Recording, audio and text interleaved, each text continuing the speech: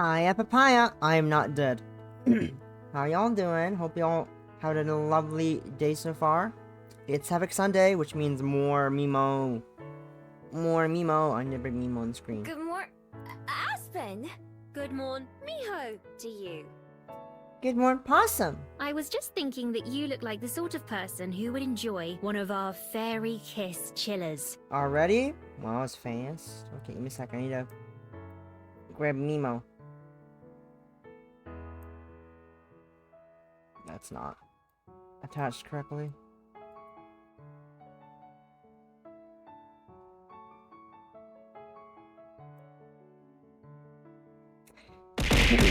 Call me Unbi. Unbi? Ohio. Ohio. Okay, this is for you, Possum. Hi, Olivia. How you doing? Hope your evening? Day's been wild so far. My voice, still kind of dead, but fuck it. We gaming. I am so sorry. I'll make you a replacement right away. Just give me 1 second and I'll have that ready for you. Wait, I should clean this up before it dries and starts to go bad. I'm really sorry. This is such an embarrassment. Oh, it's fine. I'm not in a hurry. All right, here's your drink. Again, I'm very sorry. Oh, this is your first time here, isn't it? I hope it doesn't leave a bad impression. But Olivia, why are you spilling drinks? Why are you making Aspen spill drinks? Why are you making Aspen spill drinks, Olivia? That's rude. That's very rude of you. What the fuck? How could you? To poor Aspen.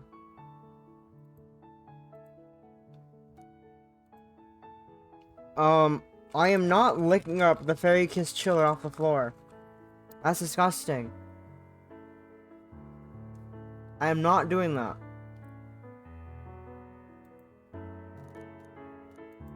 How far did we get last time? We got this far. Thanks for asking, Aspen.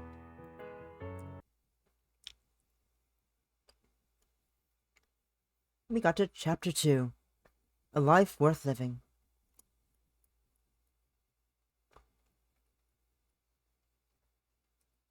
I don't think so.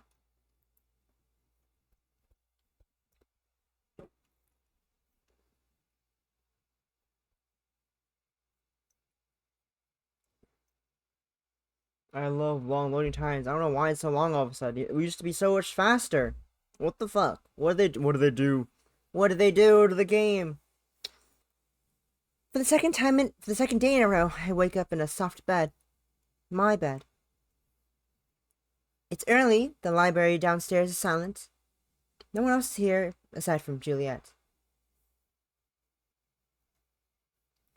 I didn't even transform before falling asleep last night. Just passed out like this, with human arms and legs. No wonder I'm sore. After I agreed to Juliet's offer, the rest of the day passed by quickly. Aspen and Juliet showed me around the house, part of the library, and Juliet made dinner for the three of us. Aspen didn't leave until the evening, and I decided to go to bed early. After the whirlwind of emotions I went through yesterday, I was exhausted and fell asleep as soon as my head hit the pillow.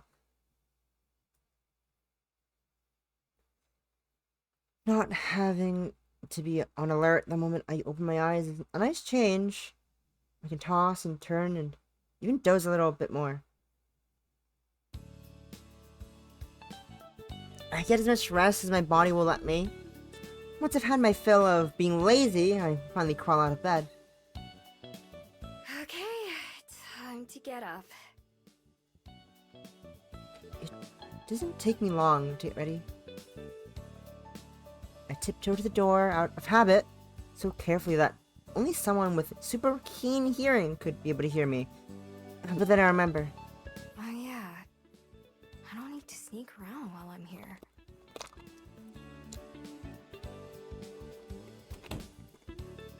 I loosen up and step out into the hallway, shutting the door behind me. Being so openly noisy is almost harder than being sneaky.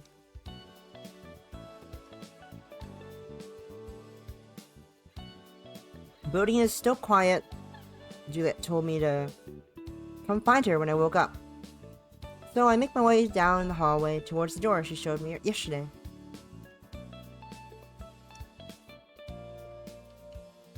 It's one of the last ones in the hall. Tucked away in the corner. Unlike the other doors, a tiny bit of flickering light escapes from the gap below. This is the place.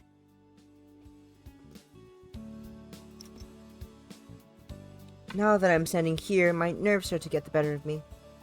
What if she's forgotten me this time and chases me away? Or what if... I screw my eyes shut and take a deep breath. Pushing away my worries, if I'm going to stay here for a while, I need to stop thinking like that. I can't let that fear keep winning. Forcing myself to be brave, I twist the doorknob and enter. Wait, I should have knocked, shouldn't I? It's too late now. I step into the room, only to be struck by how dark it is. From just one window, the main light source is a candle-lit lamp, illuminating the white clothed figure standing at her desk. Just like the library downstairs, there are rows and rows of books covering the shelves around the room. Juliet looks up to greet me, a gentle smile written on her face. Oh, good morning, Miho. Did you sleep well?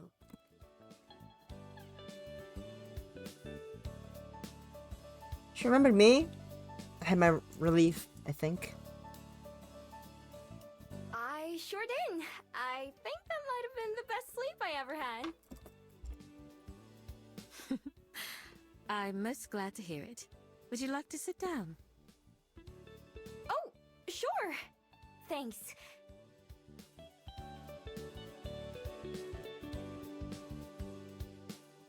Hi, Ava. How are you?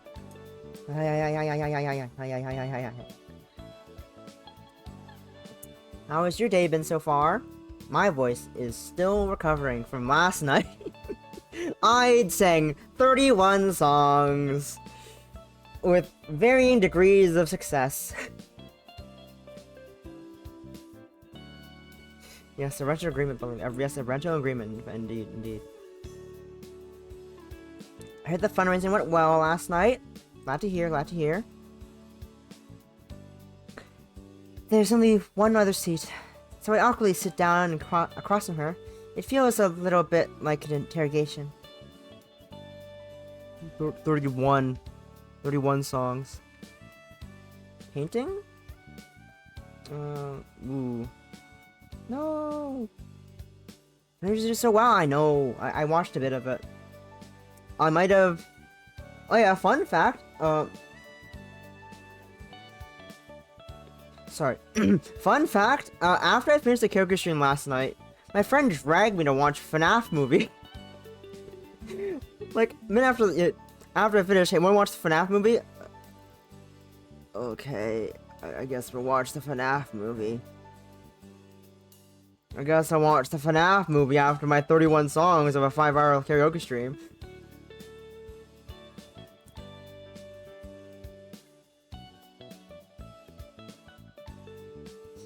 It was good. I might have I might have taken a nap while watching the movie. I might have taken a 10-20 minute nap while watching the movie in Discord with them. Don't tell them. Don't tell them I took a nap while I'm watching the movie.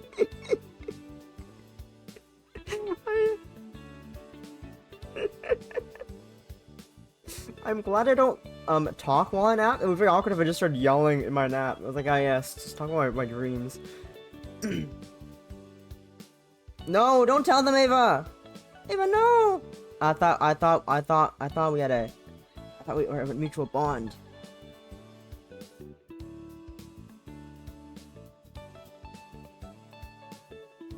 It was 3 a.m. We finished at like 4. No. We started at 2 a.m. 2 something a.m. We finished at around 4. Then went upstairs to sleep properly.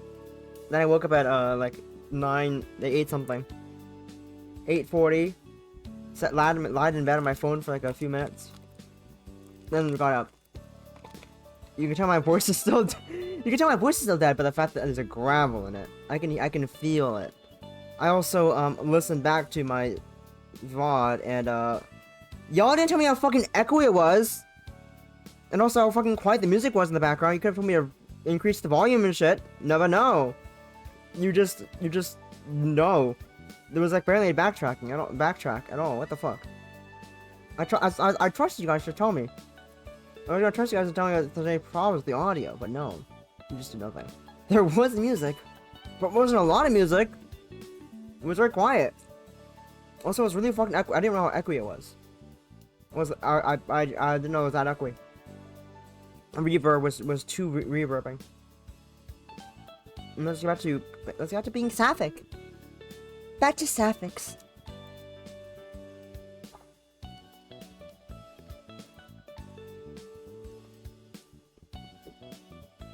Would you like some tea?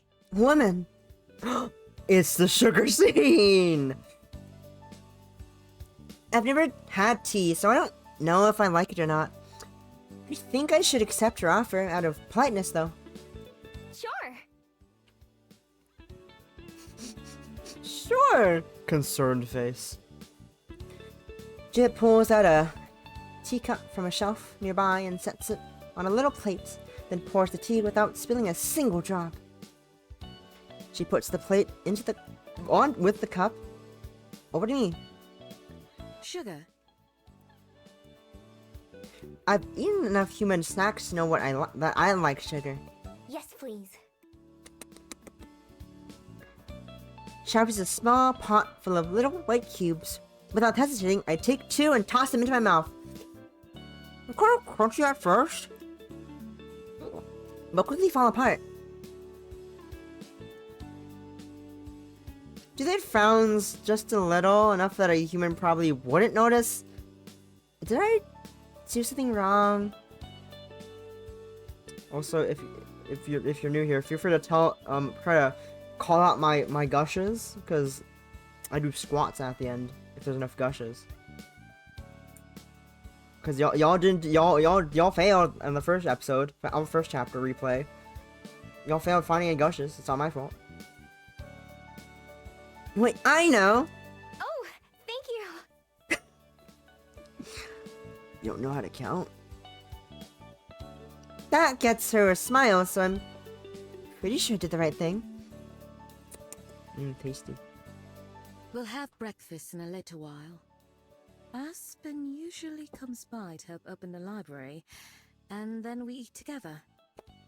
I also liked eating sugar. I used to like eating sugar rocks as a child. We had them. I was like just sneaking over to the kitchen, sneak, grab sugar rock.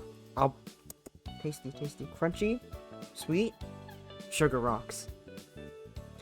Jesus fucking Christmas! It's dying.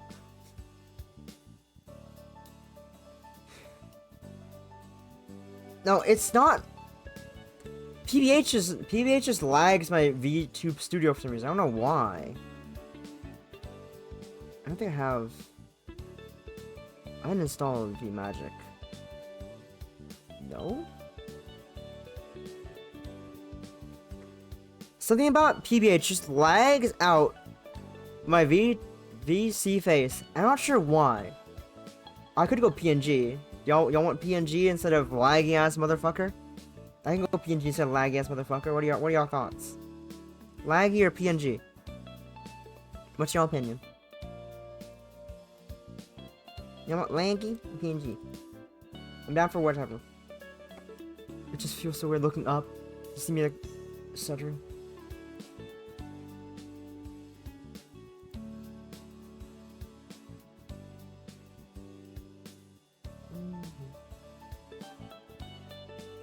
Do I no longer have it downloaded? I think I deleted it.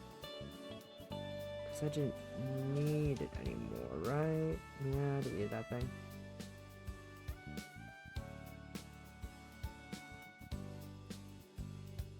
Thanks for the input, guys. That sounds nice. Does she help out because of the sunlight? My, that's astute of you. You're correct. Although I'm able to tolerate a bit of sun, I do prefer the dark. I wasn't sure if you knew I was a vampire or not. I figured it out just now. That explains how you were able to hear me and find my den, huh? Indeed. That said, I have my dear friend Orpheus to thank for helping me know where to find you. Steve scratches in the corner of the room, and I look up. Do you notice a large bat dangling from a hook on one of the shelves? Has that been there this entire time? I'm gonna go PNG. I'm going PNG. It's too laggy. I don't like it. I don't like it. I'm going PNG. I don't like it. We need to switch to this one.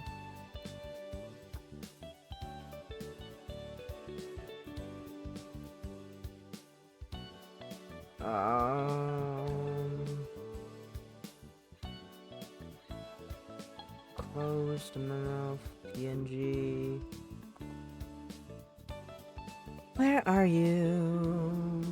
Here it is. That's spoiler. Whatever.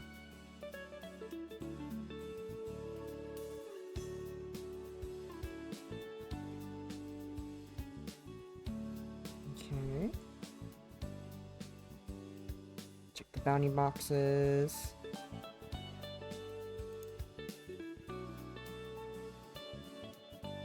Yeah, it's good.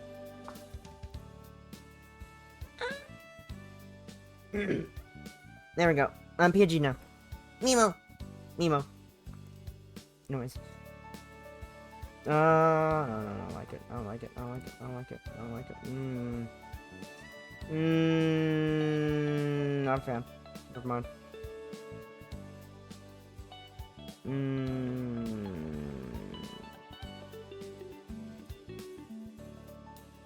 We're going about the laggy. Why is Mario bald?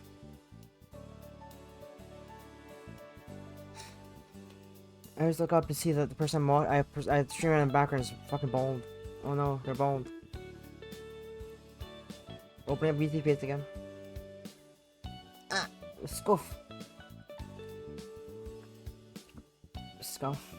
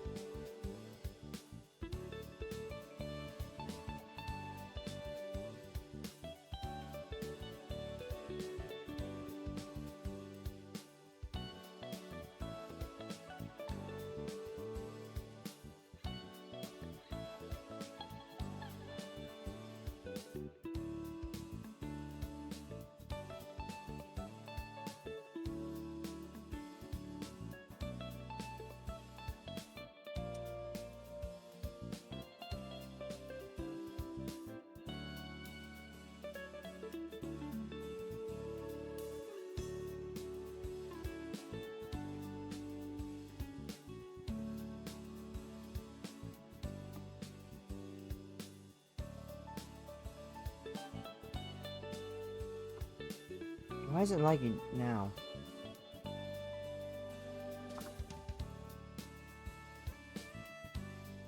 Why are we so lagging now? What the fuck?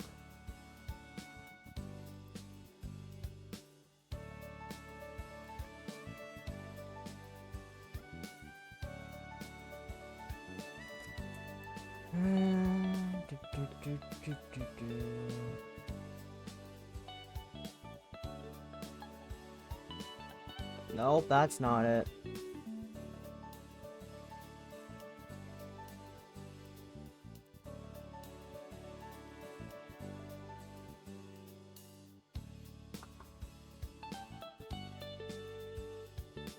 Oh well.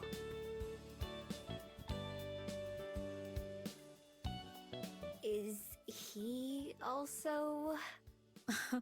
No, Orpheus is a bat through and through, not a vampire. He happened to notice you on his way home one day. So that's the friend you were talking about. I was wondering about that.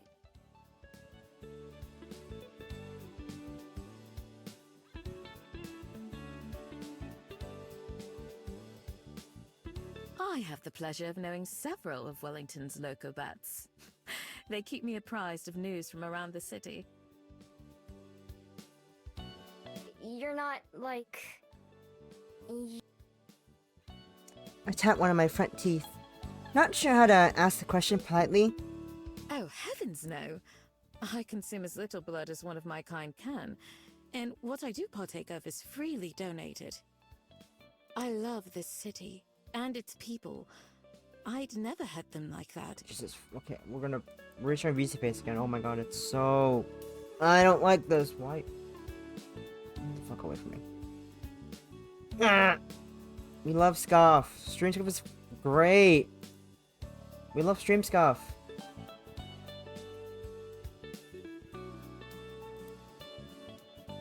It's great.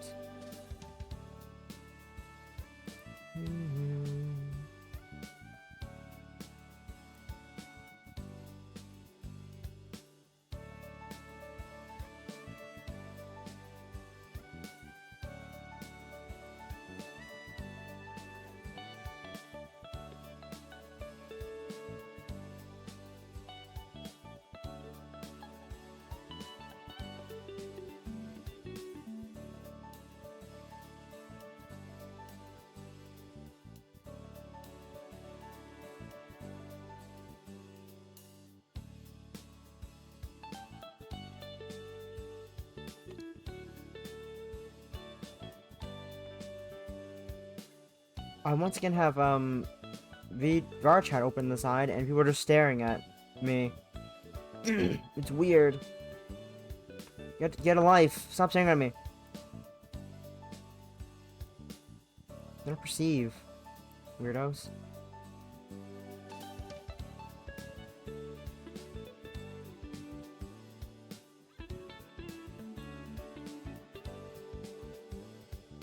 Fucking weirdos perceiving me, staring at me. Your chat. Disgusting. Besides, I had quite enough of that during my time in the underworld. Is that where you come from as well? Oh, I'm not from the underworld. I'm from Korea. Korea! I've heard lots about it, though. I'm one of the only fabled I know of who doesn't come from there. Korea! For a long time, I didn't even know that other fabled existed. Indeed. Gumio like yourself are some of the few I know of. Wait, Gumiho? Is that what I'm called? That explains a lot. You didn't know, but you go by the name Miho. Just because I like the sound. I thought it was more like a nickname. I Fun. change it up wherever I go. Gumi, Homie, Migu. I've never had a real name. I didn't even know I had a kind. I've never met someone else like me. I wonder if we'd have much in common. Have other foxes, well, Gumiho, lived the same kind of life I have? Maybe they're better at fitting in with people than I am. And that's why I've never seen one. Are there any other Gumio in Wellington? Yes. None that I know of. Yes, there is It's one. possible, though. There's a singular Gumiho stalking you at every turn because she's weird. Just tsundere. I'm not sure what I'd say if I did meet one. I wondered about others like me before, but since I've never met one, I eventually assumed they didn't exist. Finding out that they do and that there's even a name for us comes as a pretty big surprise. No matter how long I've been alive, there's still so much I don't know about the world. As our discussion tapers off, the sound of the front door reaches my ears downstairs. She must have heard it too, looking over as I do. Oh, that'll be Aspen. Shall we go down to breakfast? I'll never say no to that. Juliet takes to her feet, blowing out the lamp as she does. Orpheus, the bat, leaves the study when we do. Though he flies off in a different direction, I guess he won't be joining us for the meal.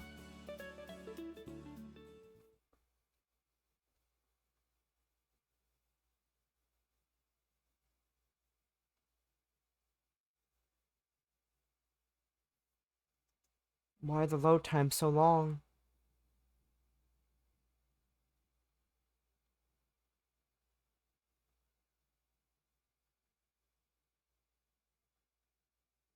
Aspen!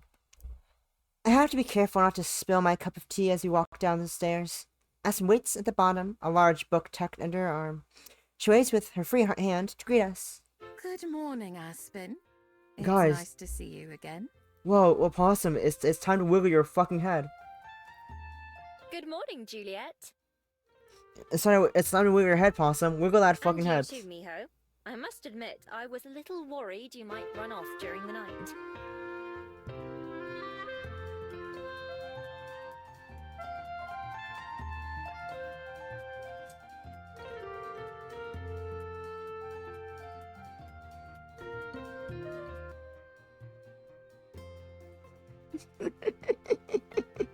Wiggle your fucking head, Possum. Wiggle that fucker.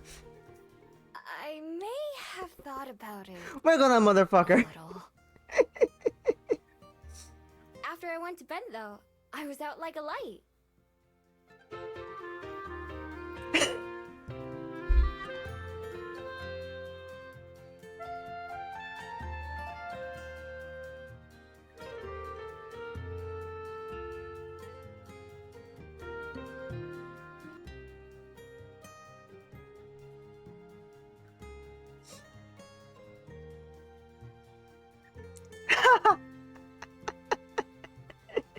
Nice. I need to get back to working on my art piece. I'm on the shading part of my art piece. It's getting places. I also need to do a background probably. It'd be very awkward to have just a white background because I probably draw a background. I'll get to that eventually, but yep. Glad you decided otherwise then. Living in the library sounds like heaven. I can't believe you'd think about giving that up. Anyway, I'm opening today, so I can't stay too late. I'll go ahead and take care of the windows. I'll get started on breakfast then. Would you like grape or strawberry jam? Also, fun fact, I think I probably told you this last night or something, but Miho's arms and hands fit my rings that I wear. It's great. He has nice gay bracelets that are just my rings. Sometimes. Mimo wears my rings when I go shower. The nice tiny bracelets on her arms. Wiggles Mimo in front of camera as if you can fucking see them. We match with the rainbow bracelets. We have matching gay bracelets.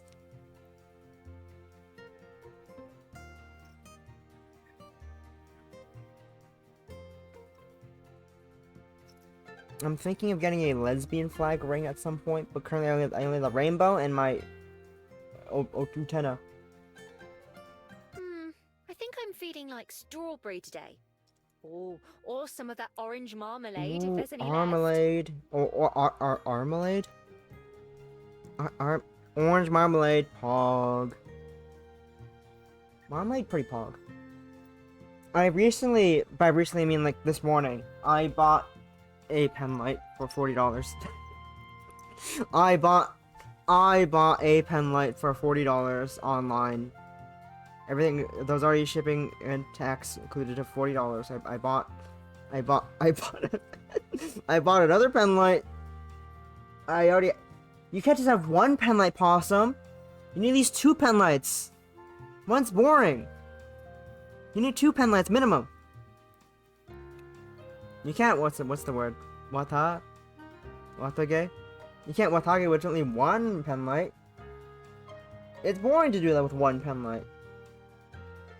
You need 2 minimum, come on. Come on, Pomni. Keep up. Lemon grapefruit marmalade? Pog. I don't remember which marmalades I had, but I think the one I had is like an orange colored. So it might be orange marmalade, or maybe it's something orange tangential. Orange adjacent. You have to let Miho try that too. I'll see if we have it. Is that a nonce you have with you? You can just leave him on the desk for now. It sure is. I'll be taking Jacques on the way out. I'll write it down.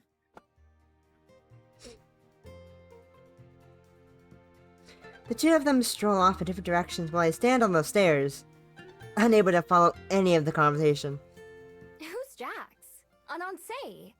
I don't see anyone with you. This is a nonce. She happens to cover the book she brought with her. He's the author of this. Juliet suggested I read some of his work, but I'm finding him rather dull. Huh. Why would it be a bat, Olivia?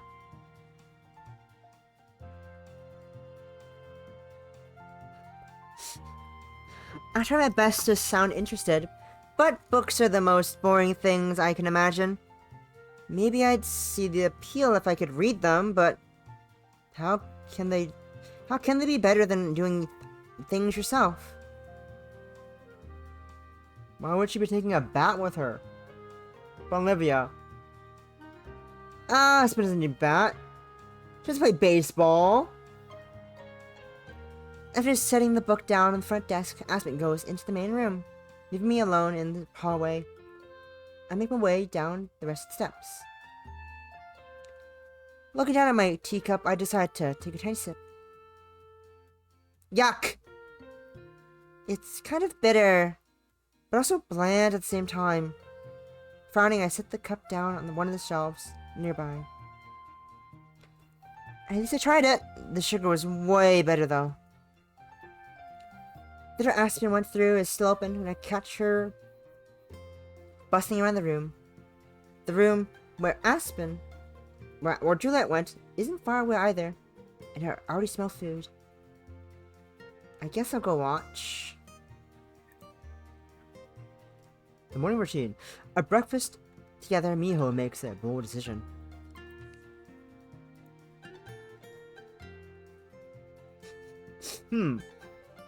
Wow. Look at me saving the same place as I did last time. Look at me saving the same place. Whoa. That's so long ago. The 30th. I got to here the 30th. What the fuck? Whoa. Whoa. Crazy.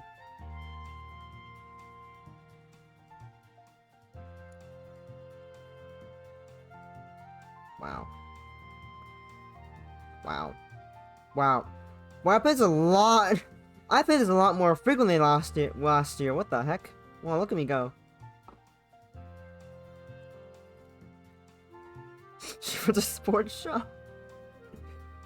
Look at me playing back to back. We got December 4th, December 5th, then December 5th again, December 11th, August, December 11th, April.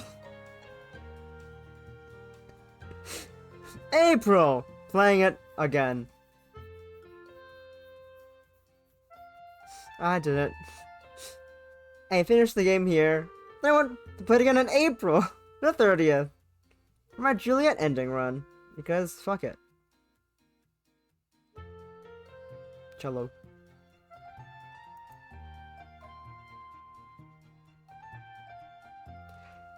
Ah! I don't know! Let's go make food. I found my nose and headed to the kitchen. It's a big frying pan on the stove with a blob of melted butter sizzling on it. Juliet gives the pan a push forward, moving it around before walking to the counter to continue her work. That smells great. Oh, Miho, go ahead and take a seat if you'd like. This shouldn't take long.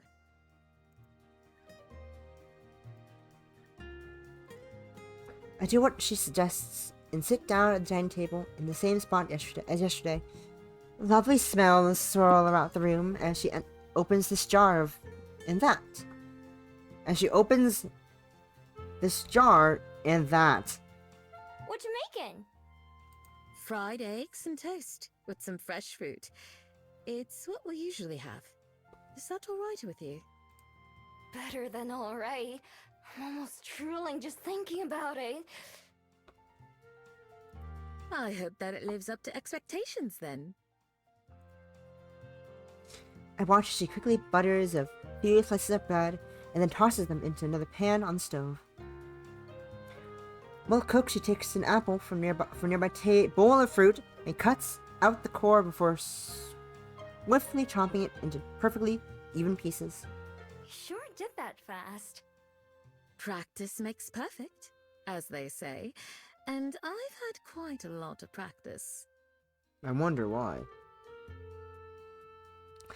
After moving the apple slices onto a plate, she takes an orange and starts to do the same thing. The bats enjoy fruit as well, so I tend to keep a lot of it around the house.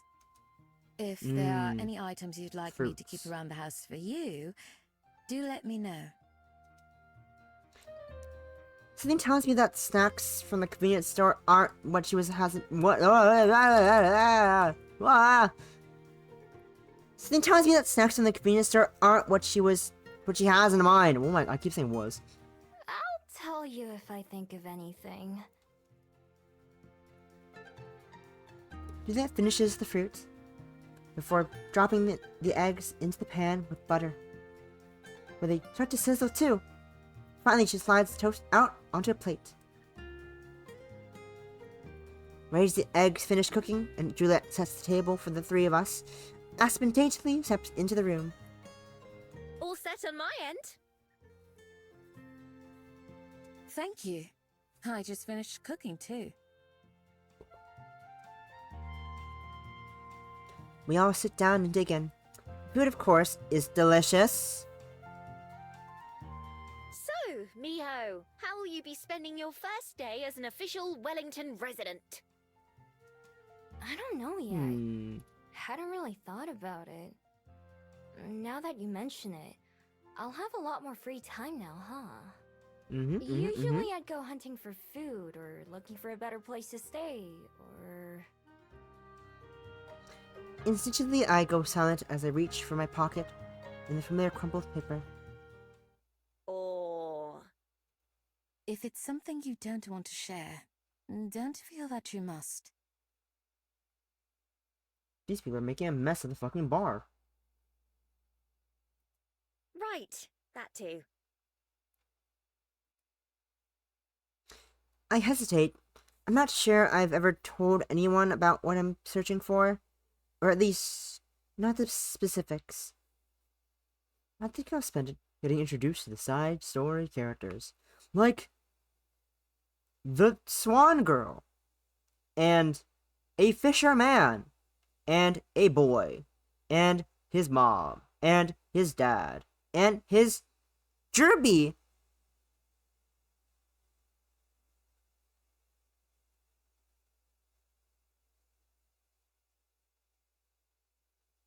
Jerby. I've had a lot of first times lately. What's one more? Besides, maybe the two of them can help. No, it's okay.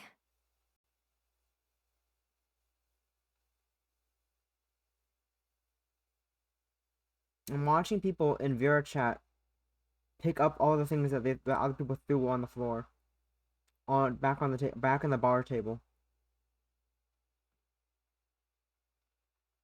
Interesting.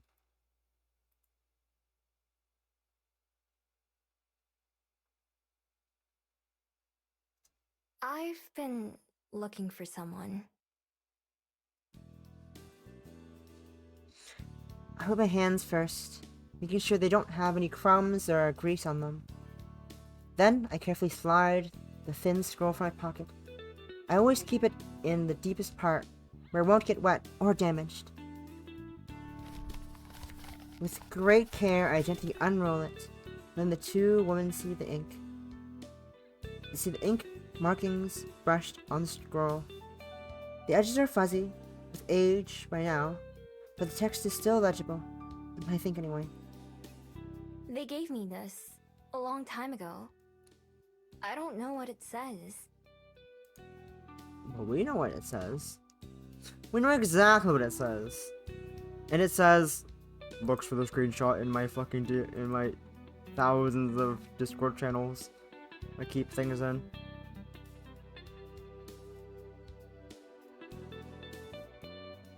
It says something.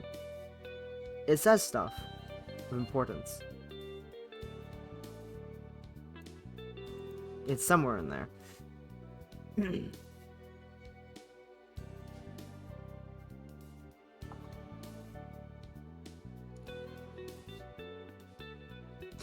Why do I have a screenshot of...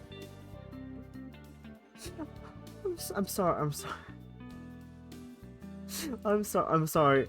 I'm just dying. I'm just going through my old Discord message to myself.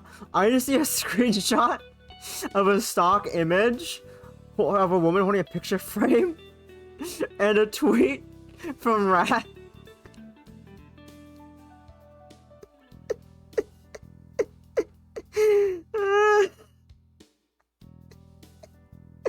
Oh my... Why am I so... What the fuck am I doing? Okay, that was funny to see. That was funny to stumble upon. Imagine it said like something like Super Kyangyong. It'd be crazy if it said Super Kyangyong. It'd be crazy if that's what the scroll said, right guys? Is that Korean? Maybe Chinese? I'm not able to read either one, unfortunately. They remind me of older Chinese characters, but I can't be certain What myself. the fuck is that person's legs? Sorry, but I'm not too familiar with them either.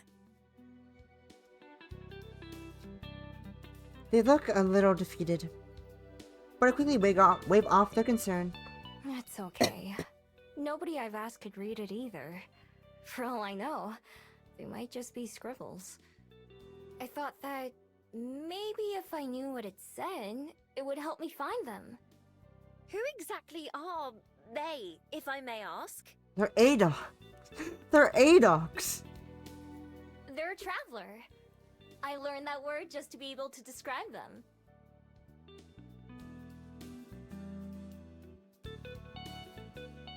They were the first human I ever met, and they told me stories about the rest of the world. And you've been searching for them ever since then? Yup, for as long as I can remember. I met them back in Korea, when I was a fox. I couldn't understand what they were saying, not until much later. Reminiscing about them gives me a very particular feeling. It's warm and fuzzy, but also a little sad? I think we'll call it nostalgia. My voice is a little quieter as I finish what I meant to say.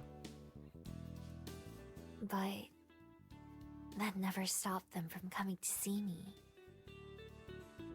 I don't know their name or even where they're from, but I'll definitely recognize them when I see them again.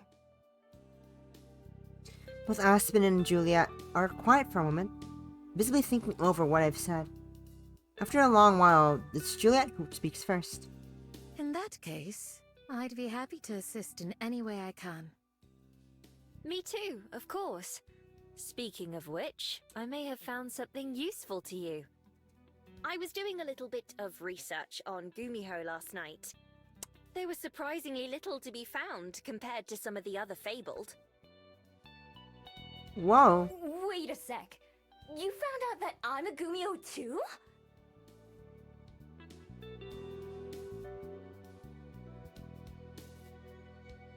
Well, yes. It wasn't too difficult to look up. Is that odd? I love how difficult it is to keep the surprise face for some reason on my thing.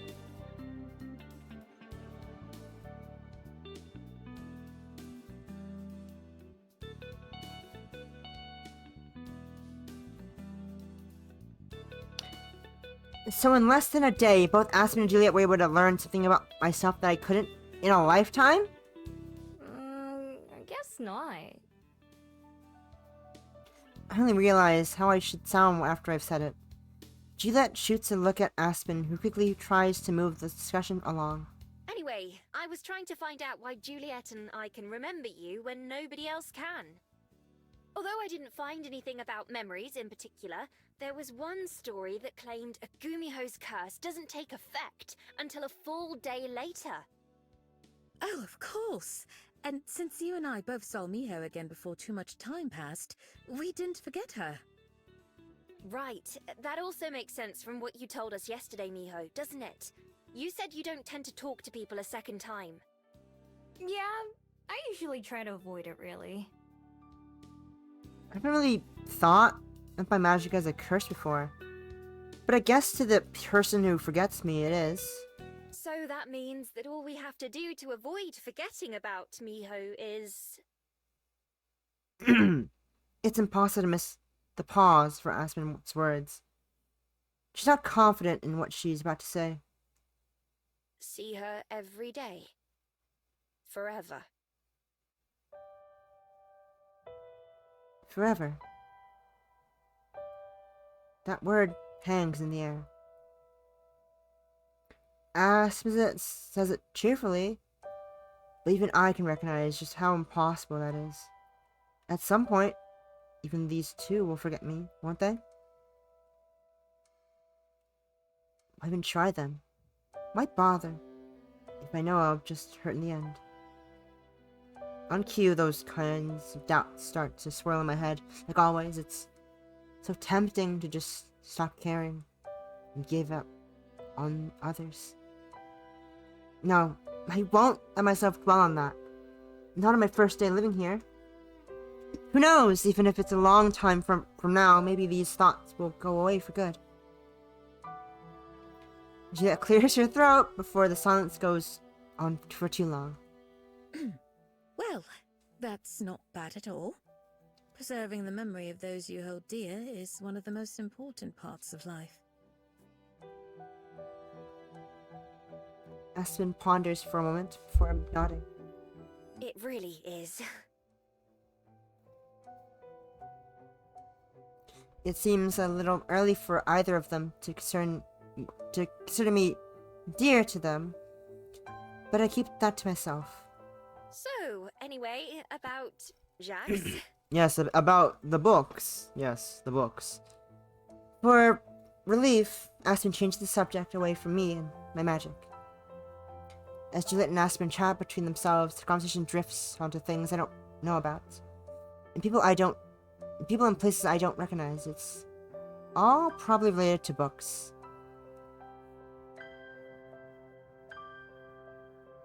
Yeah, totally, it'd be crazy. I smile and laugh when they do, but I'm not really paying attention or talking. Listening to the two of them, they may as well be speaking a different language. The more I observe, the more it seems I'll have to learn.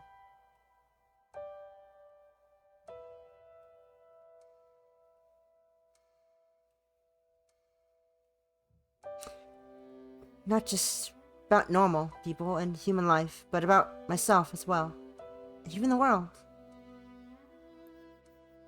In one day, both Aspen and Juliet were able to figure out what I am and how my magic works.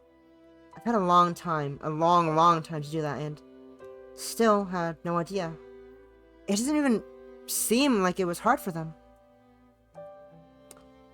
There's something I have to admit to myself. I haven't really tried before. Just what have I been missing out on? I feel something bubbling up inside me. Same feeling as yesterday when I decided to come back to the library instead of running away. Something that makes me clench my fists and take a deep breath as I make another decision. Something that I recognize I can put a name to, even though it's a new one for me.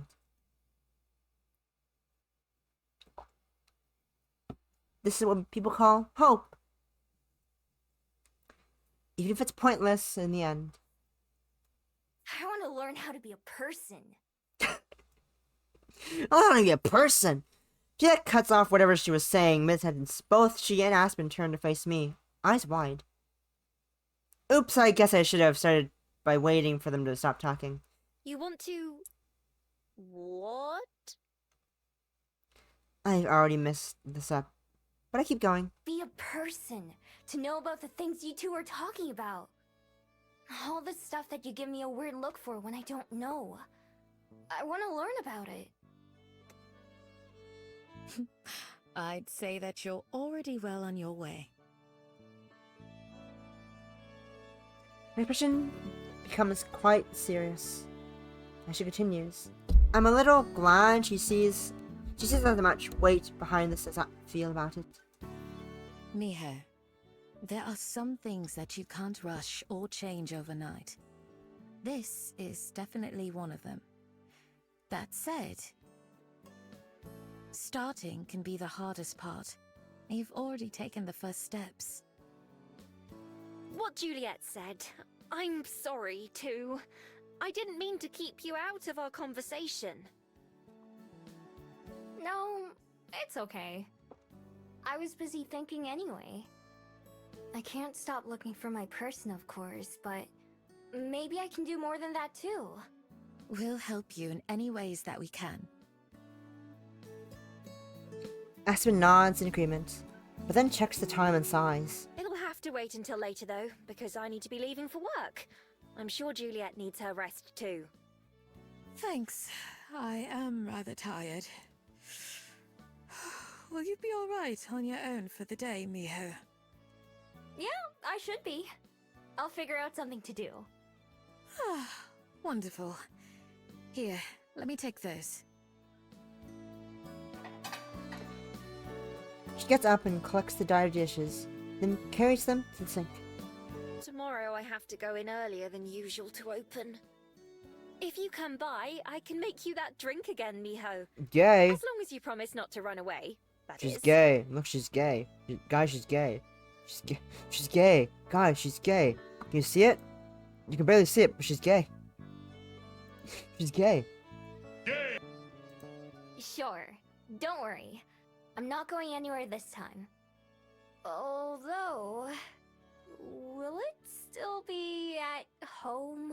On the house. At home? Like, free. Oh, on the house! Yes, of course. This should probably be the last time, though, or my boss will start getting upset. Aw, okay. It was nice while it lasted. It was nice while it lasted. Aspen pauses as she rises from the table and starts to leave. You know, getting a job might be a good idea if you're serious about living a normal life. It's hardly the most fun, but then you could buy as many fairy kiss chillers as you want. Hey, kiss chiller. I have those. I have one of those. I have one of those with a keychain that sits on my mic. It's just on my mic arm where keychains go. You know. What do you put them on my keys? That's absurd. A keychain on my keys? You're delusional. A job? Sounds like a pain. Aspen just sighs as I sink into my seat. The way she talks about having a job makes it sound awful. Well, it's just a suggestion.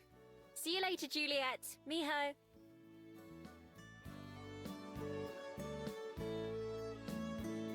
With that, Jake's leave as Juliet and I wave her off.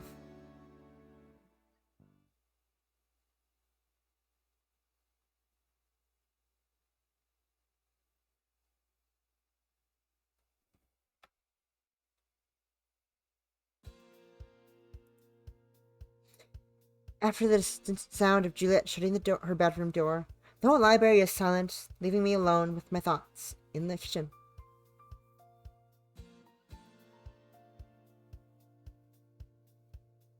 Go on Amazon, buy a corkboard. They're like what, like $20? $20 for 2 corkboards. Do that. Do what I did. Buy a corkboard. Follow my example. Buy a corkboard from Amazon. Easy. I still need to put more things on the corkboard, but it's still like a giant empty space there. But yeah, just do that. Easy. Do it. Do it. Hello, Zhongli.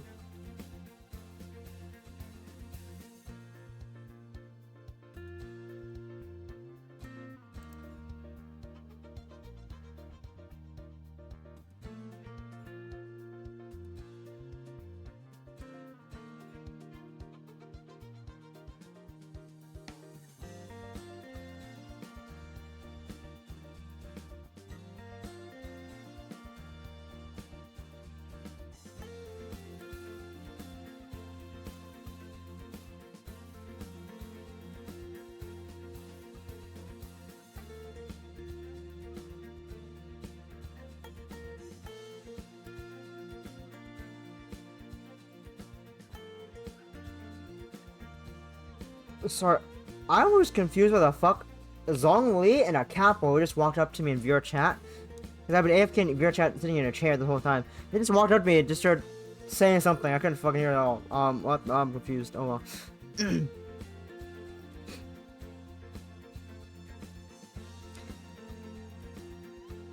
The whole library is silent, leaving me alone with my thoughts in the kitchen. The front doors are unlocked and open for everyone, so it's not just a matter of time until the first guests arrive. Maybe. Still trying, it's difficult. There's no real set definer.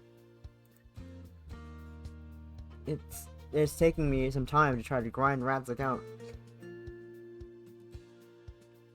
Because I don't know the variables are to unlock the ability. I know it was like friends existing, like getting friended and stuff, and all that other stuff. I don't fucking know. Well, what do I do now? An empty room doesn't have an answer. Right about now, I'd usually be scouring for breakfast or scoping a new place, or maybe even planning where I'll spend the night. But with a full belly and a bed to come back to, I don't have to worry about that. Instead, I have a lot of free time on my hands. Guess I'll explore. It's how I've been spending a whole lot of my time recently, anyway. And while Juliet and Aspen seem fine so far, it's still a little tiring to be around other people so much. Having some alone time is important too. Making my way into town, I try to pay more attention to what people are doing instead of searching for opportunities. I meant what I said about wanting to be more of a person, but small steps are easier to me. And if there's one thing I'm good at, it's observing. Of course, I'll also be keeping an eye out for anything that can help me find my person. But I have to admit that I don't have much of a plan for that. Usually when I go to a new country or city, I try to find someone who might know them or who recognizes my scroll. I usually prefer asking about other Fabled. They're easier to deal with than humans.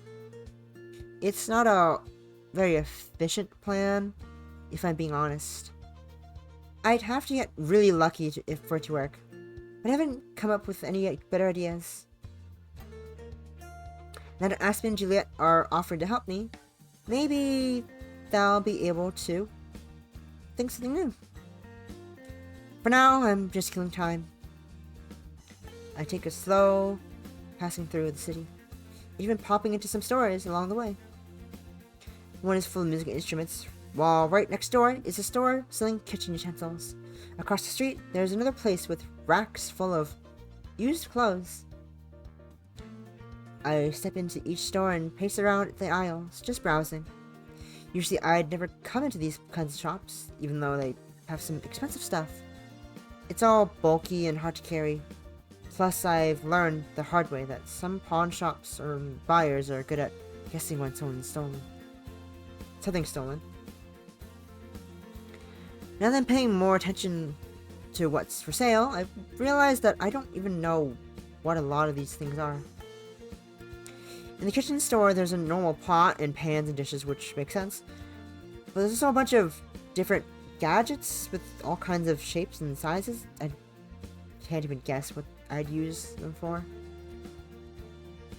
As for the music store, I recognize a few of the instruments, like guitars and pianos and drums. There are also a bunch that I've seen before. I don't know the names. Mostly the kinds you play with your mouth. Then there are some that I've never seen, and can't even be sure are actual instruments and not some kind of device. I seem to be the only person having this problem in both stores. The other customers I've seen all walk around like they know what they're doing, or at least are looking for something in particular. I try to listen in on a conversation that someone's having with the salesperson, but it's all just like listening to Aspen and Juliet talk. I don't recognize half the words. In the end, I don't spend a lot of time in either shops. This is already harder than I thought.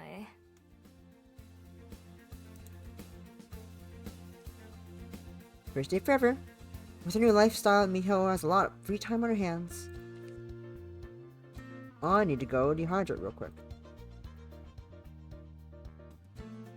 Be right back.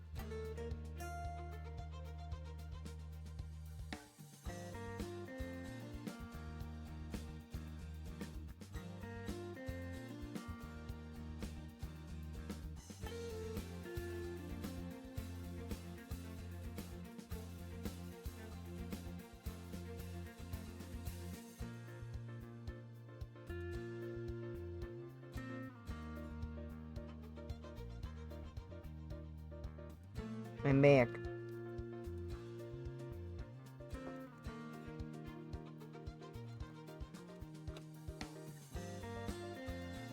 I got Swedish fish. Your chat disconnected.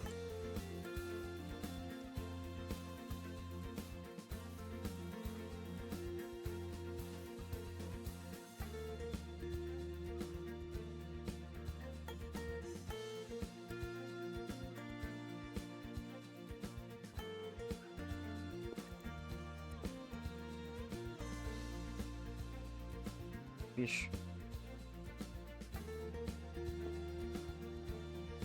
Nearby there's a clock outside one of the stores, and it informs me that it's only been an hour or so since I left the library. There's still a long time before Juliet will be up. Guess I'll keep looking around.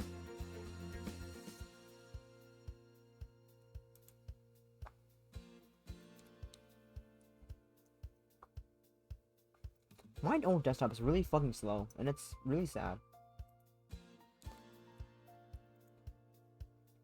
Although I'm not expecting much, I continue to browse through most of the stops I pass, just for something to do. I think about going by the Bell House and saying hello to Aspen, but When I get there, there's a line out the door and around the building. Peeking through the window, I don't even see her. Instead, someone else is taking orders at the counter. I don't feel like waiting, so I keep walking over instead. I end up walking for as long as I can stand it. Past the skyport and beach. Past Bank Victoria. Back towards town, yet again. When it eventually gets too boring, even for me, head back to the library.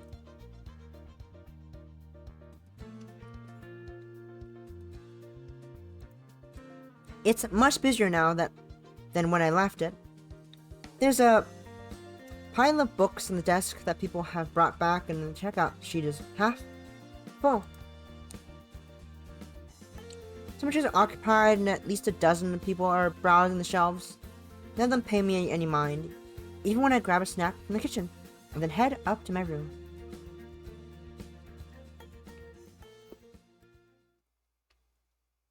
In there, I do the only thing there is to do. Pop onto my bed and look at the ceiling. Don't get me wrong, I'm glad I have a bed to do that in, but it doesn't help much right now. So I can be bored outside or bored inside. Fun. In my normal life, I'm usually too busy to be bored. Having time to rest and relax can be a luxury. Now I've got more time than I know what to do with. I hadn't even realized this might be a problem. Guess all I can do is wait for Juliet.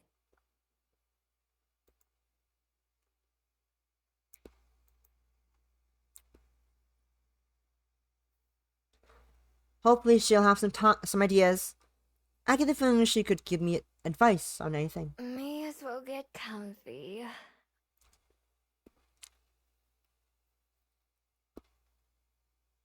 Yawn it and get under the covers and then transform into a fox. With a soft pillow under my head and cozy blankets above me. It's a lot like being in a very comfortable den. After all that walking I did, a map does sound pretty nice. If I'm lucky, I won't wake up until Jess? Who the fuck is Jess? Juliet does. Who the fuck is Jess? I know Jess E. In a different game, though. I'm just deleting things I don't need anymore. Actually, I'll keep the wheel.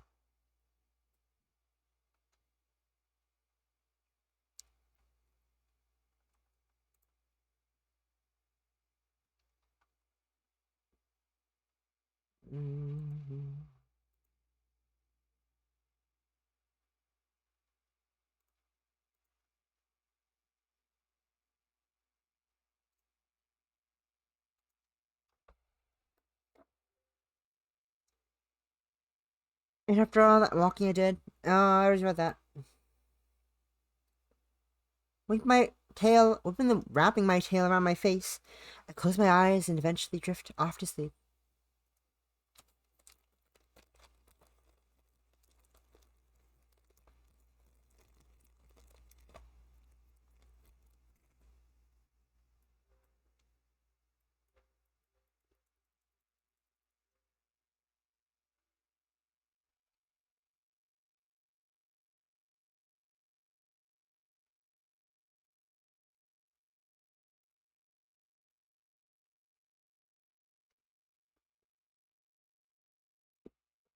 It's almost dark out when I finally open my eyes, just like this morning. It takes a second for me to remember where I am. I burrow my way out of the blankets and then retake my human form, rubbing my sleepiness from my eyes. That nap worked better than I expected. Hopefully Juliet will be awake by now.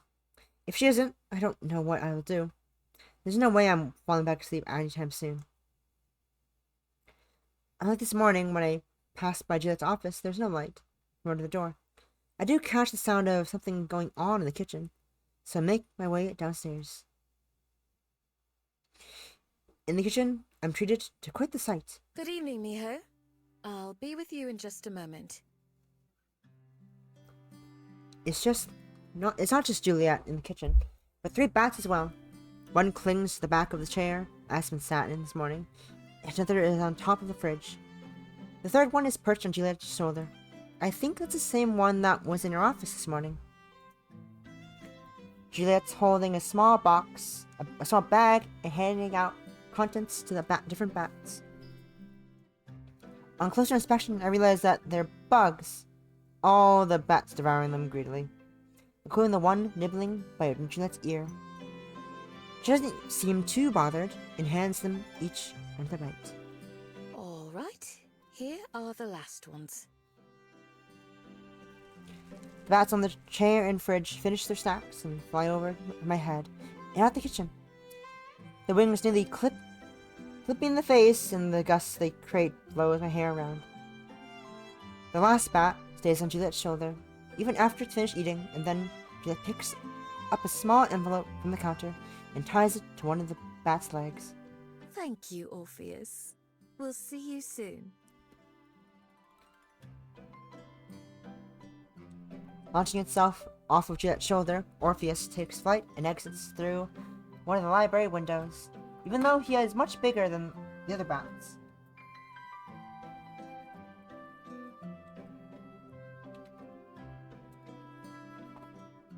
It doesn't look like Juliet was fazed by being used as a launch pad. My apologies, Miho. You caught me just at dinner time for the bats. It's okay. I just woke up.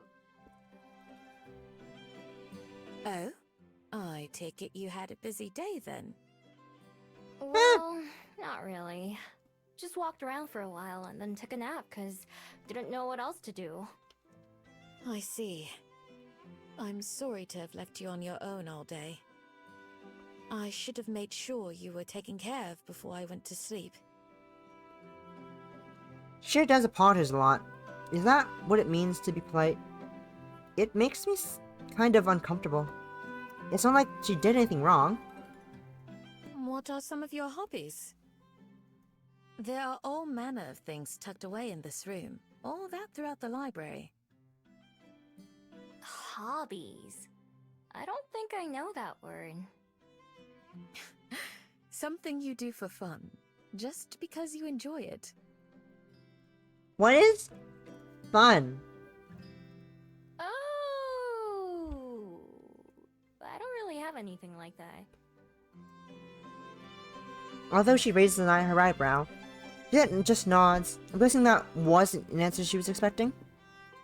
I think I understand. Well, perhaps that should be our first order of business. I believe you'd find your life much enriched with something amusing to do. Like scrapbooking. Dead flowers. Okay. Like what? Like, how about a, tiny pressing a flower in a book? To remember people by. Have you thought about that? Tightly pressing a flower in a book to remember someone by.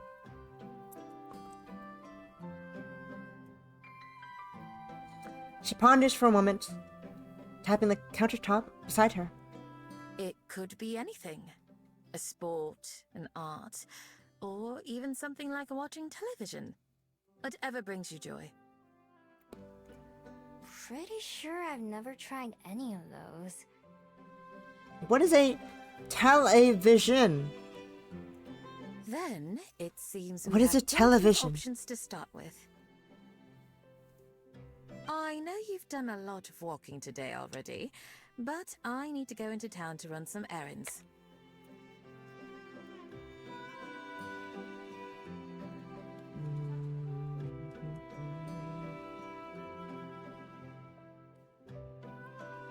Finger.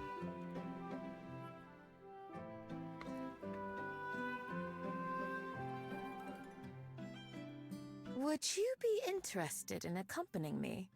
Maybe we'll see something along the way that strikes your fancy. Sure. Fine by me. Not like I've got anything better to do. Yeah.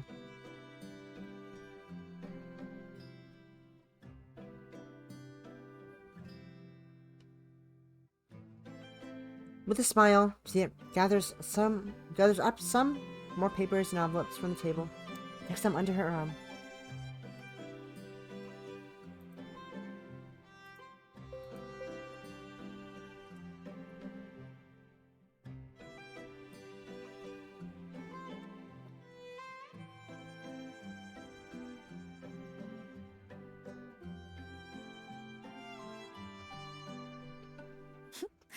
Let's be off then.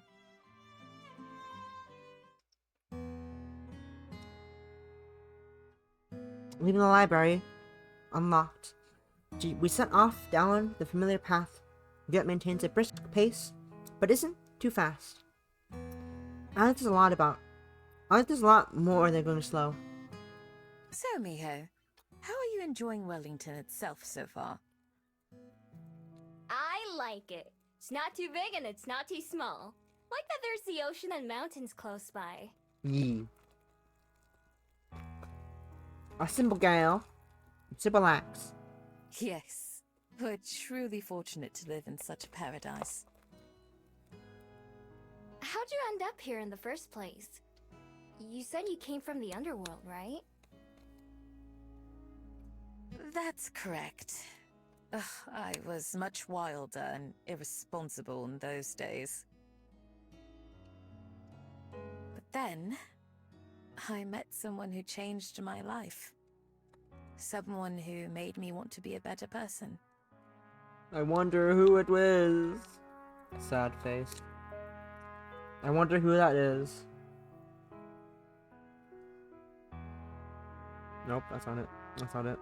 That's not it. Wonder who.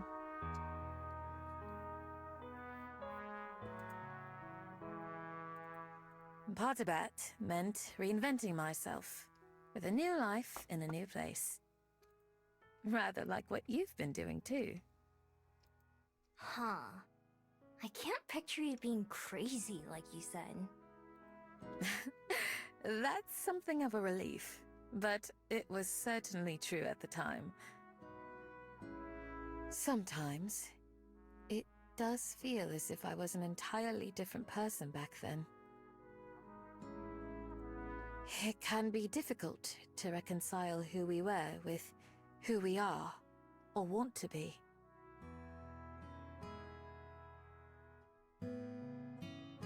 Doesn't seem like you had too much trouble with it. I wouldn't say that. For one, this was very long ago. And even now, I continue to change. Everyone does. Perhaps in a few hundred years, I'll look back on these days, and they'll also seem like someone else's life. Maybe. Not that I think that Julia is lying, but it seems like she's just being modest. I may not have known her for so long, but if anything, she seems a little too perfect. It isn't too late in the evening yet, so there are plenty of other people out and about too. And could just someone will recognize and greet Juliet, and she always gives them a friendly greeting in return.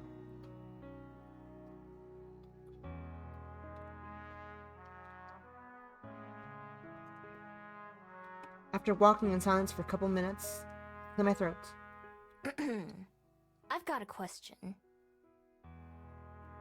What is it? Do you always walk places? As opposed to? Flying? Flying. Can't you turn into a bat? Oh, yes. I suppose I can. I do so only sparingly, though. I find that I appreciate life more as a human than as a bat. Why? That's weird. Like being a fox a lot more. Being a human just feels clumsy. Your arms and legs are way too long and get in the way all the time. Looks like I'm doing something.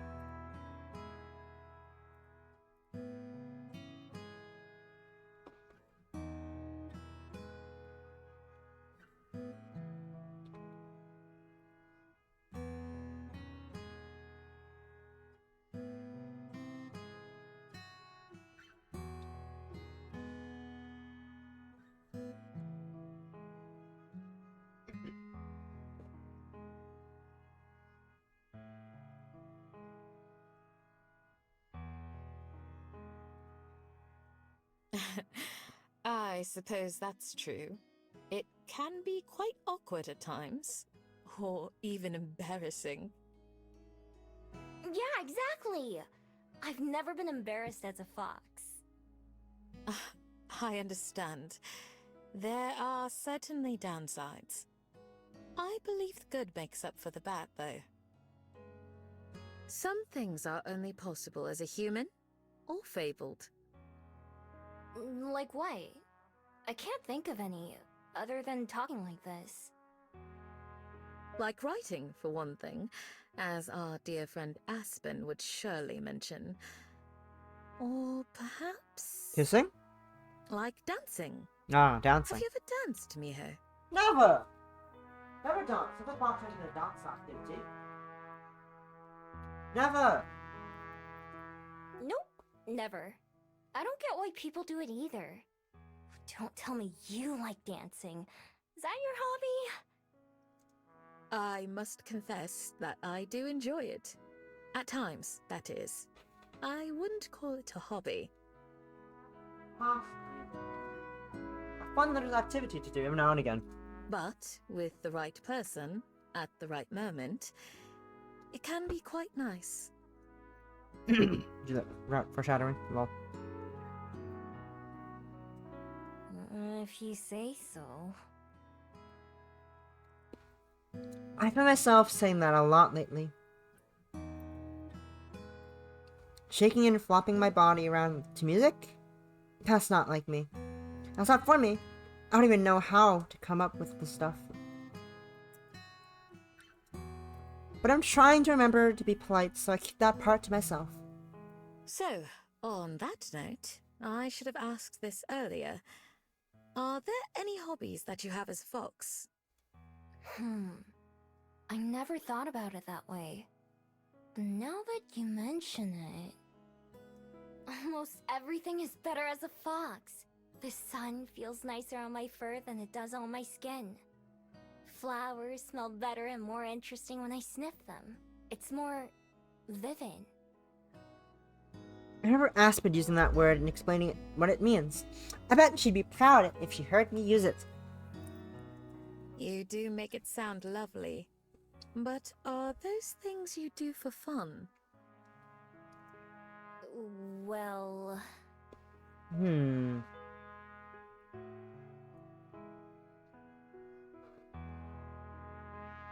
I almost say yes right away, but then I think about it for a second. I do love those things I mentioned, but maybe they don't fit what Juliet is asking. I guess not. They feel good, but they're not fun. That's still valuable too. So far we've been following the same path that I took earlier when I went to town. But when we come to a crossroad, Juliet turns in the direction of a neighborhood instead of the city. The first stop I need to make is down here. After that, we'll go look around and see if there's anything fun. Alright, I'm just following you. This isn't the same neighborhood where I hid from Juliet a couple of nights ago. Although it's pretty similar. Some of these houses are the sort that reminded me of bugs when I first arrived in Wellington. We stop at one of them, a little one-story house with a porch light. I follow Juliet to the front door, and she rings the doorbell. Is this for one of your errands? Yes, we're delivering those papers that were requested.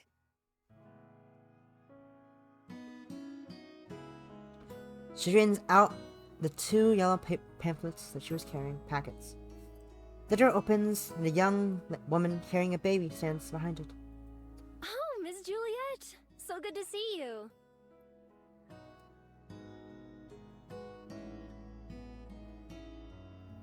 With her trademark smile, she hands over the paper, and the two chat for a bit. I lean against the wall, not involved or listening.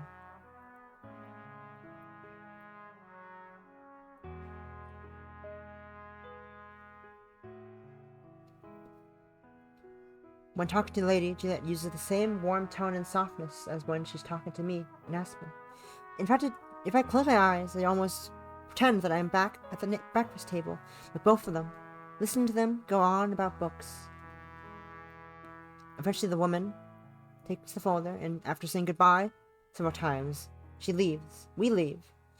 As soon as we're off her property, I turn to Juliet. What was that all about? I suppose you could call it another one of my hobbies.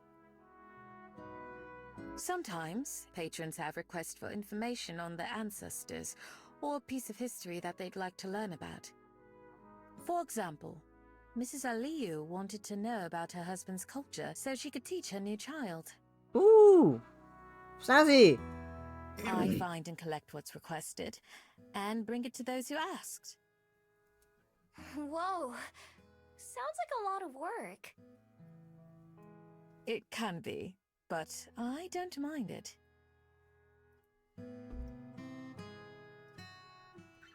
The past is worth preserving, but not everyone knows how. It's my honor to help people do so.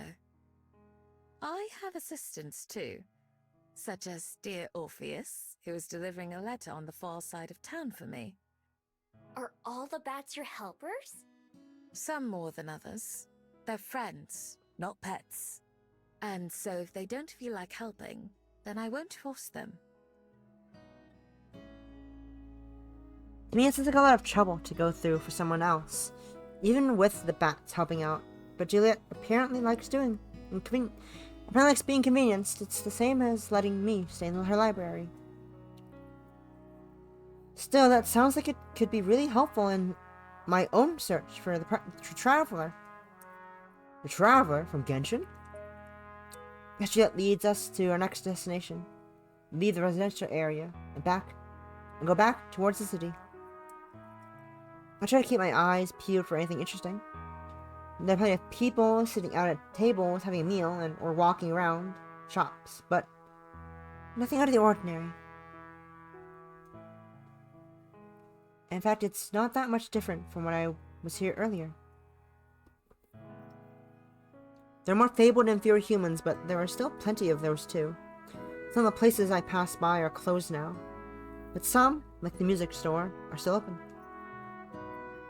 When we come to a big building with lots of posters on the walls outside, we stop.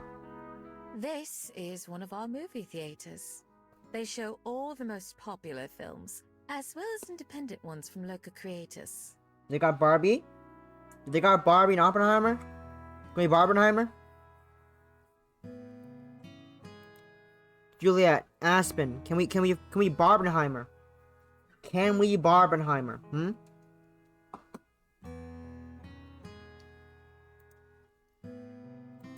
Have you ever been to see a movie before? Not in a place like this. I know what movies are, but I don't think I've ever watched one. You should try it sometime. Maybe you'll find you like them. Movies can make you feel all kinds of different things. Happy, sad, scared, or just amused. Some are good for making you think, and some are good because you don't have to think about anything and can just relax. Why would I want to watch something that makes me sad or scares me?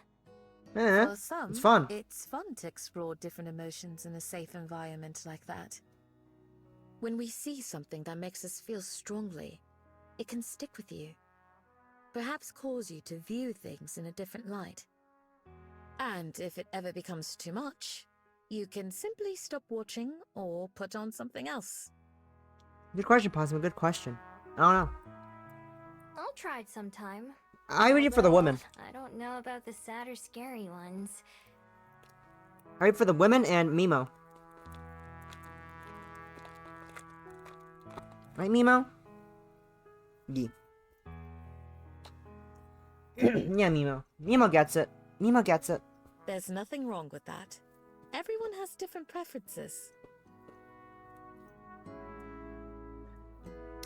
Along the way, Juliet continues to point out different shops and locations that she thinks I should know about.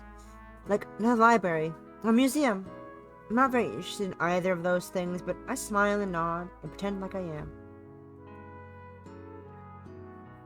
After a while, we leave the city behind and reach the waterfront, just like I usually do. The ocean looks much different at night, with starlight and moonlight reflecting off the water.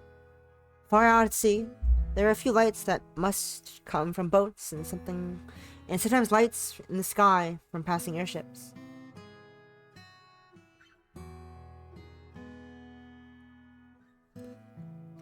We head down a small path, the boardwalk. There we look out onto the water.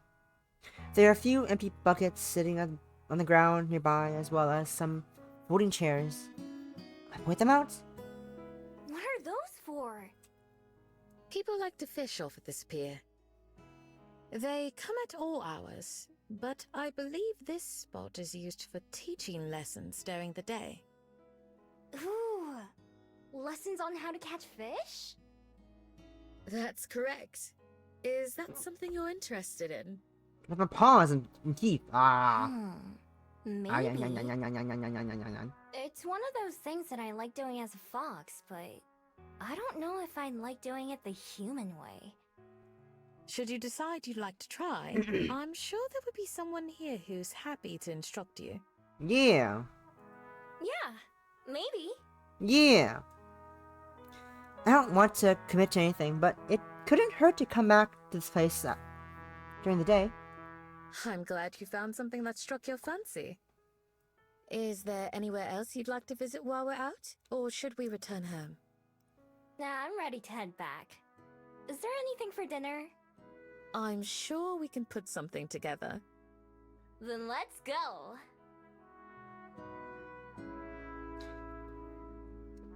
If they actually know where we are now, I leave the way home with Juliet close behind me.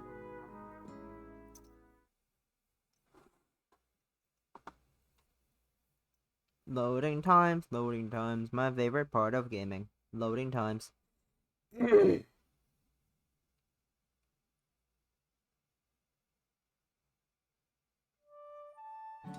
It's another chilly morning in Wellington. I'm at the bathhouse waiting for Aspen. People are gonna think I'm staking this place out. And for once, that isn't true. It's after breakfast, but before the sun's up. Aspen invites me for a free drink before they open. But I'm starting to think I've been duped. Anytime now. I rub my arms and bounce around to try to stay warm. Right as I'm thinking about picking the lock myself, the front door swings open and Aspen waves me inside. So anyway, like I was saying, my uncle taught me this trick to make it taste better. You put a little bit of salt in the coffee and it brings out the flavor, right? Not too much. You don't want to make it salty, but just a little bit. Sorry about that. I got a little held up. I was thinking maybe you forgot about me after all. No, you're not rid of me that easily. I was just... I tried it and it's really good. Have you tried it? Remind me, I'll make you one. So then I was thinking, if I start doing that every time I make a drink, eventually people will start realizing that their coffee's better when I make it, but they won't know why. Talking to Lena. That can always take longer than you expect or plan for. Yay, But she and Helena. I often look the other way for each other on certain things. Such as letting you in before the store opens, for instance. Oh, am I not supposed to be here? That's as long as we open on time, it's fine, and Lena and I are the two fastest. You kind of have to be when she's involved.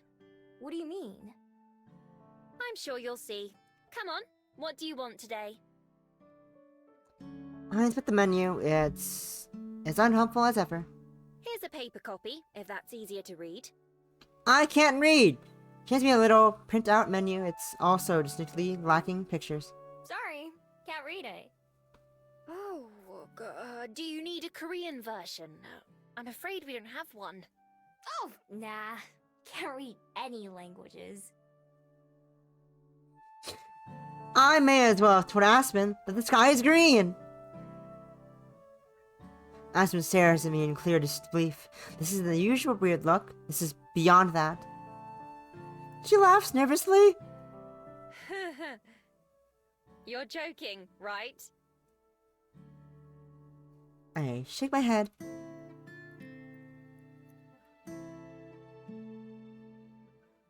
She collapses onto the stool behind her, fanning her face with the menu in her hand. I can't believe it. I just can't. So you've never... You haven't. Wow.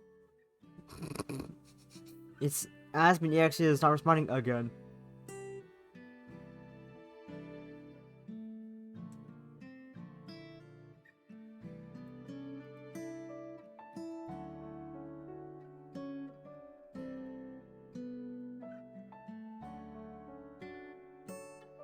I can tell she really wants me to say more, but holds herself back.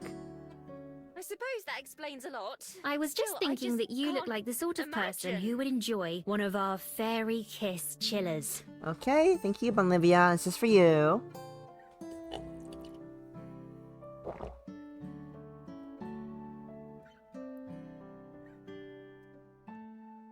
It takes a moment, but she regains her composure.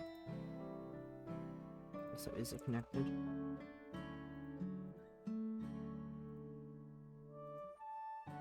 Oh, also gotta push this back to...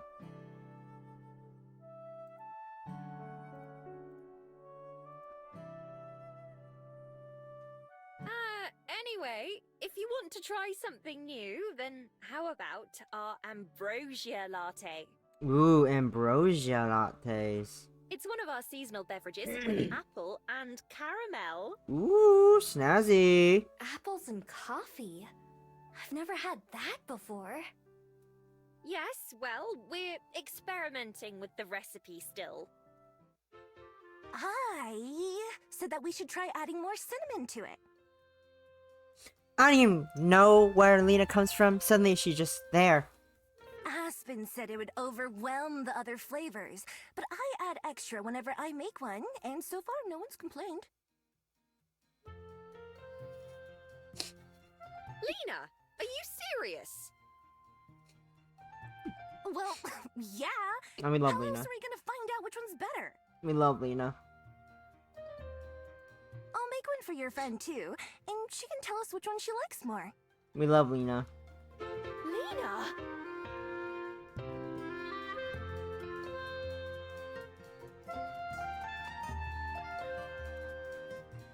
It somehow got worse.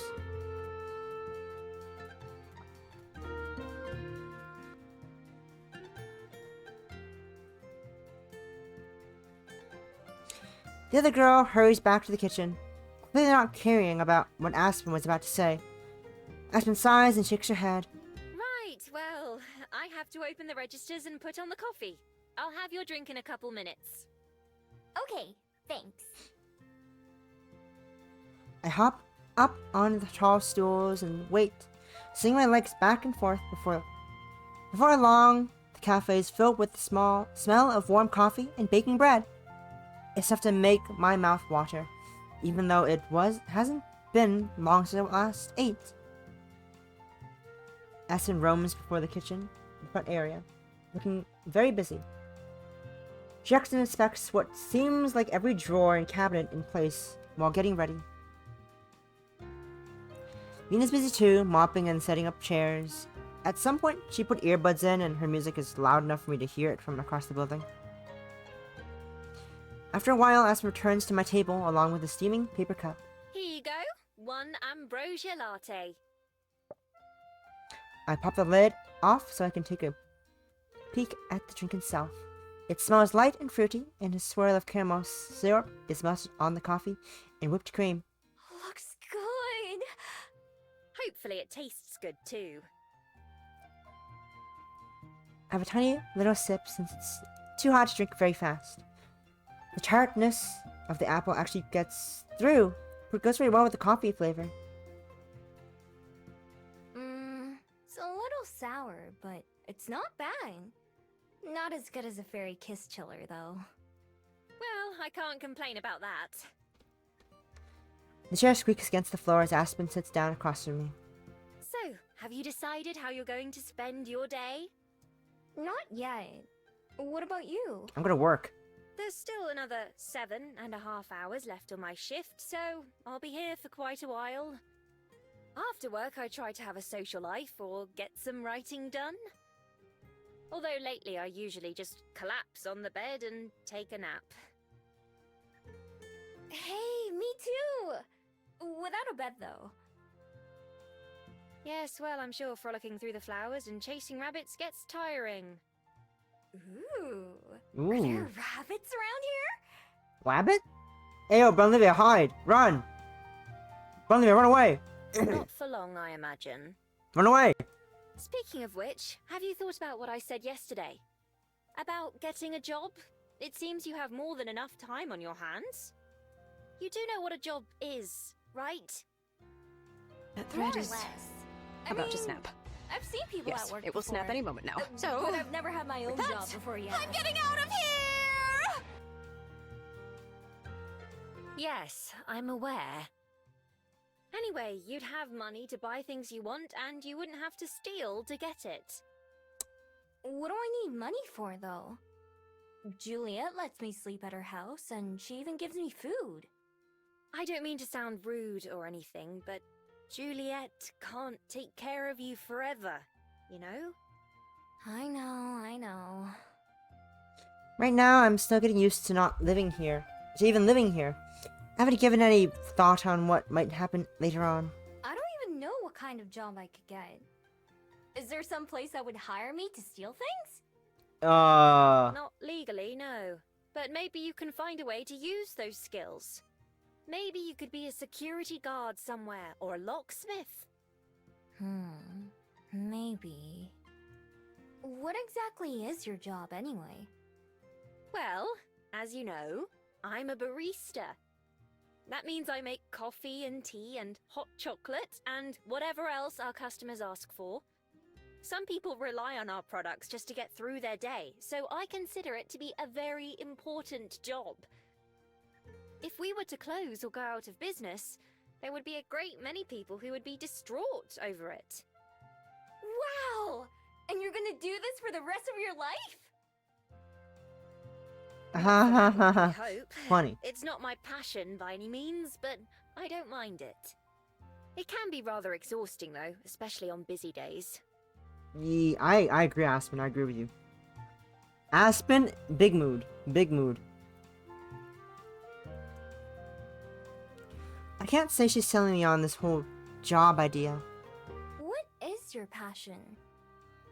It's this. While she was waiting for me to ask, Aspen dramatically pulls out a small notebook and puts it on the table. It's the one that I see her writing in all the time.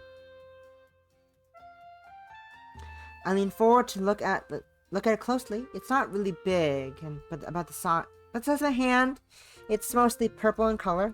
Purple pog. There is an intricate gold pattern around the border. It definitely looks fancy. I could probably get a lot of money for this at the right store. This is my writing notebook. One of them, at least. My passion is writing, bringing stories and characters to life, making people feel what I feel.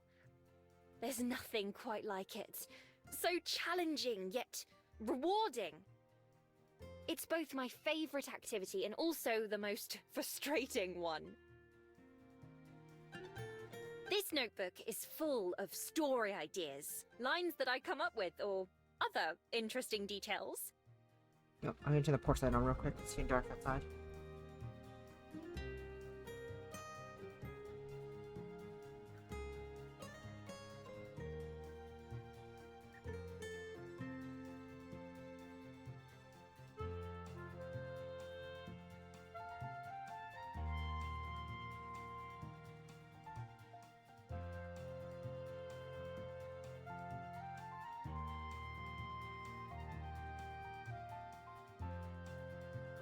Good news, Possum. There was no random silhouette outside the window this time when I went to the porch. Remember that story? That was a fun story I told on Teddy's chat. One of the best parts of working here at the Bell House is that I get to meet so many interesting and inspiring people. For example, when you first came in, I wrote a brief note about you. I never imagined that just a few days later we'd be having this conversation. Trust me, I didn't either. What did you write about me? For some reason, Aspen's face gets a little red. I wonder why.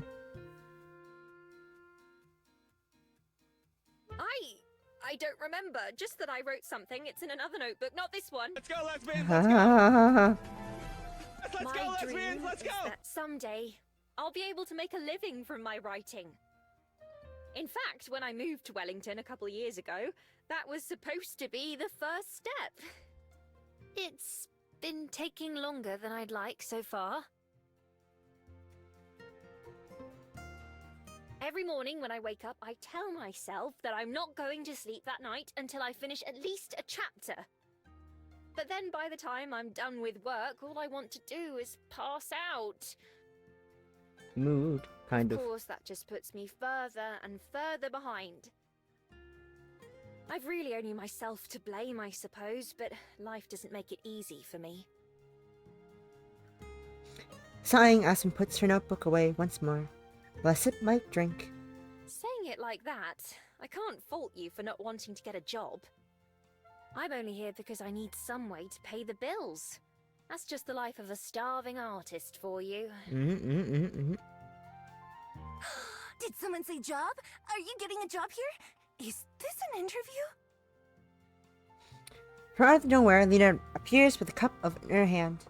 No, Miho's just a friend. And were you eavesdropping on us? It's not eavesdropping if you're in public. You should learn to talk quieter if you don't want people to hear you. Like me. Tell me you're joking. About what? Before Aspen can even answer, Mia turns to face me instead. Anyway, that's too bad. We could definitely use the help. Hey, why not apply here if you're looking for work? I bet Aspen would put in a good word for you, right? I could do it too. It'd kind of be lying, I guess, since I don't know you that well, but you seem like an alright person. I mean, if Aspen trusts you, you have to be okay, I think. I can go get you an application right now if you want. I printed out a whole stack of them yesterday. Actually, it's the second stack, because the first one jammed up the printer and... Lena, I am begging you to please be normal. What? Tell me why it's a bad idea. Do you not think... What's your name again? Oh, I missed Lena. I missed the one brain cell Lena. Miho. Do you not think Miho could do it? No, it's not that. I'm sure she'd do great. It's just... Wait, that sounds fun. Would I get to work with you? I see how it is. Possum. I see how it is. Yeah, we'd work together. Oh, you meant Aspen, didn't you? Yeah, she'd be there too. Ah, lovely. Tapping her hands at the desk, Aspen stands up from the table. It's certainly an idea. Perhaps one we should discuss later. Lena, you and I should be getting to work, don't you think? Okay, boss. Please just go unlock the door. Okay. Smirking, Lena heads towards the front of the store. Feel free to hang out for a bit if you'd like, Miho. Although it's going to get busy soon, so I won't... Oh, wait, I almost forgot. If you need something to do, come play tennis with me this afternoon. Tennis? Yeah, you hit the ball back and forth over the net. I know what it is. Is that your hobby? For now, I like trying new things. I'll think about it. I should try something new myself, too. I wasn't asking. Huh? Anyway, you said it yourself. You're totally coming. So, I'll see you there. Okay. I can't help but feel I've been roped into something new here. But it's true that I should at least give it a shot.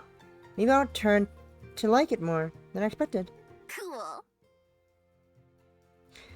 Nia starts to leave again, but then suddenly jumps back around to face me again. Oh, right. There's one more thing. How many more things does she have? I practically feel Aspen's exasperation as Lena runs back and sends the cup she was carrying on the table in front of me. Try this. Tell me which one you like more. The one I made or the one Aspen made? Okay.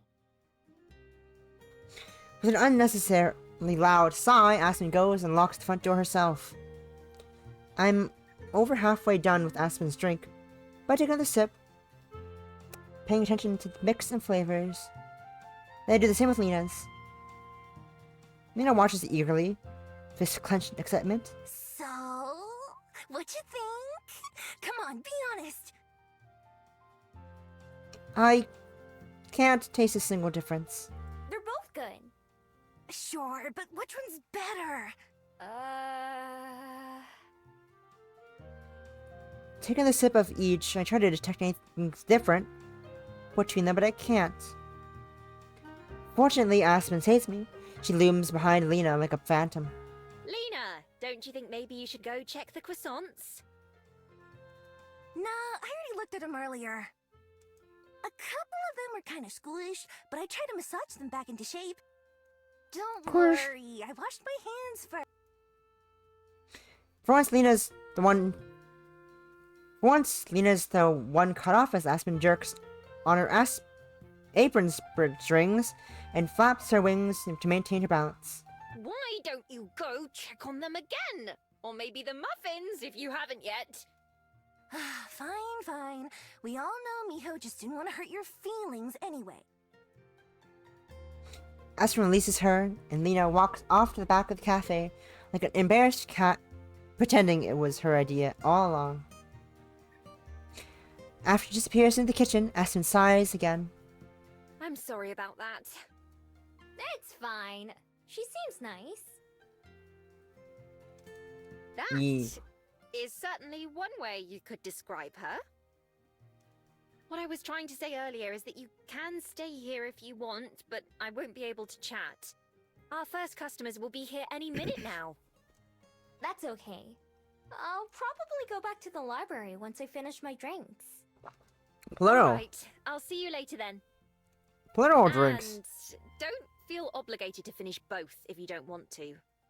I'm gonna try. Bye! Bye! Like Lena, Aspen also retreats behind the counter and starts filling the display case with pastries. I wonder if any of them are the croissants Lena was talking about. Sure enough, it isn't long before the first customers start to show up. Aspen takes their orders with a fake nice voice that she used when we first met. Already, I've gotten more used to hearing her regular speaking voice instead. It's interesting to know that even normal humans like her still pretend to be other people sometimes. I wonder why she feels like she has to do that. So far, she's one of the nicest humans I've ever met. After I finish up my first coffee, I toss the cup away, but hold on to the second. I'll drink it later, or something. Aspen waves as I leave the bell house and starts making my way back to the library. I have my fill of wandering about for at least a few days, so I'm going to be bored. If I want to be bored, I might as well do it while I'm comfy. Job or not, Aspen is definitely right about one thing. I really need to find something better to do with my time.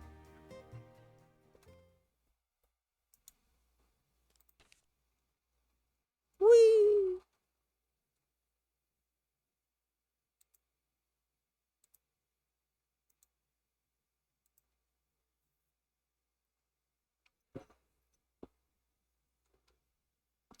At Tai Tai Park.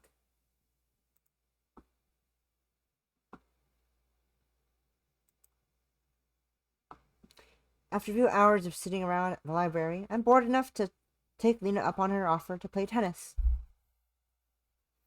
The only problem is I forgot to ask where and when. Sometime in the afternoon, I go down to Bell House, where an employee tells me both Aspen and Lena have left for the day. They give me directions to a place called Tai Tai Park, which is where they say Lena mentioned before heading out. I follow their instructions and reach a big open area with people on bikes walking or just sitting in grass. I went around looking for any sign of Lena or people playing tennis.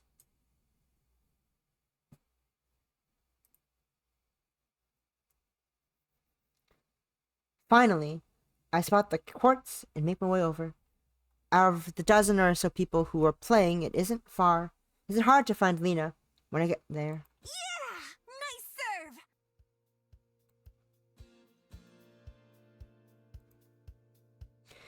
She runs back and forth, leaping and diving to hit the little green ball before it can touch the ground. She flaps her wings to keep from falling over, as she does. Her partner, a tall boy with antlers on his head, looks exhausted. When he swings his racket, it looks like his arm might fall off at any second. When I get close enough, Lena notices me and stops mid-drive. Miho! You're late! Now that she's distracted, her partner takes the opportunity to hurry our way, collapsing with the grass to rest. Sorry, I wasn't sure what time I should come by. Or where. Oh, right. I guess I should have told you. In that case, good guess. I don't bother telling her that I got help from one of their co-workers. He then picks a racket from nearby and offers it to me. Ready to play? I guess so. I don't really know the rules though. Nah, it's fine. Me either. Just try to hit the ball, alright? Okay, I can do that. I take my spot on the other side of the net, trying to imitate the way other people are standing. Alright, here goes!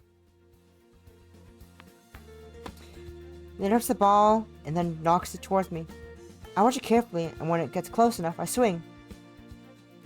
The ball goes soaring way over her head and falls into the grass out of sight somewhere. Maybe a little less oomph next time. Let's try it again. She serves the ball, and this time I just barely hit it over the net. Lena dives for it, like before, and she sends it sailing back to me. The more we play, the easier it gets. Both of us miss the ball or knock it out of the net, knock it into the net a lot, but it's not too bad. Finally, even Lena gets tired, and we take a break and drink some water. How long have you played tennis? Like, today or in my life? In your life?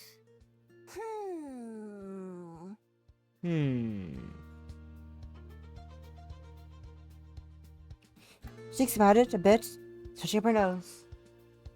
About a week. Oh, that's it? Yeah, how about you? About half an hour, I guess. Oh, right. I forgot about that. See? We're both trying new things. We are. The whole time we're talking, Lena keeps glancing away from me to watch the other players. I try to figure out what she's interested in, but can't. Okay, break's over. Let's play some more. We get back to the court and play a little longer until the end of the hour. As everyone else starts to pack up and leave, I follow Lena, who puts away her equipment. So, what'd you think? Did you have fun? I guess. It was alright. I wouldn't mind doing it again, but I don't know if I'd want to play all the time. I can see why some people enjoy it at least. Being outside is nice, and it was a good way to burn off some energy. That's good. They meet a few times a week if you want to come back. Will you be here? Not sure yet.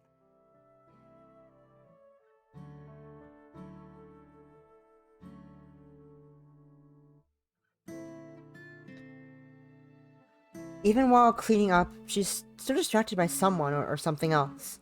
When the other players walk past us on their way out of the park, Lena turns her back to watch one of them. Ready, because we're planting trees here next time. Really exciting, right? If you want to help out, then come to me after.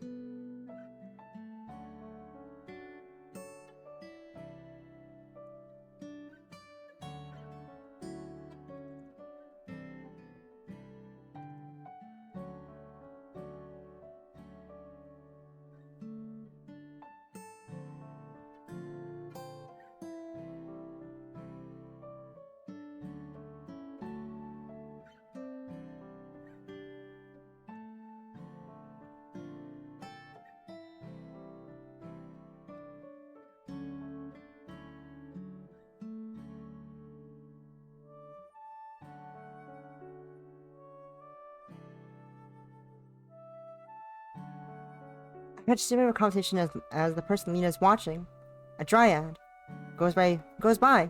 Lena must hear too, because she intently closes her eyes and puts her fingers against the sides of her head. Planting trees. Planting trees. She repeats the words to herself a few times, and then her eyes snap back open. Okay, got it! Got what? What I'm doing next time! I'll have to start studying up tonight so that I'm ready! Huh.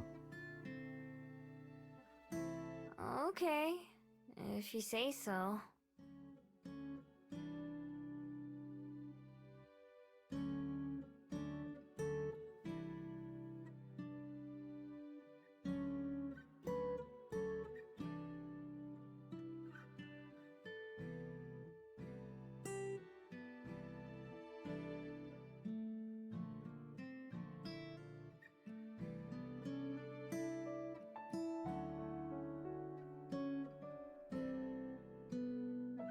I'm pretty lost, but maybe this is just how Lena is.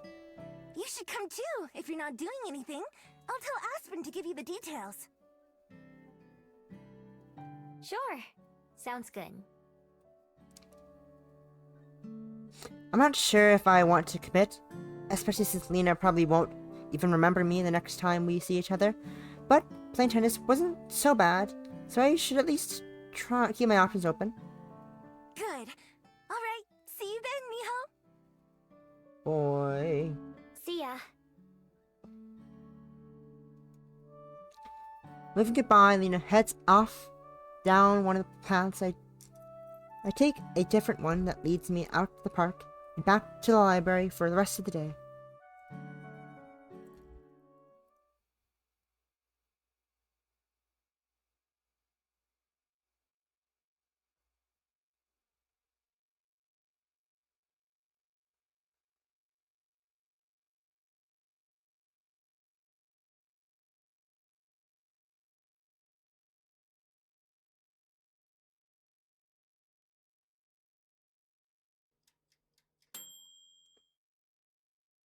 With a tiny ding, the toaster pops up, and I load it onto the plate with the other slices. I bring the dish over to the table. Thank you, Miho. Go ahead and put it by the butter. Oops, sorry. Let me get my bag out of your way. Once the table is set and the three of us sit, I've gotten more used to the routine of breakfast and know when to do things like pass the salt or pepper without being asked. Every morning so far we have the same thing. Eggs and toast. But it's a lot tastier than convenience store food. And there are different spreads and fruit to change it up. Like usual, I'm the first one to finish eating, followed by Aspen, who stretches with a content sigh. Breakfast was as superb as always. Thank you, Juliet. It's my pleasure. The two of them saying this is part of the routine too. Usually Aspen would be getting up right now to leave for work, except this time she doesn't. Don't you need to go, Aspen? Is this your way of trying to get rid of me? She preens for me to get over the rim of her.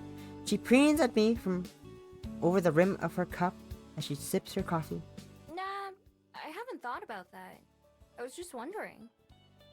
I'm not sure if I should be flattered. Anyway, I'm working a mid-shift today, so I don't have to go in until noon. Will you be writing then? Yes, I ought to. I'm about halfway through this draft, and I'm trying to finish it by the end of this month, so every minute helps. Oh my, halfway already?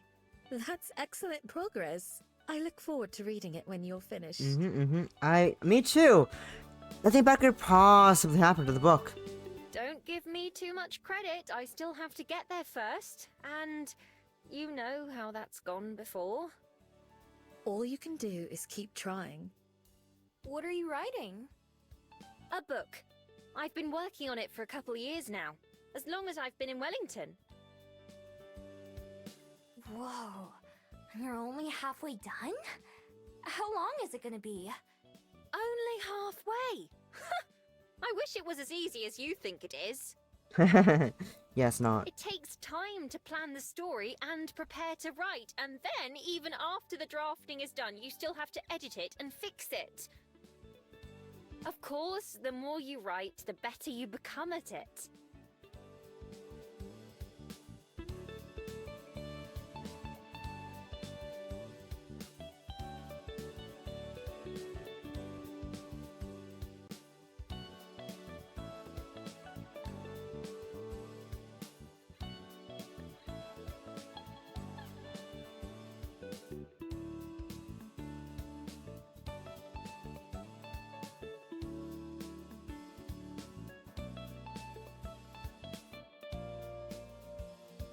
And so sometimes you notice flaws in your story that you didn't catch before, so you have to go back or start over.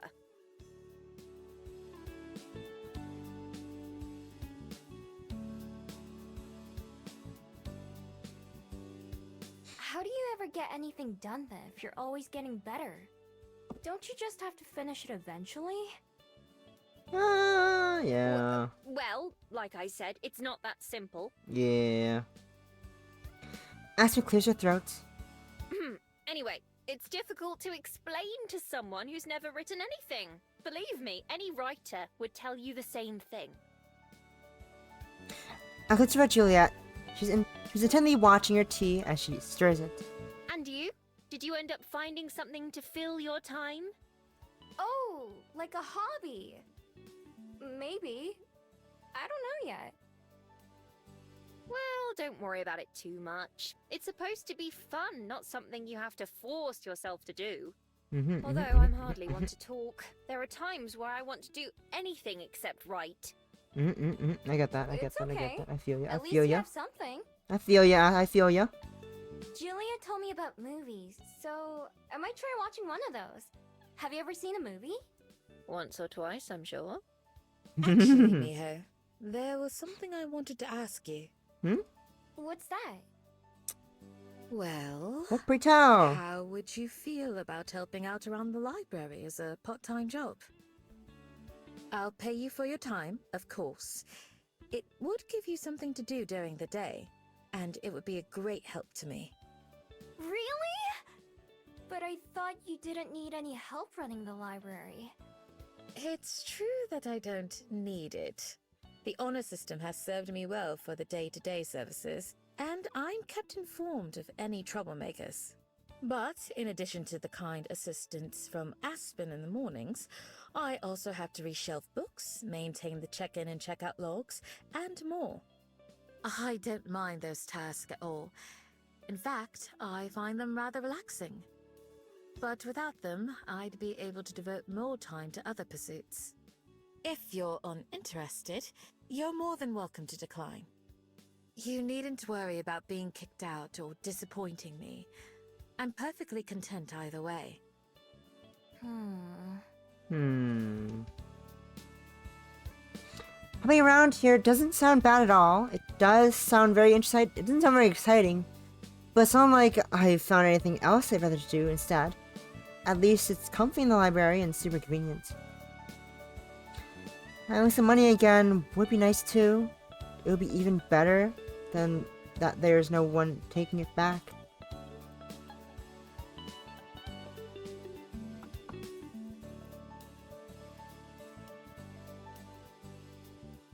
Alright, I'll do it. She looks a little taken aback. That was fast. Are you quite sure? Yeah, I'll try it at least.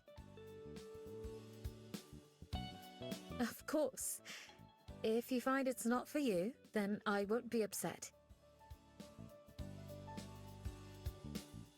Why don't you take the rest of the week for yourself, and you can begin on Monday? Okay, that sounds good to me. Excellent. I'll be looking forward to it then. The two of them chat a little bit longer before Aspen leaves to go to write. And Juliet goes to bed. I stay mostly quiet, thinking to myself. A job. It's something I never envisioned having. I figured I'd just keep stealing until... Until what exactly? I'm not too sure. Until I find my person, I guess. That goal has been all I've focused on my entire life, but now...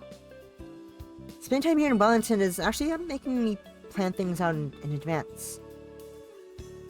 When I stop and think about the future, it's a lot more... there's a lot of emptiness and mystery. It makes me realize just how little I have to fall back to. That's why doing all these normal things like getting a job could be good for me. I don't know what might be useful someday. As for my person, I'm still always thinking about them and how I can find them. That hasn't changed. For now, I'll just go with the flow and see what takes me.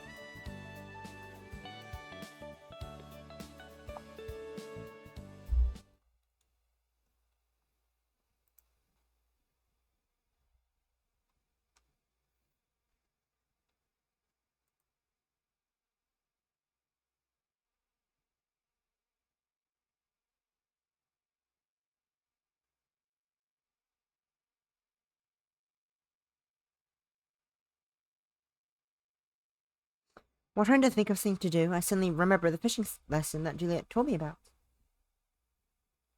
I'm already pretty good at fishing as a fox, but it does have its downside, like having to get all wet and ending up with scales in my teeth. It's so slow, the loading, I don't know why. I know some people go fishing for fun, so maybe I'd like it too. At the very least, it could be useful to know about someday. Besides, it's like I've got anything better to do.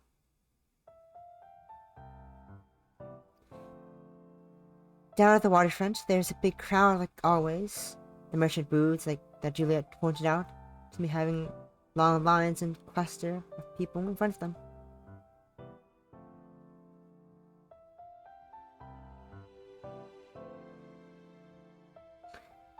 Right on the water, there are fishermen selling all kinds of fresh fish. Smell mixed with the salty sea air is making me hungry. Hungry. I wander over to the spot that Juliet pointed out to me. Today there's half a dozen people with fishing rods in their hands, lined out in the water. They're all spaced apart, and behind them is a man who's giving instructions. Hold on. Don't I know him? I look closer. Sure enough, it's the man I met at the mountain not too long ago, who taught me what a kiwi is. He places between the people, adjusting their posture and giving them advice. There's another person helping him out, a younger guy who's untangling lines and preparing supplies. One of the fishermen waves at the instructor for help. Hey, Mr. Kim, can you give me a hand? Coming. Mr. Kim practically skips over and shows the person how to send out the line. I need some help too. Which bait should I use? That depends on the fish. Let's take a look. He bounces around between the group before he spots me and gives a big, hearty wave. Hello there, miss. Here for a bit of fishing? I was thinking about it. You've certainly come to the right place. First time fishing? With a rod, at least. I usually do it with my teeth. Oh, I can't say I've ever tried that myself, but if you'd like to learn how to do things our way, I'd be glad to show you. I want to learn how to fish with your teeth. What fish is to a fox? What?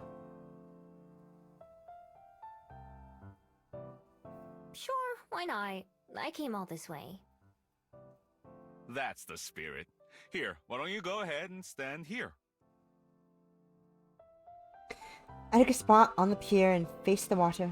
Mr. Kim goes through how to hold the rod, how to put the bait on the hook, and finally, how to cast.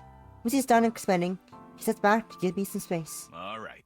Now let's see what you've got.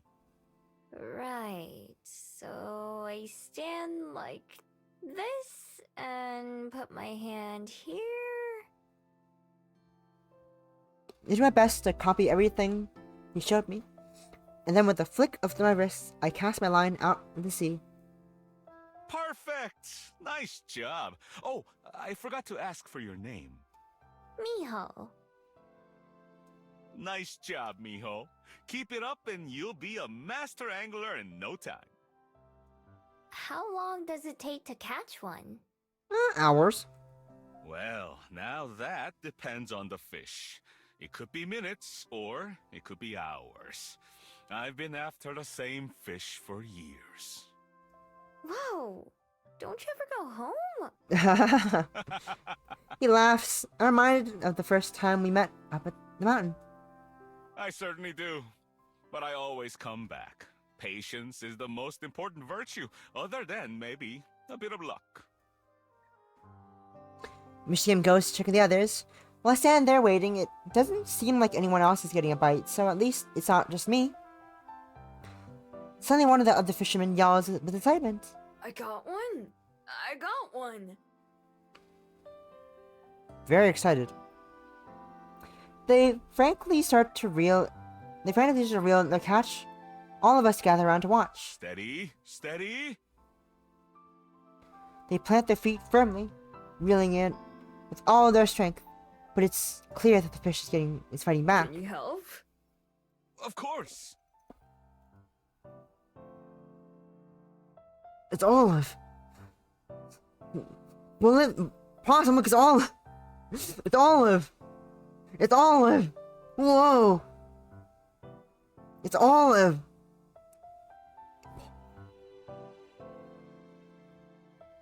Miho's pogging, guys. Miho's pogging. He's pogging. She's pogging.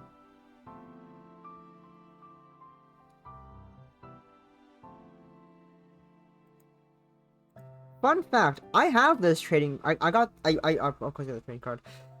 I knew the CG because I got the trading card from the game. Because, you know, I got the badge. Oh.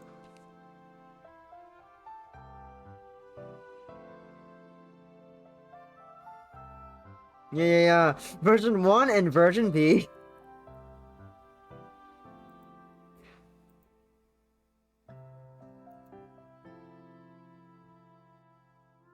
Miss Kim also grabs the rod, and together the two of them manage to land their catch.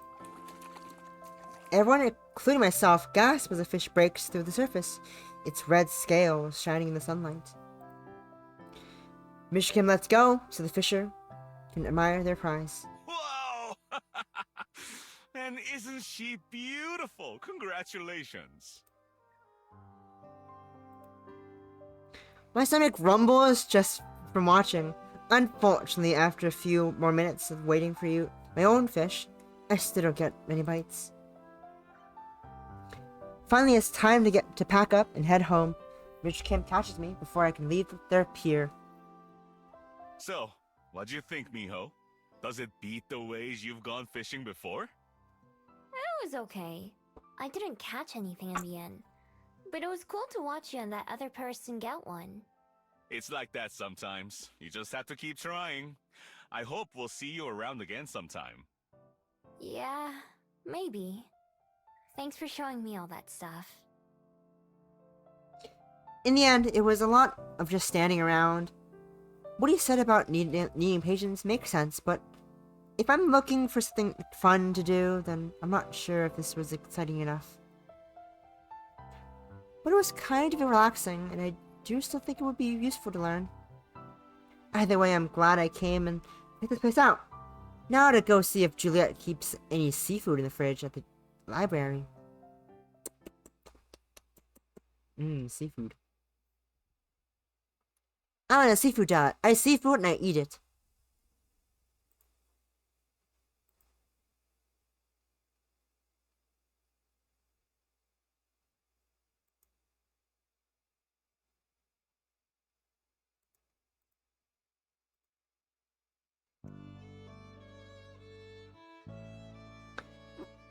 Once finished eating breakfast, Juliet drums her fingers on the table, looking thoughtful.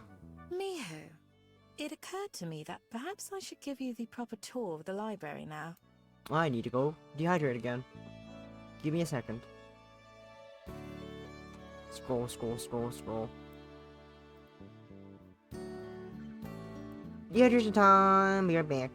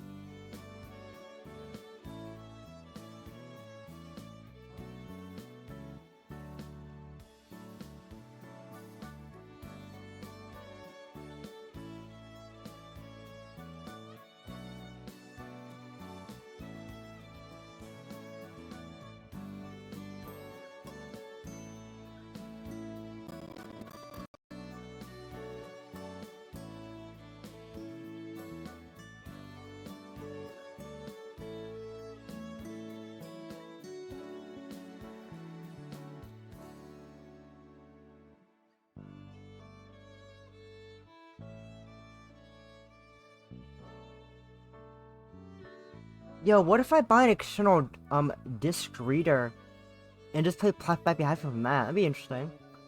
Imagine an external disc reader to play Happy Back Be Happy. I should have done that. I should have bought an external disc reader to play Peace Be Happy. Fuck. Fuck. Ah, I could have. But I didn't. But I could have.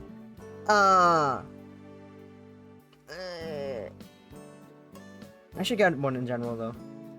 I should get an external disk drive just for general usage because I don't have one on my laptop. There's no disk drive on this laptop, sadly. I should get one for fun. Then I can get listen to OSTs easier. And more legally acquire OST music. Lol. That way, you have the weekend to get better acquainted with it if you need. Tour? I think I've seen everything, right? Pardon. I meant of the books themselves. Where to find each genre and what they are. Oh, right. Sure. I hadn't really thought about the books. To me, they're all the same. But I guess that wouldn't be true if everyone else. Right now, I have the place memorized in the same way you'd memorize the battlefield. What places are out of sight, how to get in and out, and everything else that might be useful. I don't think there are many battles that might happen in here, so Juliet's tour would probably be more helpful. If you'd like, I can show you a couple of my favorite books. I still can't read. That way, if anyone asks for a recommendation, you could at least make something up. There we go. That'd be great. That makes sense. I still can't read. Anything that makes it easier for me to make things up. Is fine by me. 3 of us head to the entrance. Let's start with the basics, shall we? As you know, this is the reference desk. It's where books are checked in and out, and where anyone who needs help can find it. What kind of help do people ask for? Usually, they need assistance finding a specific book. Or perhaps they need a recommendation for what to read next, as Aspen mentioned. Hope they like the same books as her then. Don't worry, I'll think of some that are more popular. Not my real favorites, which most people would be too bored to finish. Like what? Give me them. I won't read them, but give me them. It leads us to the actual rows of shelves. I stare down at the books as I pass by, committing as many details to memory as I can. Even if I can't read the words, I can try to remember the colors and shapes of the covers. Over here is the children's section. It's got lots of picture books and beginner reader books. The shelves are shorter too, so that children can reach them more easily. Oh, I've seen some of those around. Are adults allowed to read them too? Of course. Parents read to their kids quite often. Some people read them for fun, too. You gain so much more appreciation for the illustrations once you're older. It's the painting. We head over to the other area. This is the non-fiction section. It's for books about things that are true, rather than made-up stories. Fun. I rarely visit this section, personally. Boring. Personally. In a shady corner near Aspen's favorite table, he taps a small sign hanging on one of the shelves. This is the mystery section. Stories about detectives, murders, and other such subjects live here. I do admire mystery writers. It's difficult to come up with a compelling one. Agreed, it is difficult, I know. We go around the whole library like this, with Juliet and Aspen pointing out all the other sections. Finally, we come to a stop back at the desk where we all started. I do believe that's everything. Do you feel like you have a good understanding now? It's hard to keep them all straight. Fantasy, history, cookbooks, biographies. I think I've got most of it, though.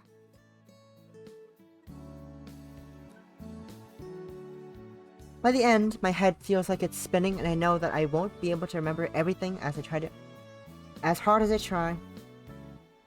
But I do feel like I've gotten a better feeling for the place. At the very least, I could show someone where to find the restrooms. It is a lot to take in. Don't worry if you can't memorize it all right away. There's plenty of time to learn.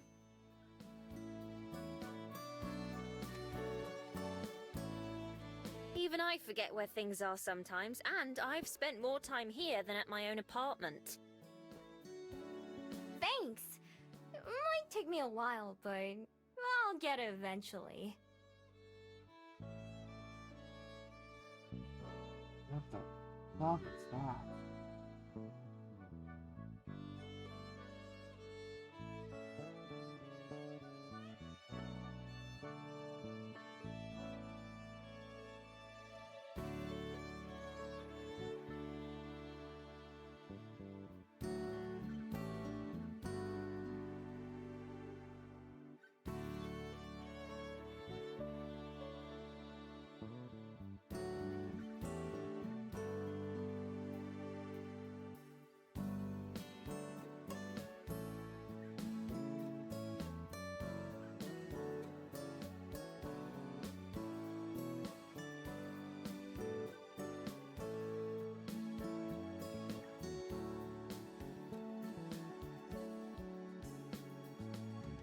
What the fuck is that avatar?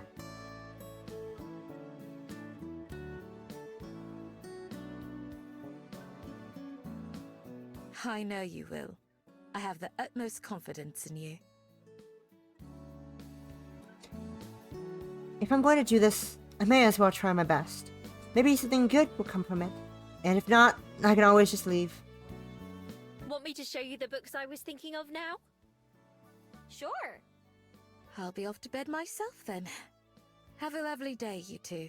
Good night, Juliet. Sleep well! Night! Juliet heads upstairs while Aspen and I go to the shelves. To start with,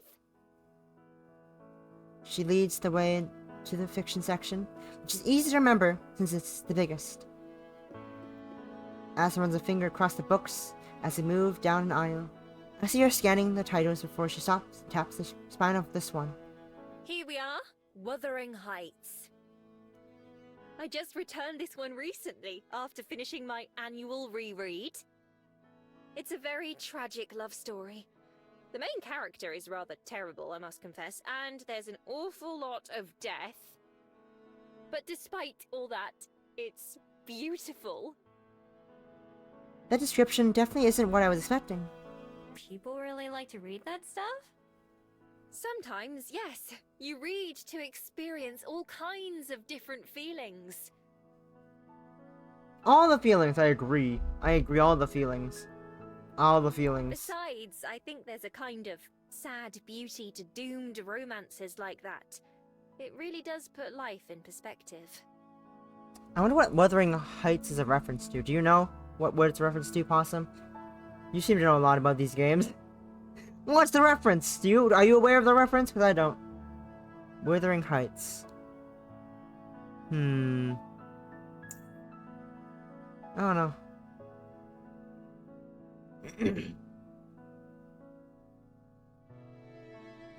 It's a classic book? I see. Okay, cool. It's an actual book. I see. Okay, cool. Good to know. I will not look at that, because I do not read books. As you're aware, I only read manga, manhwa, and webtoons.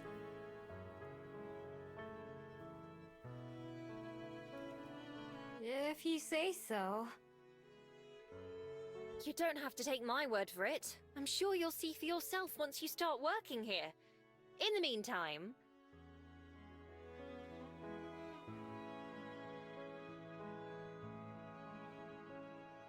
Maybe. You never know.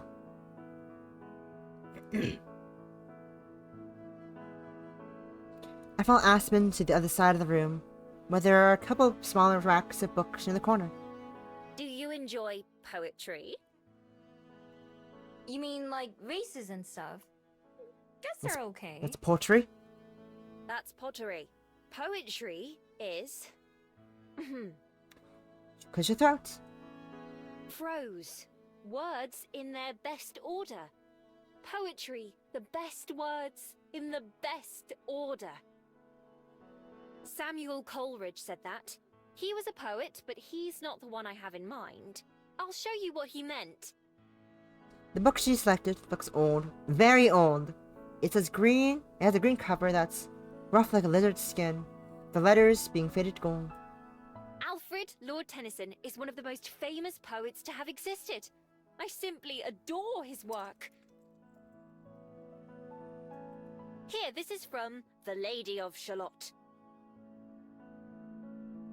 Ahem. Kiss your throat again, even though it's only been a few seconds since the last time. Willows whiten, aspens shiver. The sunbeam showers break and quiver. In the stream that runneth ever, by the island in the river, flowing down to Camelot. Who the fuck are you? Oh well. I barely heard past the first line. Aspens! Like your name! Does it come from this poem? If only. Aspens are a type of tree. Mum loves them. More than she likes poetry, for sure. I do wish I'd been named after it, though.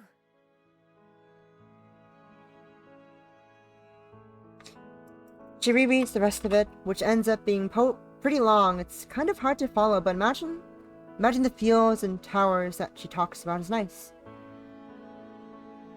In fact, I'm pretty sure I've seen the Camelot. I've been to Camelot before. Some of the details of the poem aren't quite right. Anyway, even if I don't really understand the poem, it's nice to listen to Aspen reading it. Plus, there's no way I'll forget what the book looks like. Alright, last one.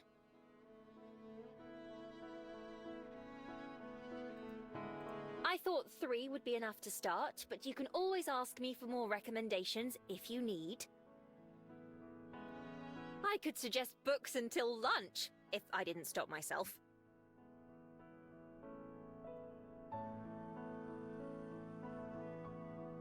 I might someday. Even though I lived in the library for a few days now, I never really knew how many different books there were out there before. Oh, believe me, this library isn't even a fraction of what exists. It's not that big for a library, in fact. Just huge for a personal collection, which is really what it is. How many books have you read?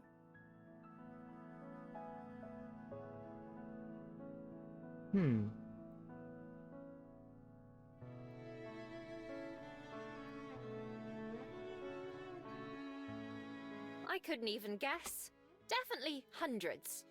Maybe thousands? I've never tried counting, but perhaps I should now that you mention it. It would be nice to look back on someday. Okay, here we are. 10K?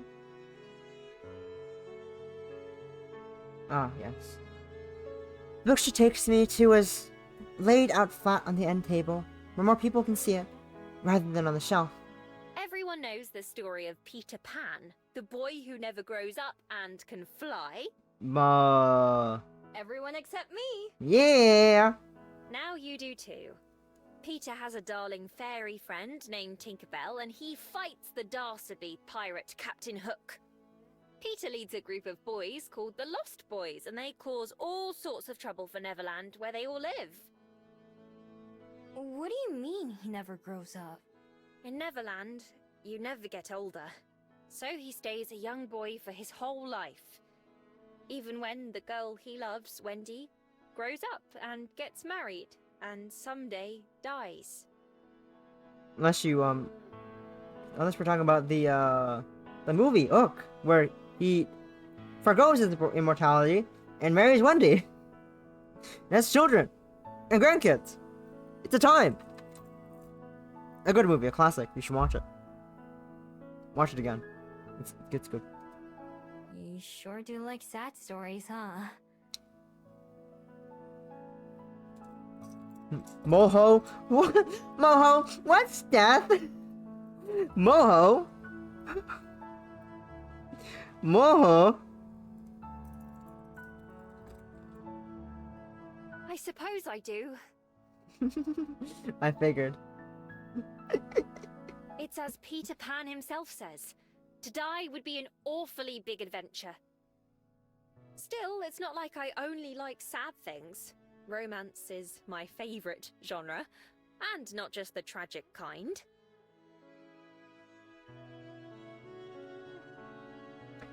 I sit down on one of the chairs since it seems like Aspen wants to have a conversation. He's already comfy.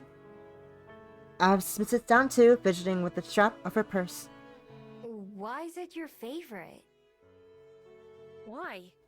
Well, Her hands stop moving while she thinks.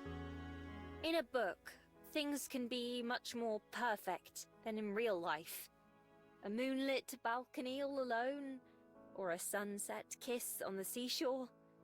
Real life is considerably messier.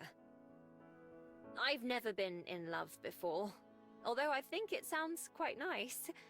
As I said earlier, people Ow, my read ear. to feel things. So until that time, living vicariously through other stories is enough. What about you? What about me? Do you ever hope to fall in love? I assume you haven't been in love before, but maybe I'm wrong. Nah, I haven't. I like being on my own. Do you think maybe that would change if you met the right person? Aspen, what are you insinuating? I wonder what you're insinuating. I don't know. Maybe. I haven't thought about it much. Since everyone forgets me, there's never been a reason for me to care. I suppose that's reasonable. Still, well, it doesn't matter. Do you ever watch movies? Or TV? Just about everything has a love story in it nowadays, not just books. Nah, not in a long time. How long? She sure asks a lot of questions and they jump around topics so much too. I don't really mind, but I have to try hard to even remember the answers. All the places I've seen and days I've spent have mostly blurred together in my head. I'm not sure. A few years? There was a really big crowd around a window, so I wanted to see what they were all looking at.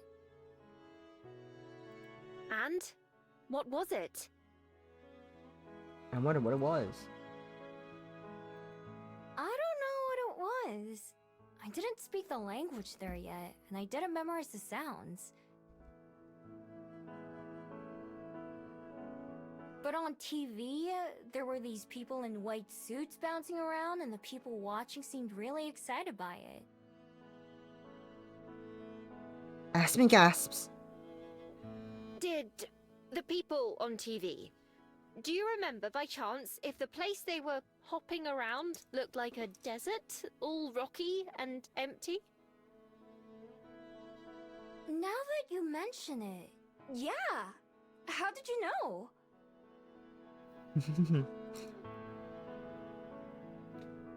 She dashes a hand to her forehead in disbelief. That was the moon landing.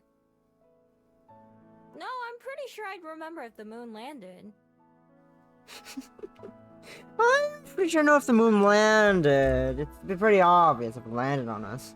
We love Miho. We love her. We love her! I hug. Big hug. Big hug.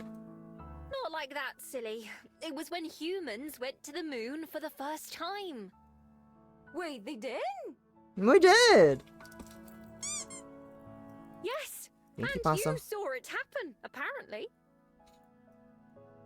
They must have had help from the Fableds' magic, right?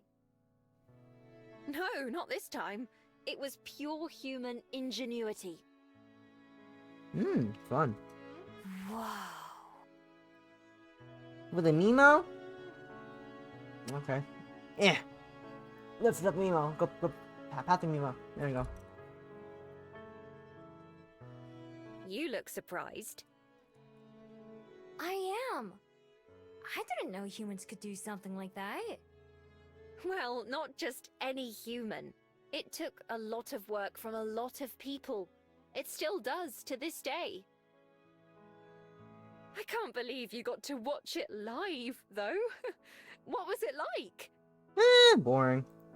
Had a really good lunch that day. Had a good lunch that day.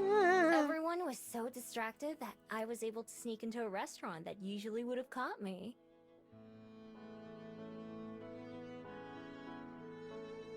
She shakes her head. That's all you can remember. It was some kind of pasta dish with a white sauce and lots of cheese. I meant about... We Oh, love her. never mind. We love her so much. Anyway, I was just going to suggest asking Juliet about putting a TV in your room. Surely there's one in this place somewhere. It would give you something to do, at least. And you don't have to be able to read to enjoy the story of a good show or movie. Yeah, I might. I definitely need something to do other than walk around town all day. Let me know if you do. I'll bring over some movies for you to borrow. If I can't recommend books to you, at least I can do that. Will do. I don't know where else I'd start anyway.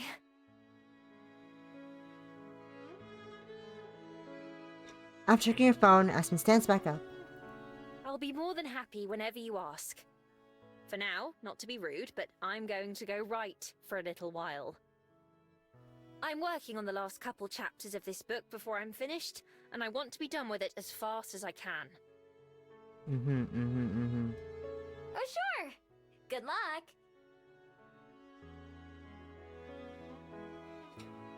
To tell the truth, I'm always a bit relieved when someone else ends the conversation for me. I never know how to do it myself. I wave goodbye as Aspen goes off to her table by the window, pen in hand. At the moment, She touched over her notebook, writing. Where to?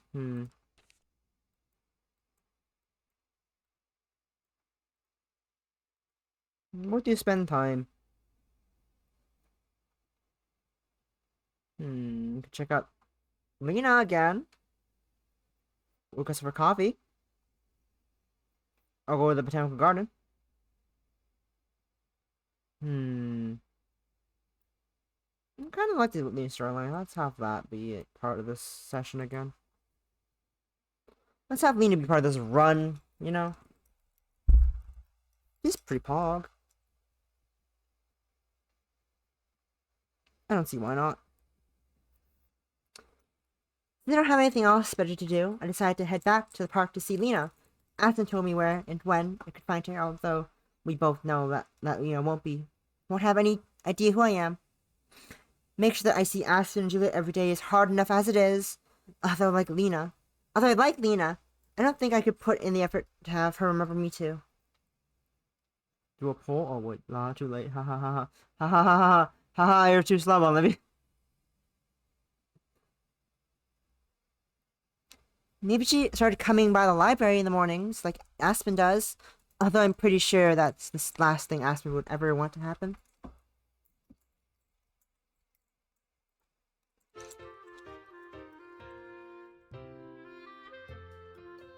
I go back to the park, where we played tennis and wander around. Search for Lena. It takes a bit longer since I'm not looking for something as obvious as a tennis court. But I finally find her in a group of people near some trees. All of them, including her, have shovels in their hands and are working on digging holes. Finally, something I'm good at. Although, compared to tennis, it looks more like a punishment than a hobby. I walk over to Lena, who barely made a dent in the ground. She waves when she sees me, but not in a familiar way. Hi there! Here to volunteer? What? Did I kick? No idea. Maybe? Volunteer for what? To save the planet, duh! What Duh! does it look like we're doing? Digging in the dirt? Exactly! We're planting new trees to, help beautify the city of Wellington by promoting natural resources. I think. She says the second part like she's reading off a label or a sign. If you want to help out, go talk to Cyrus. He'll get you all set up. You mean your crush? Lena points over to someone that I sort of recognize, the dryad that Lena was watching when we played tennis. Since I'm here, I might as well give it a shot. So follow her instructions and walk over. Hi there. I'm here to help out. Welcome aboard. I'm Cyrus. Here's a sapling and a shovel. Cyrus holds out a shovel in one hand and a small bucket with a tree in the other. I take them, doing my best not to drop the sapling. Okay. I'm Miho. What do we do now? First you dig, then you plant. Then you do that over and over until you get bored and go home. That sounds easy enough. Everyone says that at first. Good luck. He starts to walk away, but then pauses. Hey, quick question. Are you friends with that girl over there? The one with the wings? Lena? Sort of. Can you let me know if she... Single? Actually, never mind. Forget it.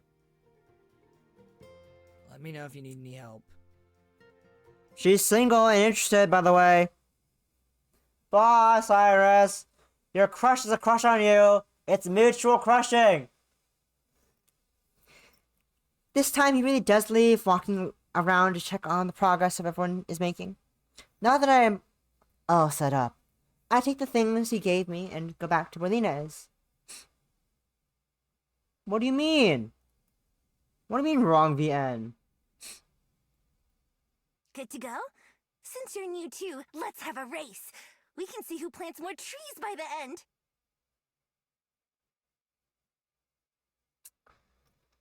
Hey, it might not be a cis. It might not be cis. It could just be straight. It could just be straight. But Olivia, don't assume people's genders. Don't assume that they're all cis. That's a bit rude. That's a bit presumptuous of you. Kind of cringe. Kind of cringe of you, Olivia. How could you? Before I can respond, or even think about it, Lena starts furiously hacking at the ground. Dirt flies like when I was building my den. See? You never know.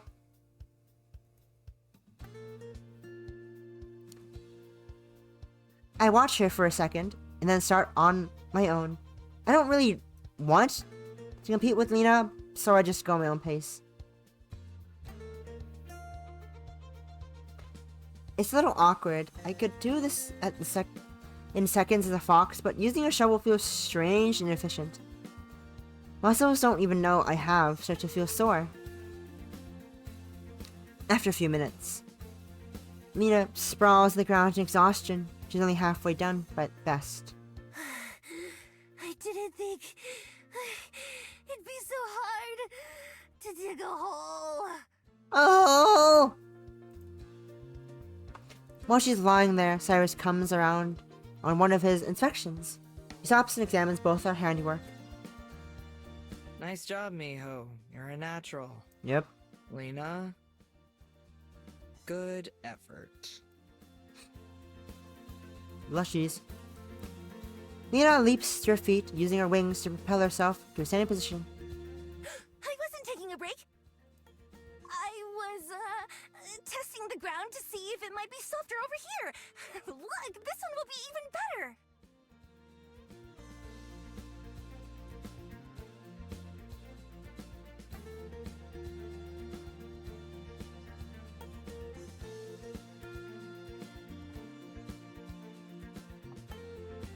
Before our eyes, Lena starts to attack the ground again, even faster than when we started facing me. Dirt sails over our heads as she tosses it away from herself, with some of it falling on Cyrus's head. He looks strangely resigned. Just don't hurt yourself, okay? I don't want to have to carry someone to the hospital again. Oh, it's what are you talking about? It's this. There's saplings. Help beautify the city of Wellington by promoting natural resources. It's this scene, Poss. It's this. It's this scene, Poss. Carrie? I mean, again? Lena asks questions without stopping her work. It's a long story. Anyway, just be careful. As he begins to leave, Cyrus puts a hand on my shoulder. I tense up, but manage to not shake it off. Keep an eye on her, would you?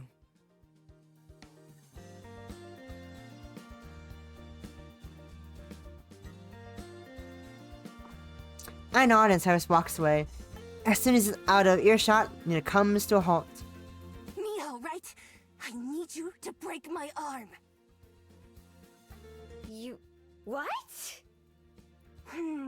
Yeah. Maybe that's a bit much. Maybe just a finger would be enough. Why would you want to do that? Oh, you're right! A broken leg would make more sense. I'm not entirely sure we're having the same conversation. I decided to try a different approach. So, are you and Cyrus friends or something? Friends? Kind of. Unfortunately. You don't want to be friends? I want to be more than that! For the first time ever, Lena looks around after speaking, like she's worried someone might have heard her. Like... best friends? More than that! Like boyfriend and girlfriend. Oh... That explains why I don't understand. How's that going? She sighs and her wings droop. Well, you just saw, pretty much. I know Cyrus from ballet, but I quit ballet, so I only get to see him at other stuff like this. But he's always trying something new every week, so I do too. But it's kind of hard to talk to him, especially when he's so busy. When I heard he was gonna come plant trees, I had no idea he'd be in charge. So I can't let him think I'm a slacker or bad at tennis. Not when he already thinks I'm a quitter. I think I get it. The one thing I know for sure is that it sounds complicated. Good luck, Lena. The two of us go back to shoveling dirt. Eventually, we go deep enough that we can plant the saplings Cyrus gave us. I carefully set mine in the ground and then cover it back up the same way I've seen other people do. When it's time to wrap up, Cyrus makes one last trip around, collecting the shovels and handing out water bottles. When he reaches us, he nods approvingly. Good work, both of you. Thanks. I gulp down the water he gives me in just a few seconds. Yeah, thanks. On the other hand, Lena still seems a bit dejected. She doesn't even try to talk to Cyrus before he leaves. When the two of us are apart, the two of us part ways, she just gives me a half-hearted wave. See you later. Alligator. Yeah, bye. I'm not even sure what she'll be doing next time, much less when or where. Maybe Aspen will tell me about it again. Digging holes isn't exactly something I'd want to do a second time, but planting a tree was satisfying. And I'm kind of curious to see how things go with Lena and Cyrus, if they go at all. Lena's kind of a lot, as Aspen says, but she's nice. I hope everything works out for her, at least. Looking around, I noticed that I'm the only one left, so I tossed an empty bottle in the recycling bin and started making my way back.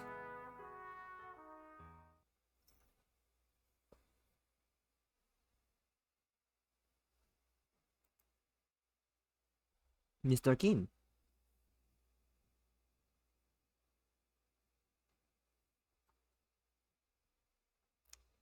I decided to give fishing another try. Last time wasn't very successful, but maybe I'll have more luck today. When I get to the fishing spot, I see a familiar face. Mr. Kim is there, of course. Dancing around between the students this time, he notices me right away. Hello, miss. Is that a new face I spy? Yep. I wanted to do some fishing today. That's the kind of attitude I like to see. Let's get you started. I take a spot on this pier while he brings me the same equipment as last time. All right, let's start with the basics. Do you know how to set up your line? I think so. I didn't seem that difficult last time, but when I tried to recreate what I did before, I ended up getting a little confused. Okay, so put the worm on the string. Oh, wait, no, the hook. The hook goes on the string, and then... Oh, I messed it up. The string has gotten all tangled up on itself. No self-respecting fish is ever going to be interested in that. Not to worry. Eh! He laughs at his own joke as he comes over and quickly undoes the knot. Okay, let's try again. It takes some time, but eventually I'm ready. Fortunately, I remember this next part better. I stand like he showed me, hold the rod like he showed me, and then let the line fly. Worm or a string, Pog. I have them. My worm or a string is on the corkboard over there. I point in the direction as you can see. Lol. I watch it expectantly as it sails overhead and splashes into the water. Excellent job.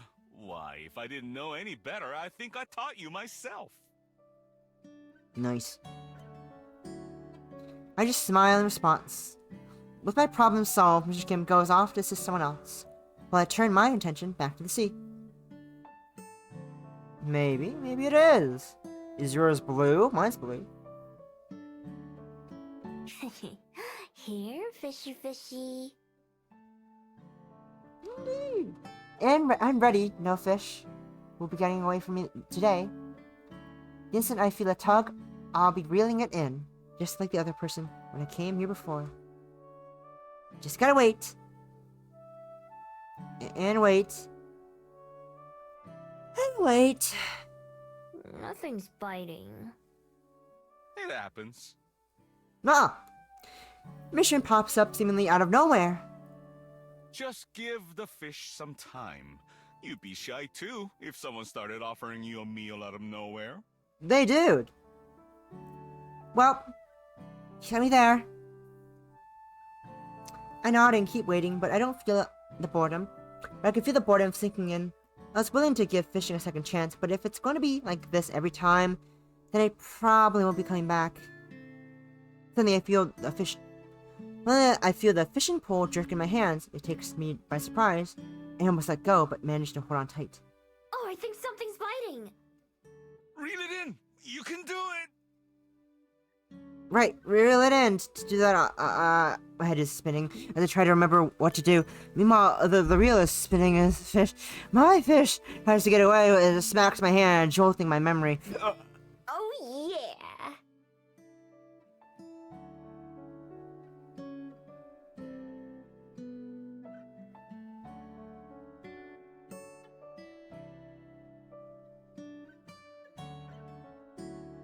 I heard TTS say someone donated bits.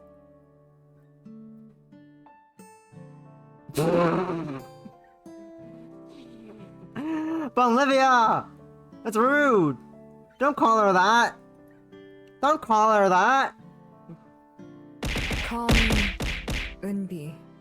Unbi? Oh yeah. I literally heard in my head TTS say someone donated a number of bits. Rat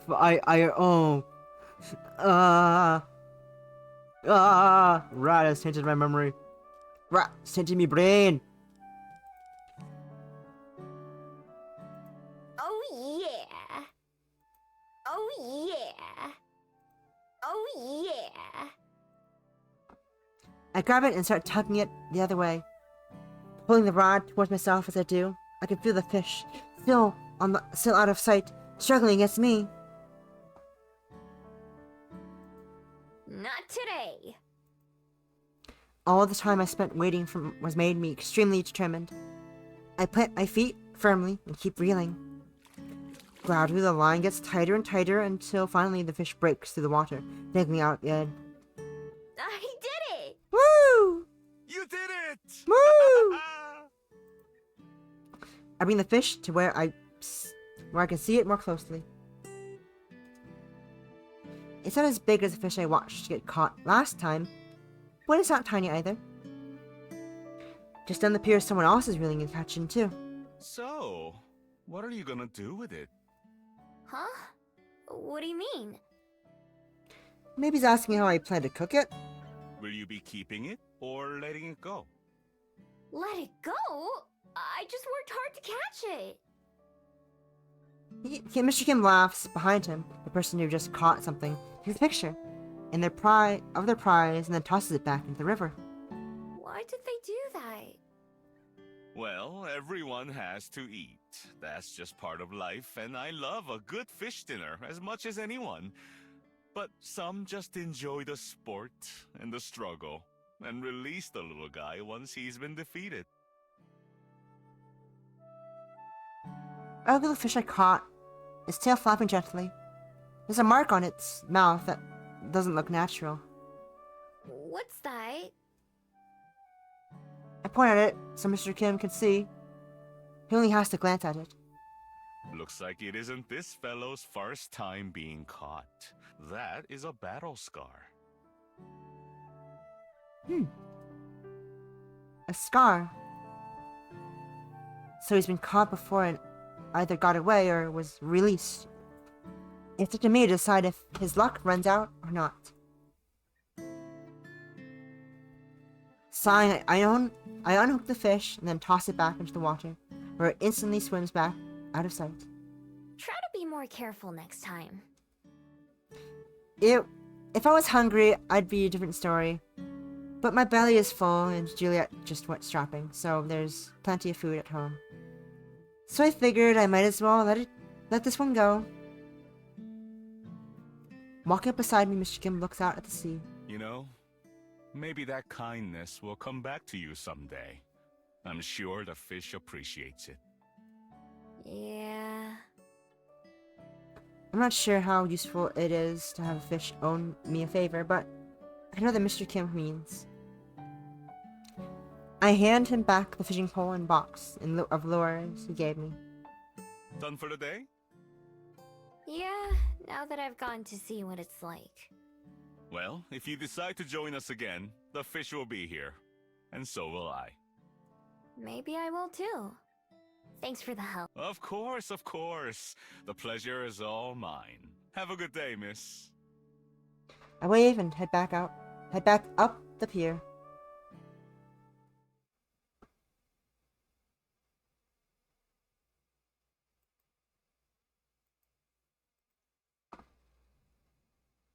Waiting for the game to do its thing for loading.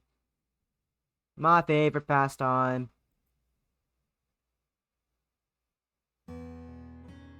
After another day spent entertaining myself around town, I decided to take Aspen's advice and ask Juliet about a TV. The light is on in Juliet's study, meaning she's in there. I knock on the door and get an instant response. Come in.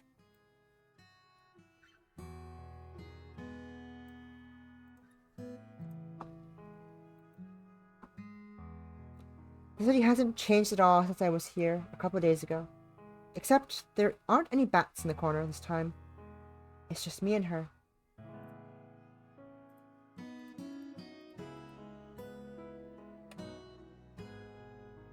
Hi. Good evening, Miho.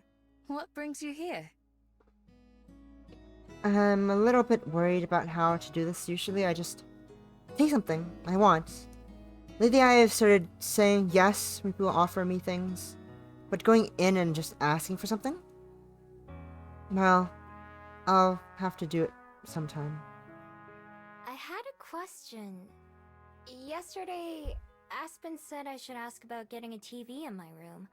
That way, I'd have something to do. Oh, that is a good idea. I take it today wasn't particularly exciting either. I had fish. Not really. It was fine. Nothing bad happened. I'm just... I don't want to say I'm bored. What if she thinks I'm blaming her or ungrateful? I bite my lip trying to think of a better way to put it, but she seems to read my mind. Bored? It's all right, you can say it. An empty room would be boring for anyone. I believe there should be a television somewhere around. Let's take a look.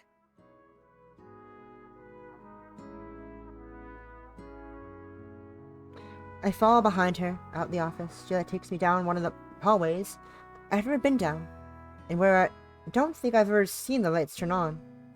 We pass by several doors. What are all these rooms? They've been all kinds of things over the years. Bedrooms, studies, playrooms. But now they're mostly just storage. We stand in front of one door, indistinguishable from the rest. I believe this is the one. It's not locked. Juliet just opens it normally. Inside it's dark and dusty. The window is covered with heavy curtains that I don't let any light in. In other words, what you'd expect from a Ratfire's home. What's a playroom? What do you mean what's a playroom? What do you mean what's a playroom? You know what a playroom is. There's tons of junk laying around, leaning against the walls like some faded bicycles, and a dresser that's missing a drawer. Ah, there it is. Juliet points, and I see what she's looking at. There's a TV in one corner, and its cords wrapped around itself in a thick blanket of dust. We both walk over, and I wipe some of the dust away. It immediately blows into my face. Yes. It's like where you keep all your toys. in one room. A room dedicated for playing in, as opposed to everywhere. Bless you. Miho, are you alright?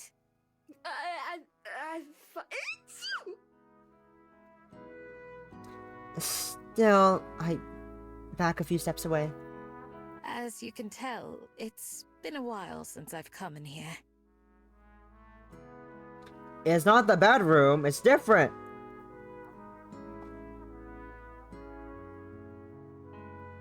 It's a place you play.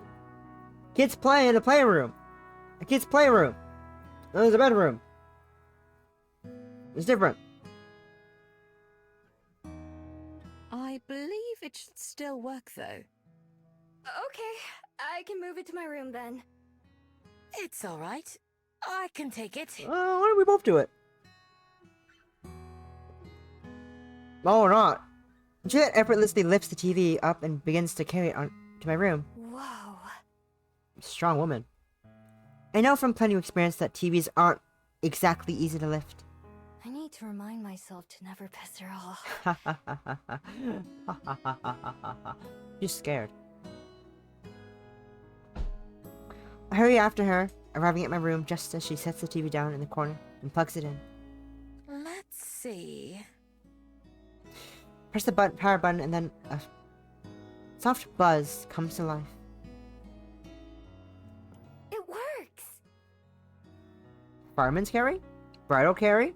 Bridal carry. Indeed. I'm relieved. Let me try to remember how to use it. It's kind of slow, but she managed to explain all the different buttons and what they do, and how to use the remotes. It didn't seem that complicated, but also I never learned how to do it either. Once we make sure it's not gonna die or anything, it leaves me to my own with it. I changed through all the channels, getting an idea of what there is. There are some channels with cartoons, which I know are meant for kids.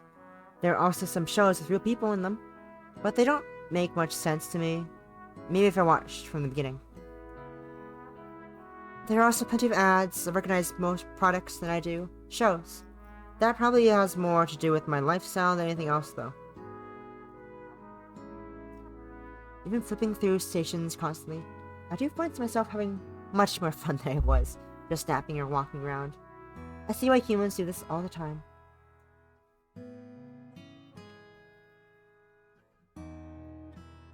Eventually, I go back to one of the cartoon channels. Even if they're for kids, they're easy to follow along. I pick one and leave it running, climbing into bed to watch.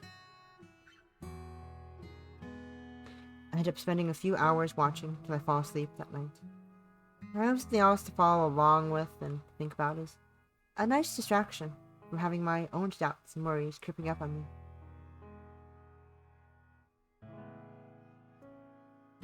What phone? If this is what normal life is like, then maybe it's something I could get used to after all.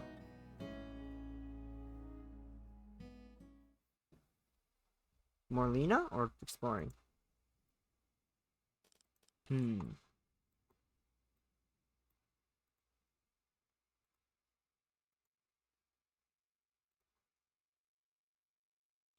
Something feels weird. I can't put my finger on it. What should it be? Did Rick or something watching me? Is there a gas leak? When I think of it. Oh, pictures of reading books. Like proper books. Real books. Real college textbooks. Real books. That's boring. I got that one before.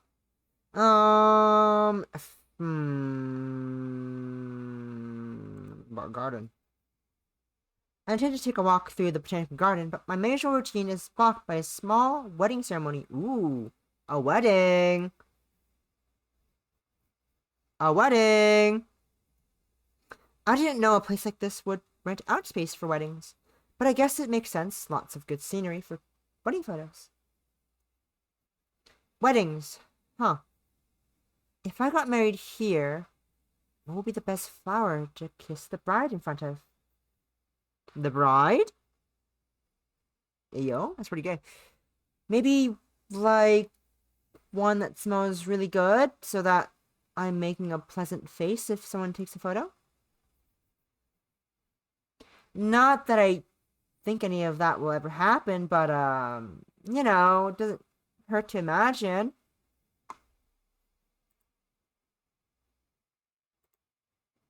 You know, imagine Mimo being in a wedding dress. That's a crazy idea, am I right, guys? That's crazy. Imagine she was in a wedding dress. Imagine that. Imagine. That's crazy. That's crazy.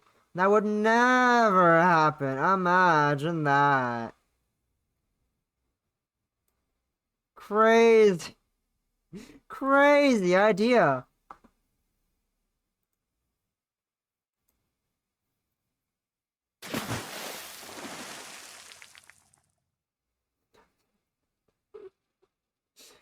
Thanks for quote 31. Hi, I'm 3D and I'm lesbian. Thank you. Also, thanks for the hydrate. This is free. Oh, I'm out of water.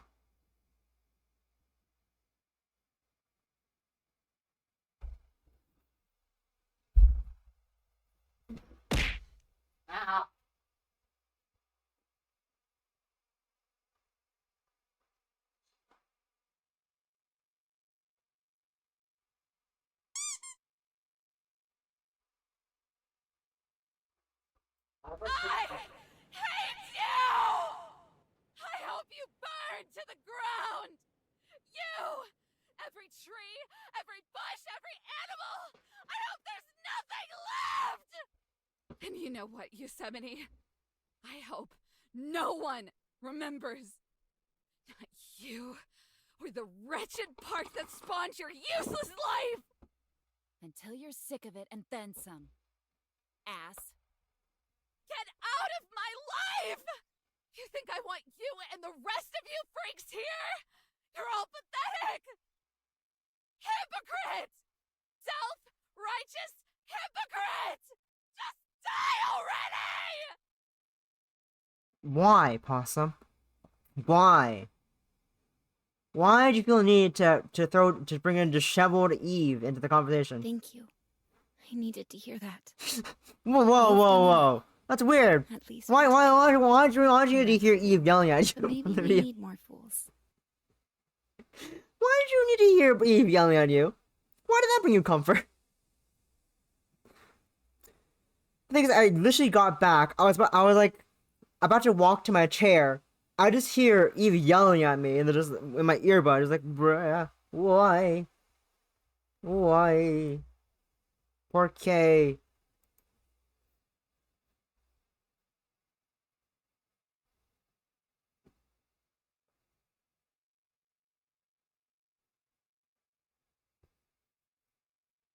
She becomes a wave of blood and viscera, pieces of her splattering against the walls. All that remains in the center of the room is a skeleton of blades. Yes! Behold, the perfect woman! I see. I found one of the new sound things that's been added since Monday. What do you mean? This is normal. That's a very normal redeem, Olivia. Nothing weird about it. Nothing sus about that. It's just that was just say the princess. Behold, the perfect woman. The perfect woman. There's nothing weird about that. Nothing weird. You're the one who said you're the one who finds it weird, Olivia. It's a normal redeem. It's a normal soundbite from Play the Princess, okay? Nothing weird about it. You're weird. I think it's weird. Feeling bored, I head down to the waterfront and Mr. Kim's fishing lessons. This would be the third time I've gone. I was prepared to give up last time, but actually, catching a fish was a lot more satisfying than I thought it would be. Sure, I'll keep doing it in the future too. I guess that makes it one of my hobbies at some point. The very least, it's been a better than just wandering around town.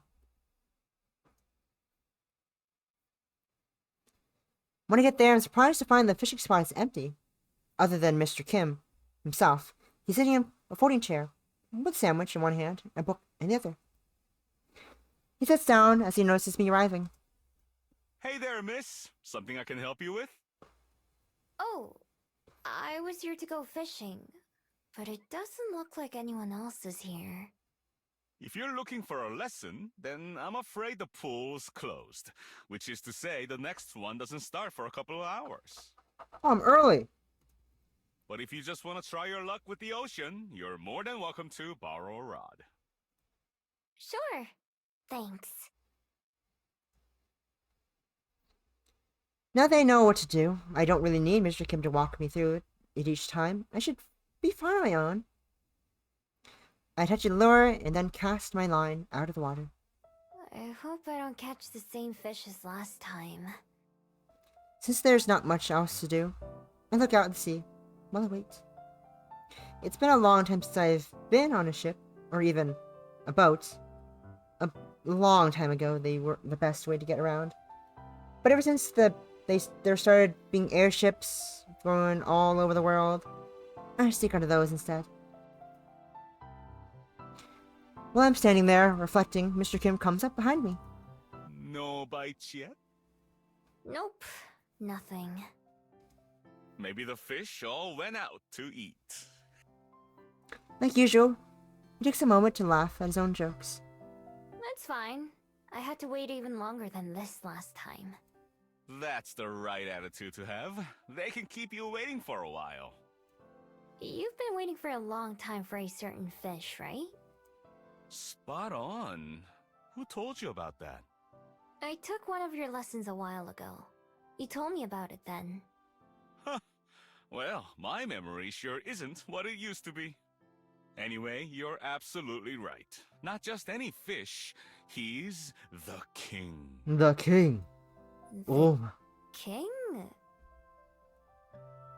The way Mr. Kim says it sounds dramatic. Yes. The king. The king Presley. of the ocean. He travels the waters of the world, all on his own. He takes his meals from a different fisher every night. It's said that if he chooses you, you'll have 7 years of good luck. He winks, giving me a big thumbs up. Not a bad deal for catching a fish, right? 7 years. Wow. Sounds pretty nice, doesn't it? To tell you the truth, I don't care too much about that. But the privilege of being recognized by the king of the ocean, now that is a prize worth chasing. I feel ya. So, if he's always swimming around the world... I tried a picture in my head. That's a lot of water.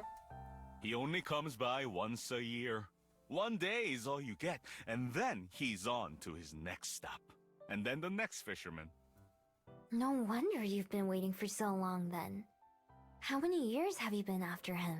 7. Oh, I've given up counting at this point. 16, 17, who's to say? I stopped keeping track at least 5 years ago. I've seen him once, which is more than many can say, but he swam right past our shores. I heard he was landed a few towns away. I'll bet he must be huge if he's the king. He's not tiny, that's for sure. His scales are every color at once, Ooh. and they look like gemstones in the water. Whoa. I want to see him. You'll get your chance in a few months. He's due to swim past Wellington a couple of weeks before the new year. You can bet I'll be ready. I'll try to. What do I have to do? That's up to you. Some say it's just luck. Some say it's about having the tastiest looking bait. Some say the only thing that matters is where you're standing when he passes by. For me, I try to get to know the fish and the sea. I figure if they trust me, they can put in a good word with the king. That's very funny. Mr. Kim talks about fish and fishing for a while longer, until it's time for me to head out. Although I don't catch anything again today, I still like hearing those stories, so it wasn't a waste of time. At the end, he invites me to come back and fish sometime, whether it's a lesson or not. I promise to take him up on this offer, even though I know he won't remember it. I'd like to see this king too. There are still a couple months before he'll be here, so that's plenty of time for me to get better at fishing. With that new goal in mind, I head back home, already looking forward to returning.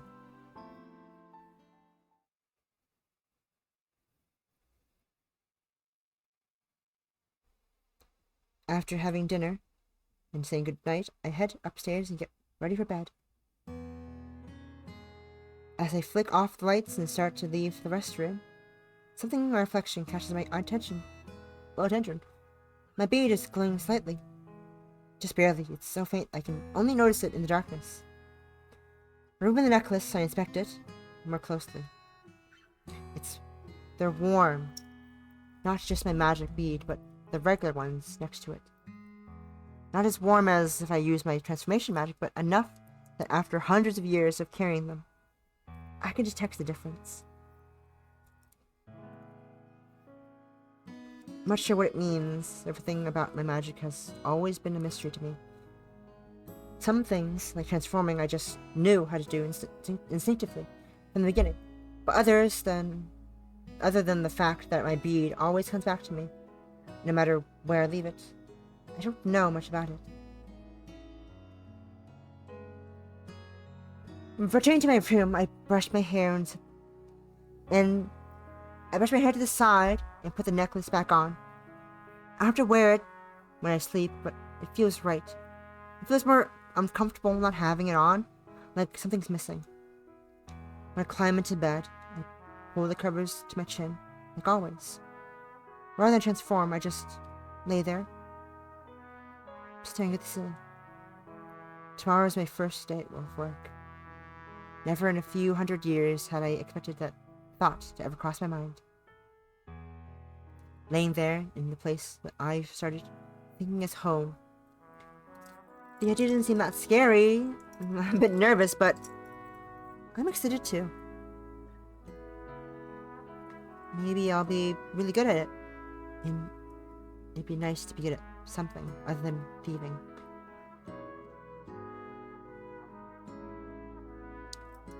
As my eyes begin to get heavier, it occurs to me that usually I'd have changed into a fox by now. Except for the first night, when I was too tired. I've spent all my nights here, in that form.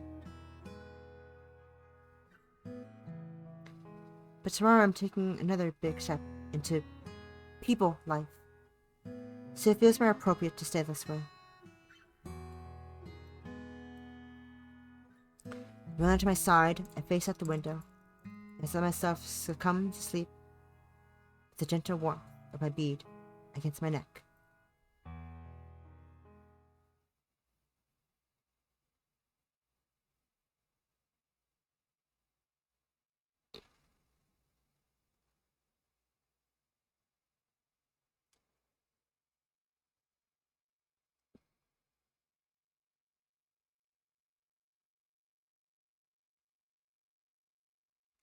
The morning of my first day of work, I wake up extra early, at least an hour before Aspen will be here. I creep through the house so Juliet can't hear me, and slip out the front door. Outside is wet. I don't know if it's rain or just the morning dew. There's more dark than sunlight still, but I can already see the clouds overhead are gray. Get food, Bolivia. Get foods. Food's important.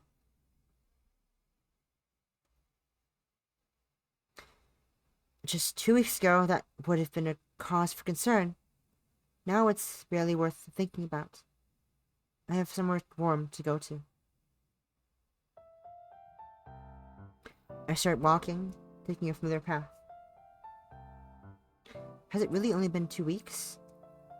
I feel like I've done more living in the past few days than I have in all the years before them. Every day, something new. And every evening, something secure. It's a life I could have only ever dreamed about. It scares me how fast I've slipped into it. I'd spent my whole life alone. I devoted my entire existence to keeping it that way. But now, ever since meeting Juliet and Aspen, I'm not sure I like being on my own quite as much.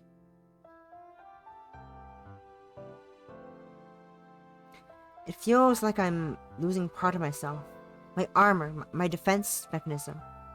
Like I'm getting weaker. And maybe that's true, but also... maybe that's okay. Maybe it's okay to let myself be a little more vulnerable. But just a little. There's no one else to be seen at Mount Victoria. As I make my way up the path instead of going straight to the top, I veer off into the underbrush. I haven't been back to my den since Juliet came and found me. I haven't forgotten the way, though.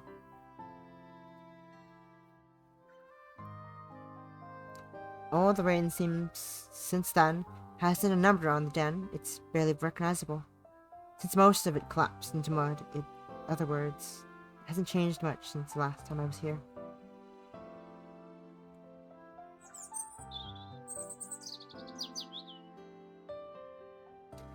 Overhead, the birds chirp in trees. Maybe they're the ones I fed before. Morning, birdies. Sorry I don't have anything for you today. It didn't stop them from asking. Half-heartedly, I try to scoop away some of the mud from the mouth of the den, but more mud just slides down. I reach my progress. Then one of the walls collapses even more, making things worse. Well, so much for that. Yeah, whatever.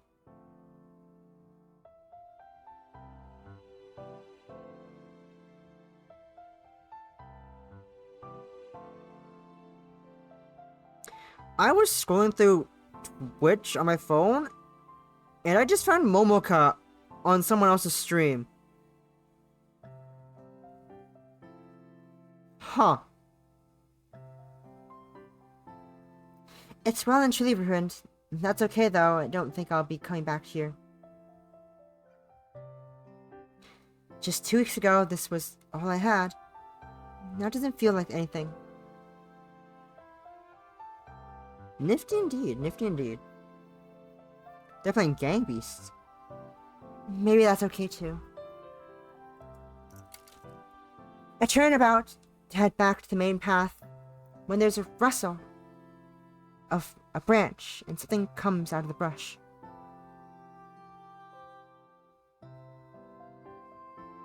No, like she's actually on their stream. Like physically on the stream. That's different than what you do. You find me because I'm in chats. She's on someone's actual stream. Yeah, like a collab, a full-ass collab. She walks confidently for a fox. She trots right out of the brush and crosses in front of me, then freezes mid-step. Her fur is pure silver, except for a patch of black across her face and paws. We lock eyes. Instinctively, I can feel myself prepare to transform so I can greet her as a fox. But I hesitate. Is that still my place? I'd be lying if I call myself a fox now, at least fully. I relaxed, not having noticed how tense I was. My beat also goes cold, although they'd barely started to heat up. Hi there. I say as a person said, same as one greeting the birds. At the sound of my voice, the fox turns tail and runs. She doesn't give it a second thought. 1 second, she's there, and the next, she's almost out of sight. I can feel a pull in my chest telling me to run after her. I'm sure I could still catch up if I tried. Of course I don't. I'm not the kind of person who goes chasing after foxes anymore. Instead, I watch her disappear. It doesn't take long, not even the grass rustles behind her.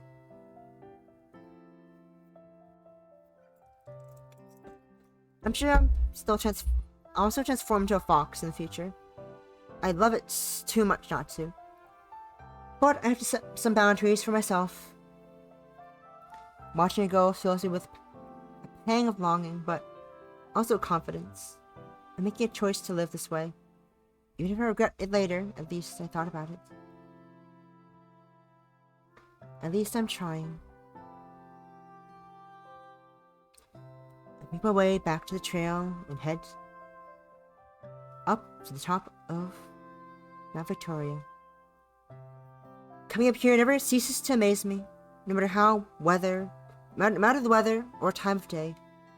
The view is always stunning.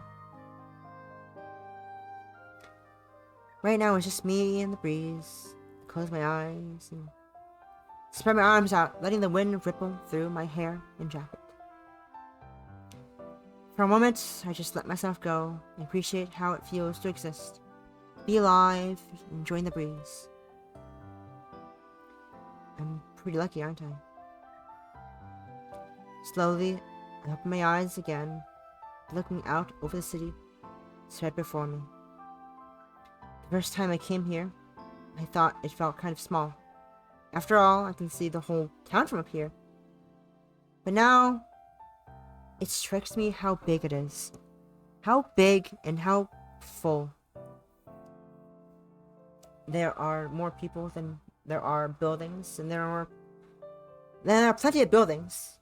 Humans and fables all live and existing. Up until now, it's been so easy for me to forget that people exist, just like I do. That they have thoughts and feelings and things that they want, rather than just being problems to solve or obstacles to avoid. Now I can't help but notice just how alive the world around me is. Even at this early hour, I may be alone up here, but there's plenty of activity down in the city. I fumble around my pocket until I find the right sized coin and feed it into the binoculars nearby. Well, wait, Possum, I know you got the hair ready for Sky, but today is the last day to do the Halloween event stuff. By the way, if you want any last minute things, better scrounge around. If you want to experience the Halloween event thing that's happening. I may have, got the wings.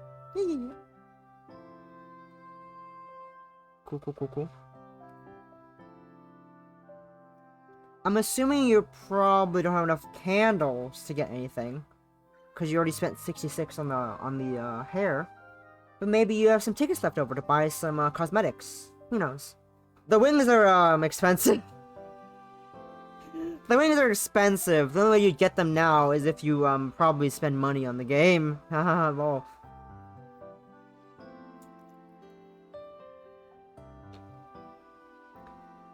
I scan over the city, looking for anything that I recognize. Finding this fishing spot is easy, since all I have to do is follow the coast. The whole pier is already covered in fishermen. Be right back, I gotta go. Do make something, be right back.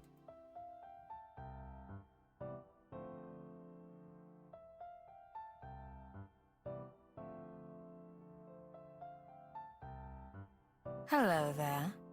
May I ask why you're sleeping on the floor?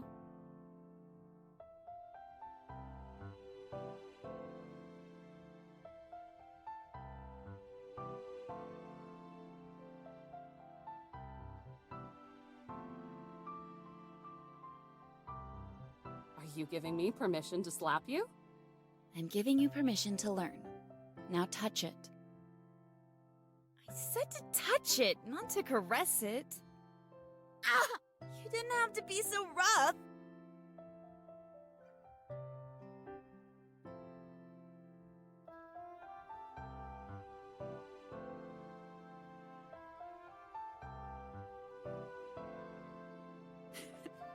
It looks like a third eye.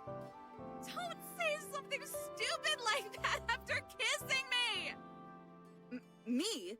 You weren't saying anything at all. Someone had to offer some levity. You call that levity? I'm even more nervous. Sounds like a you problem. Have you tried stealing your confidence? Overgrown tree, you're the most entitled and selfish person I've ever met. Is that the best you've got? You've called me worse. Today, even.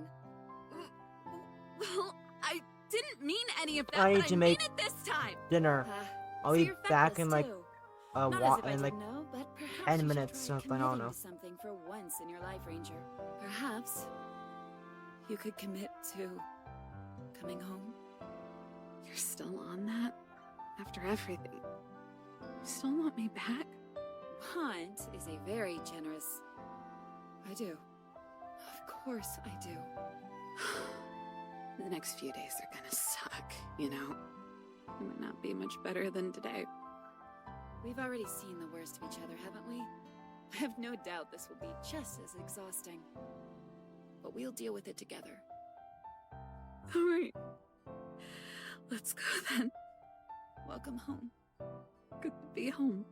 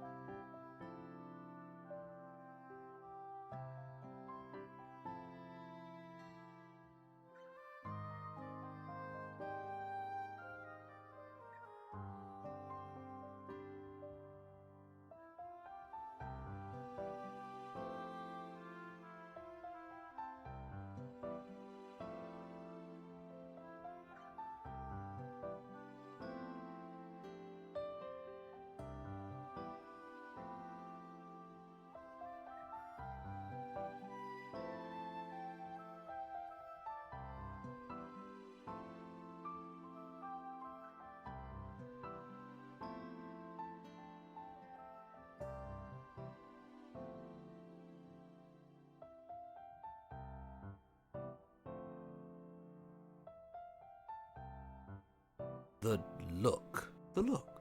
We've all used it. Yeah, do you not know about the look? Even I know about the look. You flash the princess the look. Oh, is that how it is? Yeah, okay, I feel that. I like you too. Neat. Still going to kill you. But now we could both enjoy a mutual romantic subtext to the murder.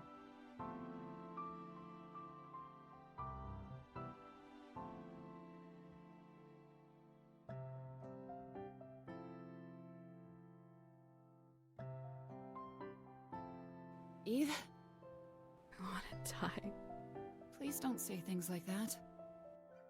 Well, what the fuck else is there? All I am is miserable. And all I know is that I shouldn't be. Then stop living in contradiction and do something! I could throw myself over this cliff. That'd be something. I could lay in traffic.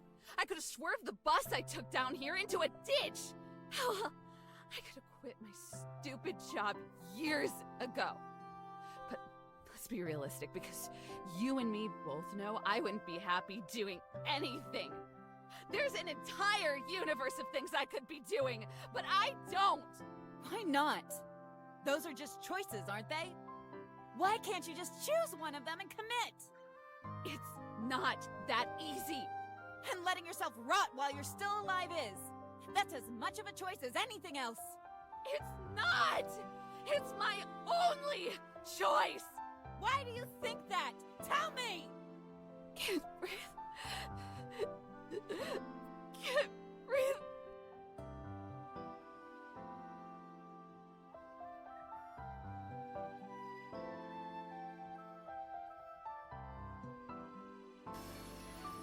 connect us! Fire Emblem!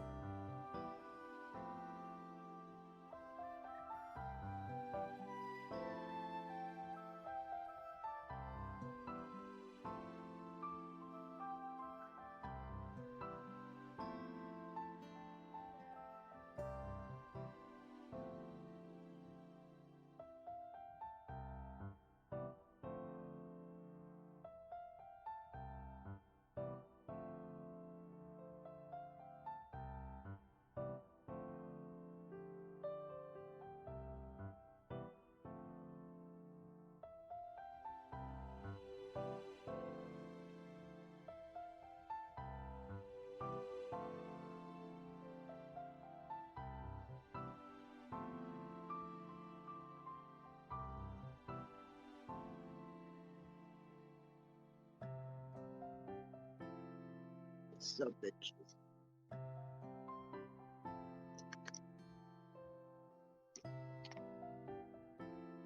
I'm in the kitchen. Fuck y'all.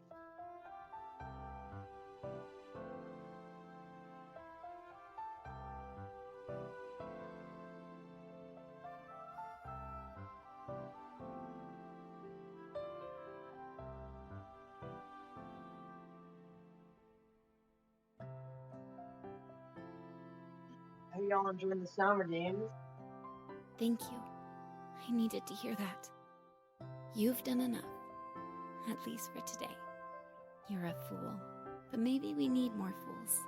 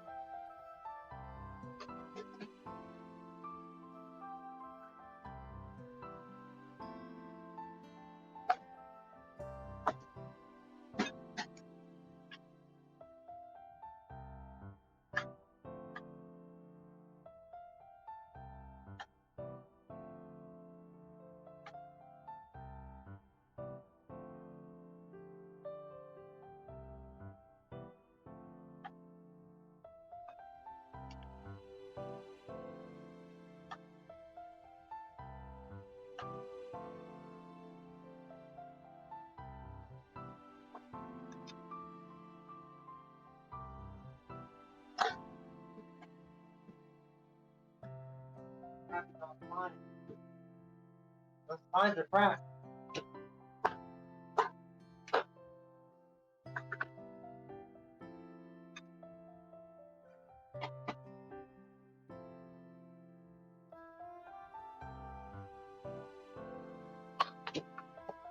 Yes, you see me as a child, foolish and weak. And maybe you're right. Maybe that's all I am.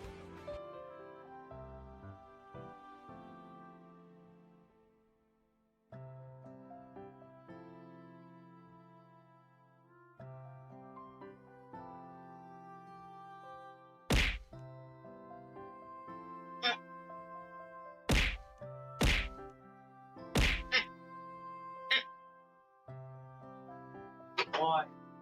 ¿Por qué?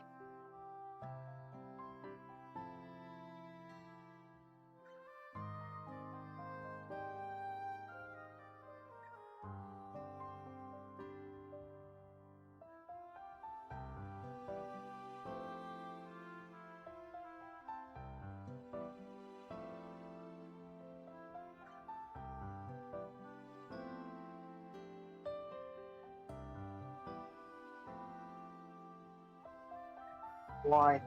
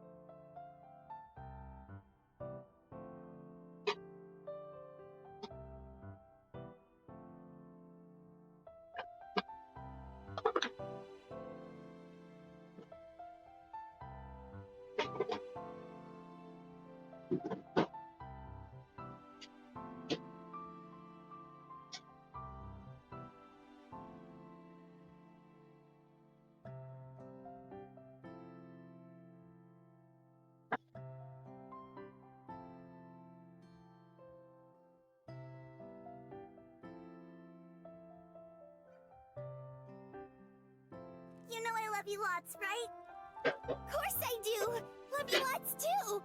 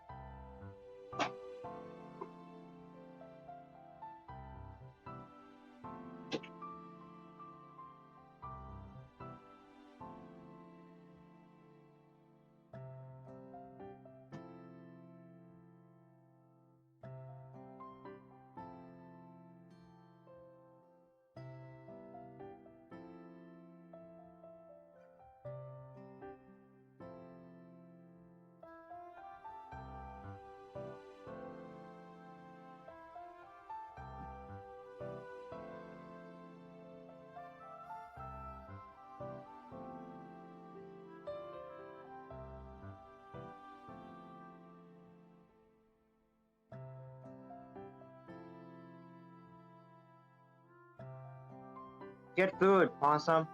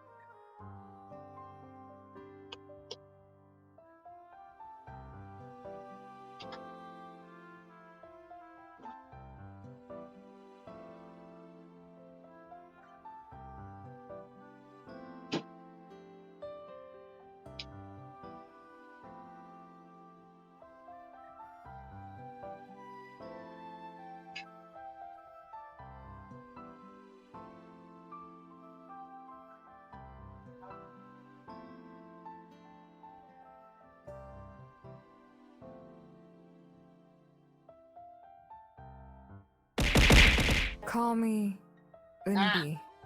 Unbi? Dulcet wolf feeding ASMR. I'm not eating yet. What the fuck? There's no eating yet. There's no eating. It's all yet.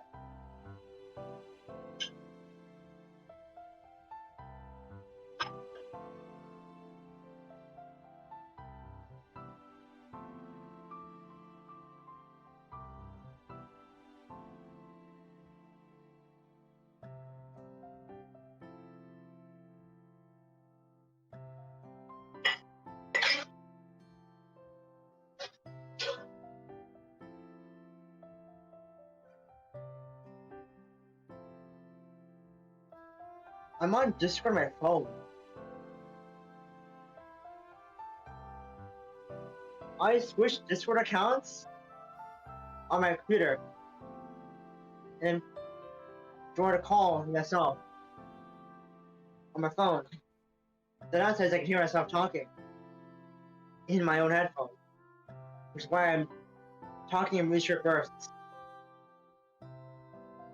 Because I'm not gonna fucking mess with myself if I possibly myself. Hey.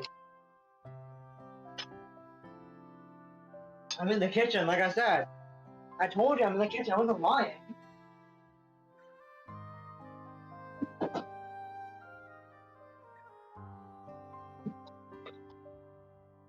Is there a problem? Would you like to wolf toes? Well, if you turn my mic on, I'll make sure we're off. I can leave. Do we just stop? You want to know? Talk to y'all? While I make my talk for dinner? I thought that's what you like. I thought you liked the jokes of wolf girl tones. If you don't like it, then I was like, oh, leave then.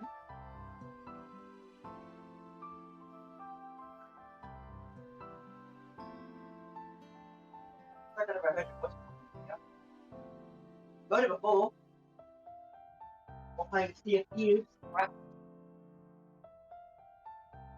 It does all the time. The close up together. The close up of four of us in the dungeon, or the comment that we did together. Or 3 points. Together. Did it. Good. It was good. And I do it again, but also it's very dangerous. Yeah. So I'll go for this again.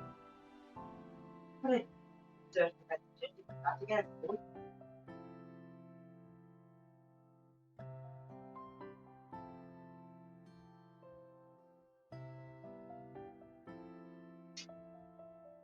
I just realized I've heard both y'all voices. Both your voices have been heard. I can just see it in my ears.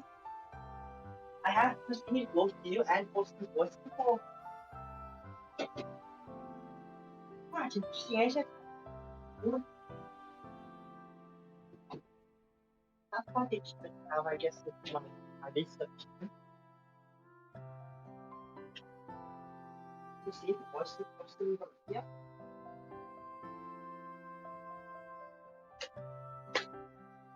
Grande.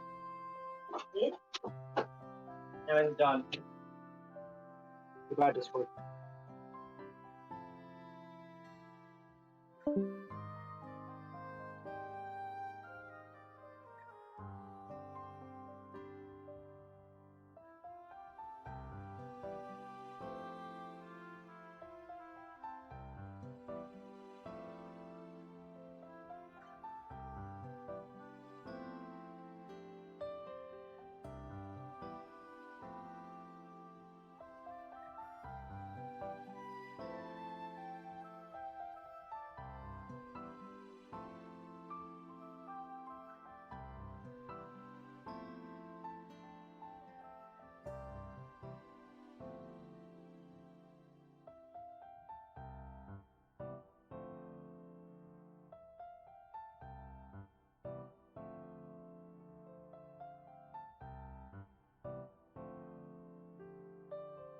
Did you forget about the time we plundered a rat together? I forgot who the fourth person was in the party. We plundered a rat together. It was quite the interesting occasion. You're lucky when I tried to clip it with the built-in clipping system on Windows. I had it wasn't able to clip Discord sound because I didn't have that setting turned on. You're lucky, Bunlivia, that your voice is not recorded on my computer. What had happened? We took screenshots together. Well, thanks to Sea of Thieves. I have them on my computer. The screenshots. That is. Nothing else.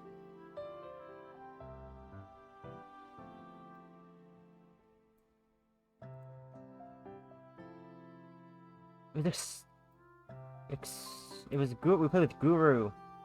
Yes. You played dead. It was time.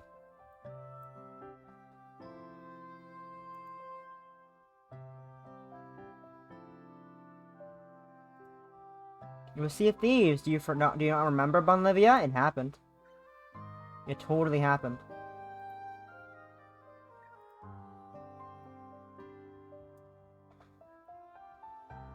It happened.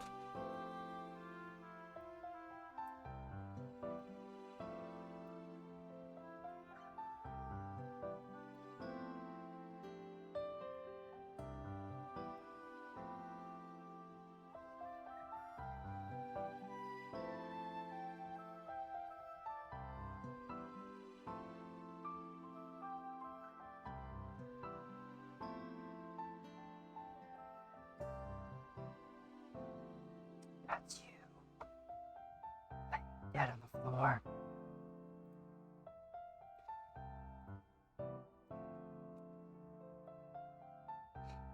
Like I said, I have screenshots.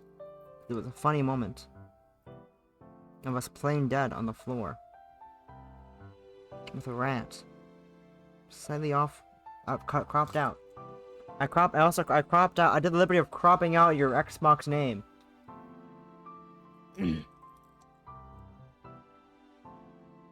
But you were there. I perceived. You were perceived by me and Rat and Guru. All three of us perceived you, Rat. You were perceived, Bon. Livia.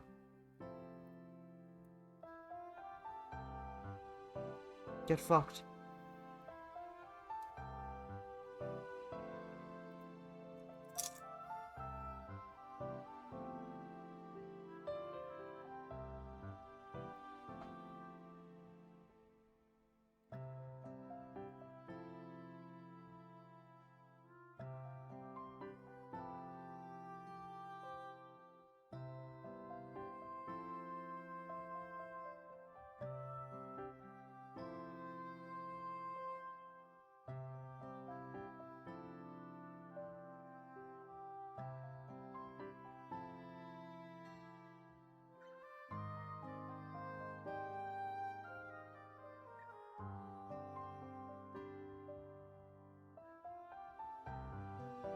I also have a clip of you dying from a mast hitting the ceiling. It was interesting.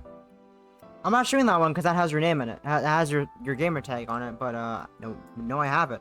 I have a clip of you dying in Sea of Thieves multiple times. It exists in my computer. Finding the fishing spot is easy since all I have to do is follow the coast. The whole pier is already covered in fishermen.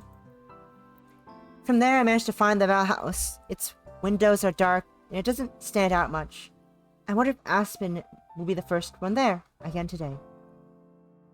Again today. After the Bell House, I aimed the lens at the library. The windows are dark there too, of course, including the window out of my room. I paused on that image, just my window, framed in the middle of the lens. From all the way up here, I can spot a tiny place that I can call my own.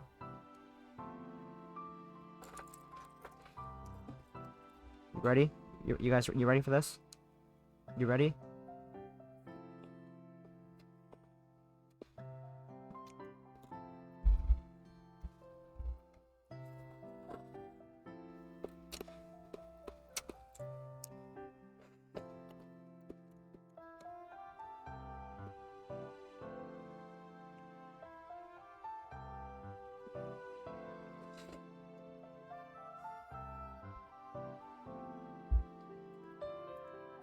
My nose isn't picking up, but I'm eating in the mic now. I stopped eating the mic. I ate in the mic for you guys because you wanted it so badly for some reason. Degenerates! Y'all wanted me eating ASMR.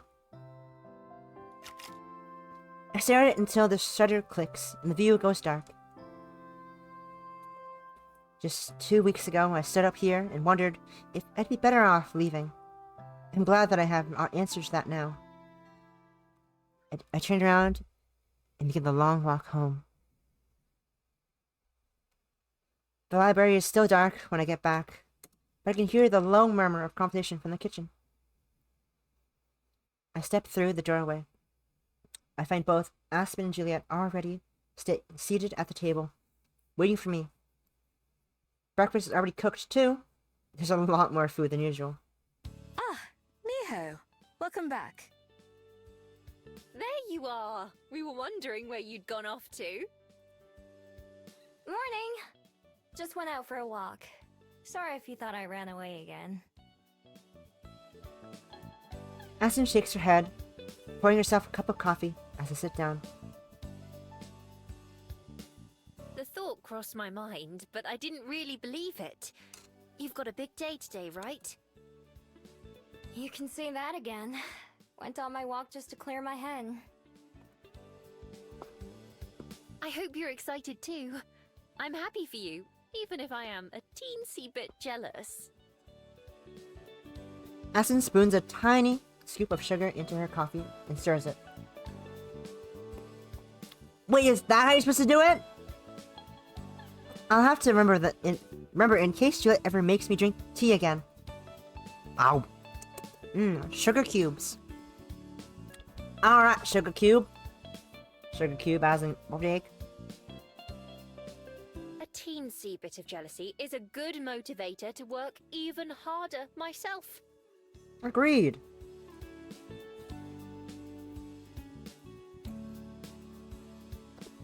Actually, about that... Juliet, you had better not be about to offer me a job. Rather the opposite. I have a favor to ask. Just for today, do you think you could assist Miho as she gets her bearings? It's time for the screenshot. It's time for the CG. It's getting near my bedtime, and while I'm sure Miho would be able to handle herself, I imagine a helping hand would make things easier. You're fired! That is, assuming Miho doesn't mind. Of course not. Both of us look at Aspen expectantly. She bites her lip and tries to hide her smile behind her cup of coffee as she takes a sip. Well, I suppose I could spare the time.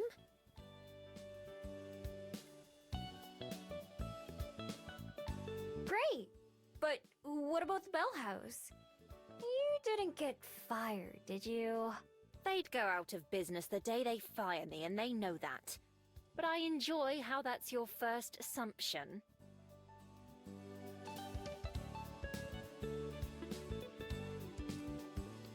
No, I simply swapped shifts with someone, so I don't have to go in until later.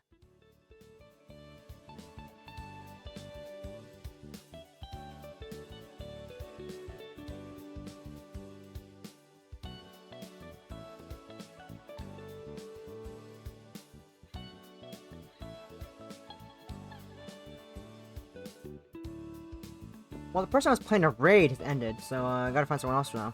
Oh well. Wow, that's convenient. And much to our benefit.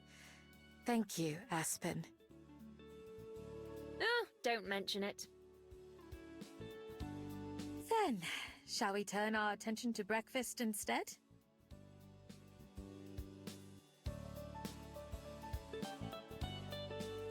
I went to look at a stream category, and I see they're playing not the game in the category, but Overwatch too.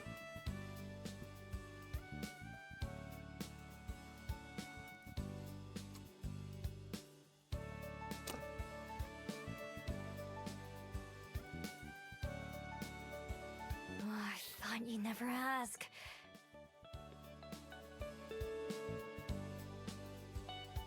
There's the usual eggs and toast and fruit, but here are some pancakes. And hash browns, too. You really went all out, huh? I felt today merited a bit of a celebration. Of you, and the start of another chapter of your life. Aw, thanks. It's really all because of you two, though. I'm just... Oh, quit saying that! You need to give yourself more credit, Miho! We can only try to help show you the path. You're the one who has to follow it. You're not wrong. I'm gonna find someone to raid now. Lovely time. Best pastime, trying to find someone to raid.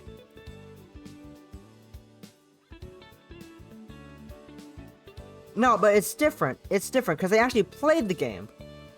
This one is just straight up... They're just playing Overwatch 2 in the wrong category.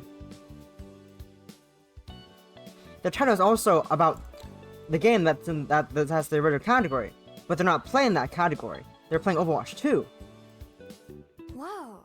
Who wrote that? Nobody. I do occasionally have my own thoughts, you know. Wow. Anyway, just accept the compliment and let's eat. Fine.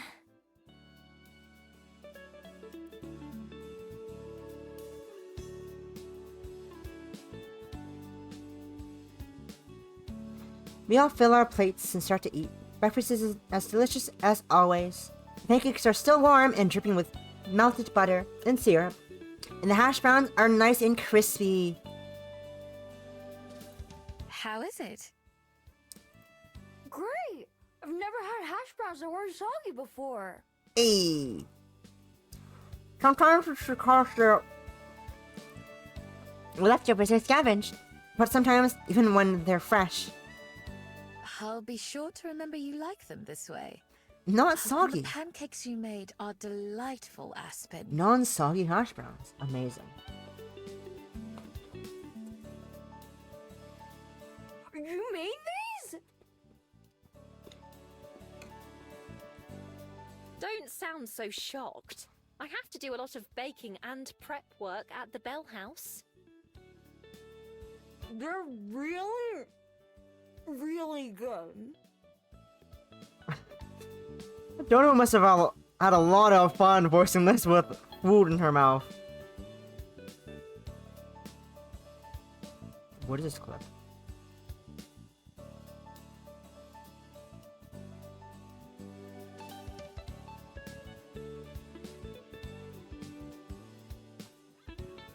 I swear to fucking god. Oh my fucking god. Bolivia, why? Bolivia, why? Thank you. I'm glad you're enjoying them. Bolivia, why? As tasty as they are, there ends up being more food than I can eat. Off topic. That's what. Why? I forced myself to finish the pancakes, even though I'm full by the time I'm halfway done with them. Because I don't want Aspen to take it personally. But eventually, I had to throw my fork down in defeat. Did you get enough to eat, Miho? More than enough. I think I'm set for the rest of the day. I'm sure you'll feel differently by lunchtime. And there's no greater compliment to the cooks.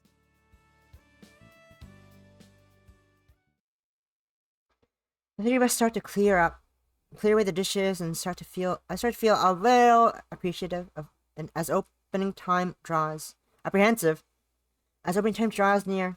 I've spent enough time in the library to know I don't need to worry too much, but I can't help but be anxious.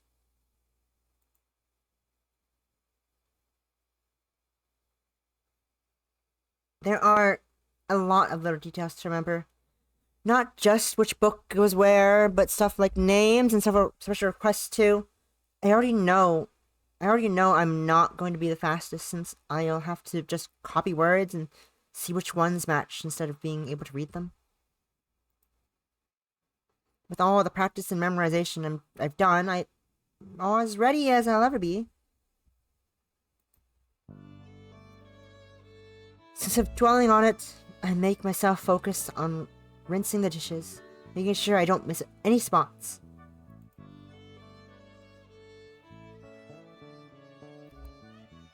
On the other hand, Aspen is positively buzzing with excitement, although I can tell she's trying to hide it. She flits from task to task, straightening things that don't need to be straightened, and tightening up parts of the kitchen that aren't dirty. She hums to herself as she goes, sometimes popping up beside me or Juliet. And of course, Juliet herself is the same as ever, calm and stoic. I thought she might be a bit worried about leaving the library in our hands, but considering she leaves it unstaffed most of the time, maybe not. At the very least, I'm determined to not leave the library any worse than when there's nobody running it.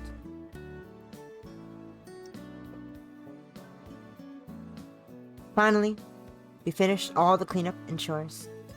Thank you for your assistance. Are you two ready?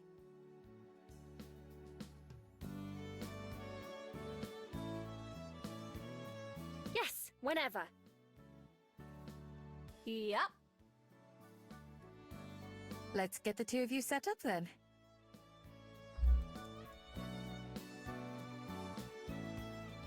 Juliet leads us to the front desk, where there's a fresh stack of checkout sheets and a jar of pens, plus the computer for looking things up. I did a once-over before breakfast to make sure everything was as it should be. I'm sure the two of you know your way around the place by now, and that's really all there is to it.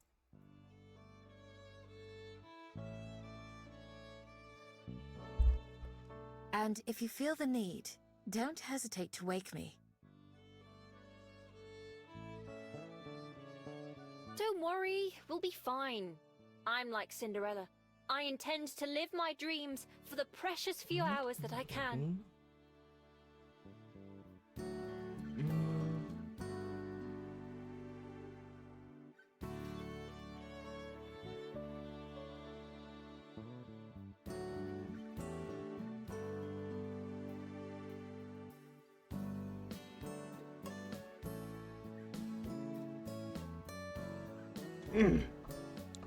Who is she, Aurora? The princess, not to be confused with Aurora, the singer? Do you have any questions, Miho? Or anything you'd like to go over again? Nah, I'm fine. I've done all the prep I can. Alright then. If the two of you are all set up, then I'll be off to bed. I'll see you in a... Have a good sleep. Good night. Oh yeah. Oyasumi. After a final wave, Juliet goes upstairs and disappears into her room. From behind the desk, Aspen places her hands on her hips and looks around like a queen surveying her kingdom. And now we wait. I take a seat in one of the two chairs and kick my feet back and forth. After pacing around a little bit, Aspen sits down too, twirling a pen between her fingers. Nervous? A little bit.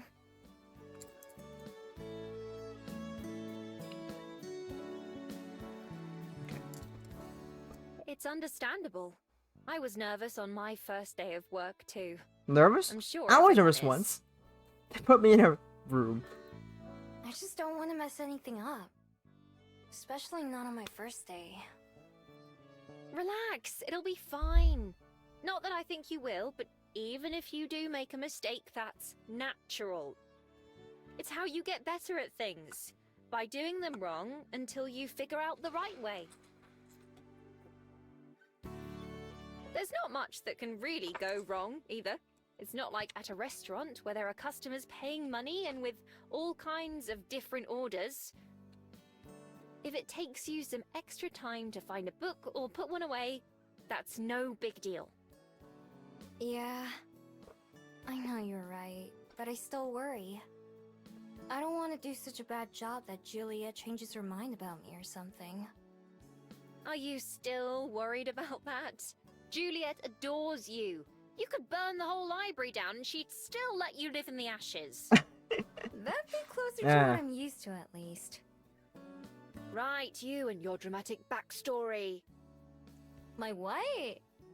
Backstory? Life story? Whatever you want to call it.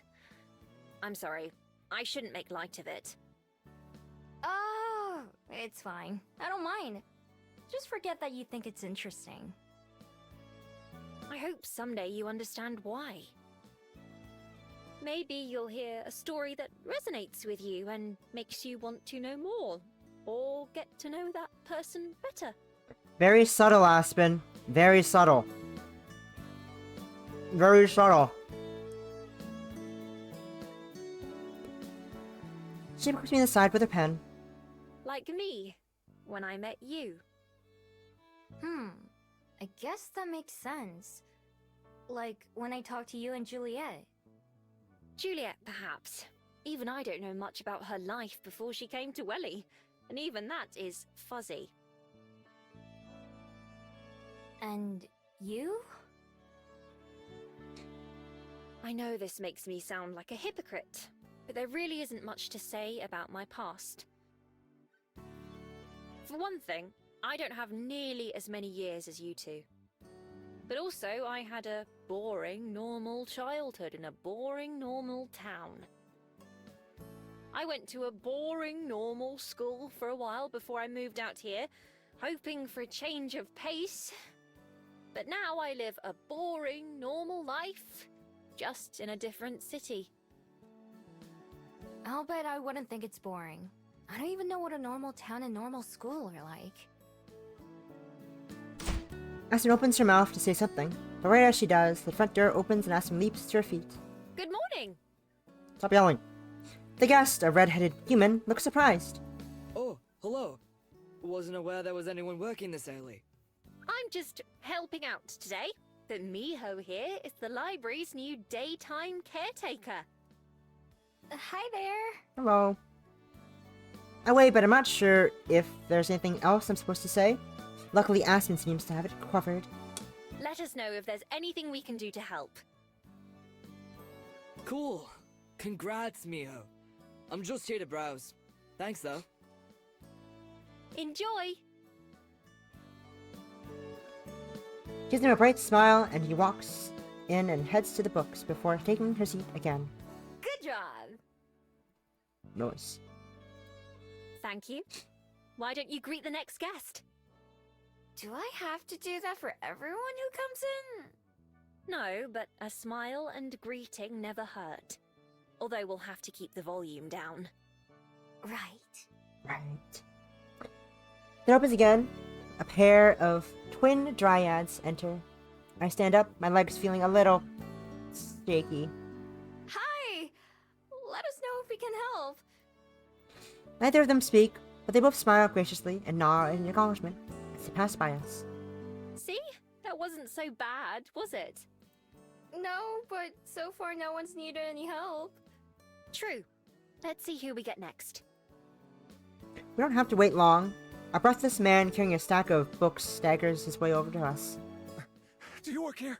Can you check these in for me? I'm running late as it is. Thanks! Before we can even answer, he drops his books in the desk and then hurries back out the door. I wonder why he was in such a rush.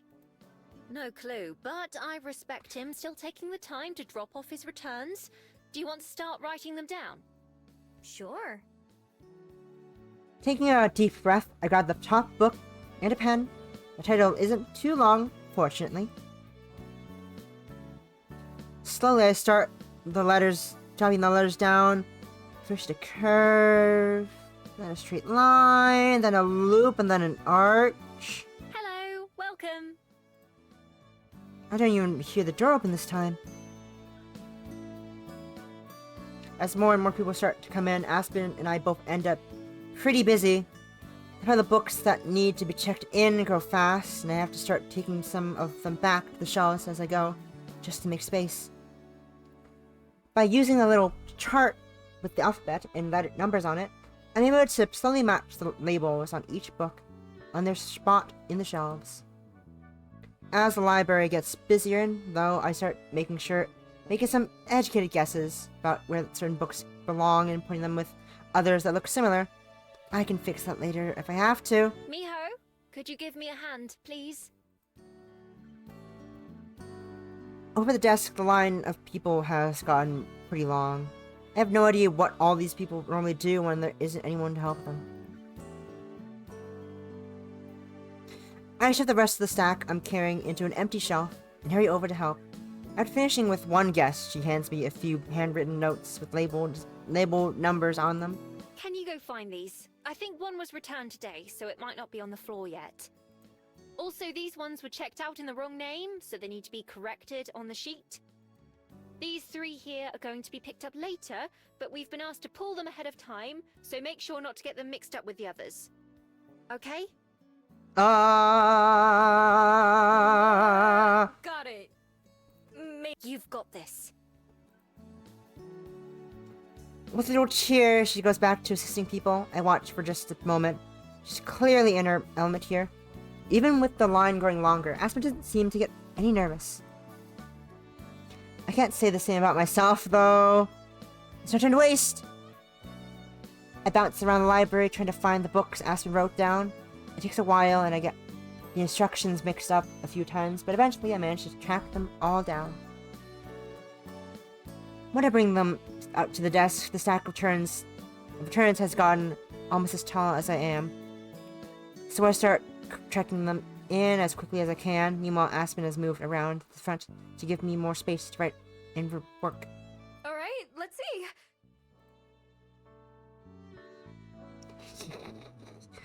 I grab the top book and start the copy, and then the next, and then the one after that. After long, they all start blending together, and the letters seem to swirl and move around the page.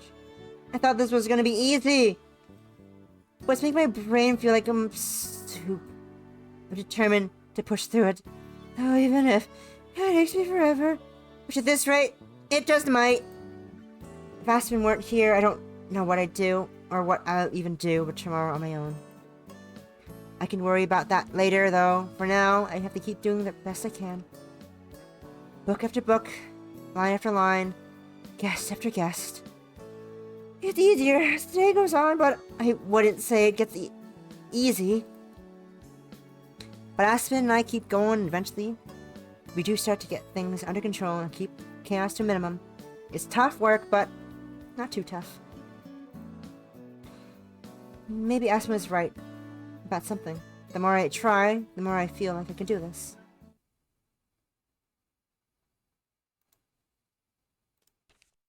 Woo! Chapter 2 finished. We did a gay. I'm running out of spaces to save. We did a gay.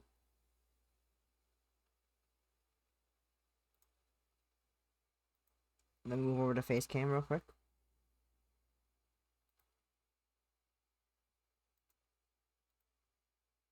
Oh, I need this off. Keep game sounds on. We need music. Where's the music? Where did I put the music? Oh, I'm looking at the wrong thing, that's why. Where is the music?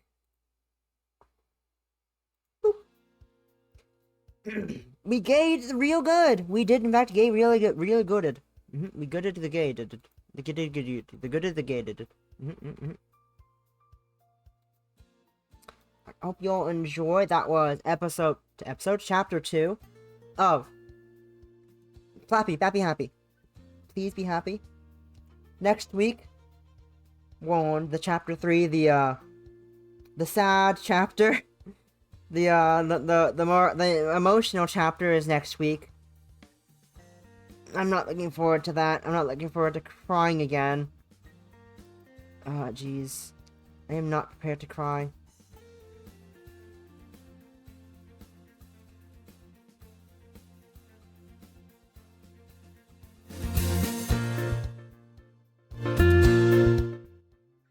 Server's definitely, I can't hear. I don't hear it for some reason.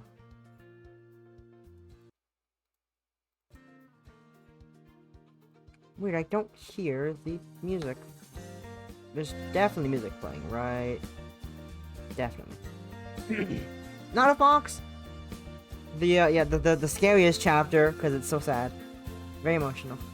Anyways, thank you for joining. Tomorrow we're gonna do some Genshin. I'm gonna be Genshining tomorrow, doing the new Archon quests, figuring out why the fuck she's being, why Farina, my baby girl. Oh my god. I just gotta glimpse both of both my wallpapers are both my wallpapers right now are fucking national park girls right now. Both my wallpapers are national park girl. Whoa, it's faded. It's faded. It's the gay time. It's gay time. I see. It's faded the gay. It's the faded gay time. It's time. It's hell yeah. Anyways, let's go raid someone. Let's see. I found someone to raid. I found someone. Let's go raid them. Flash raid.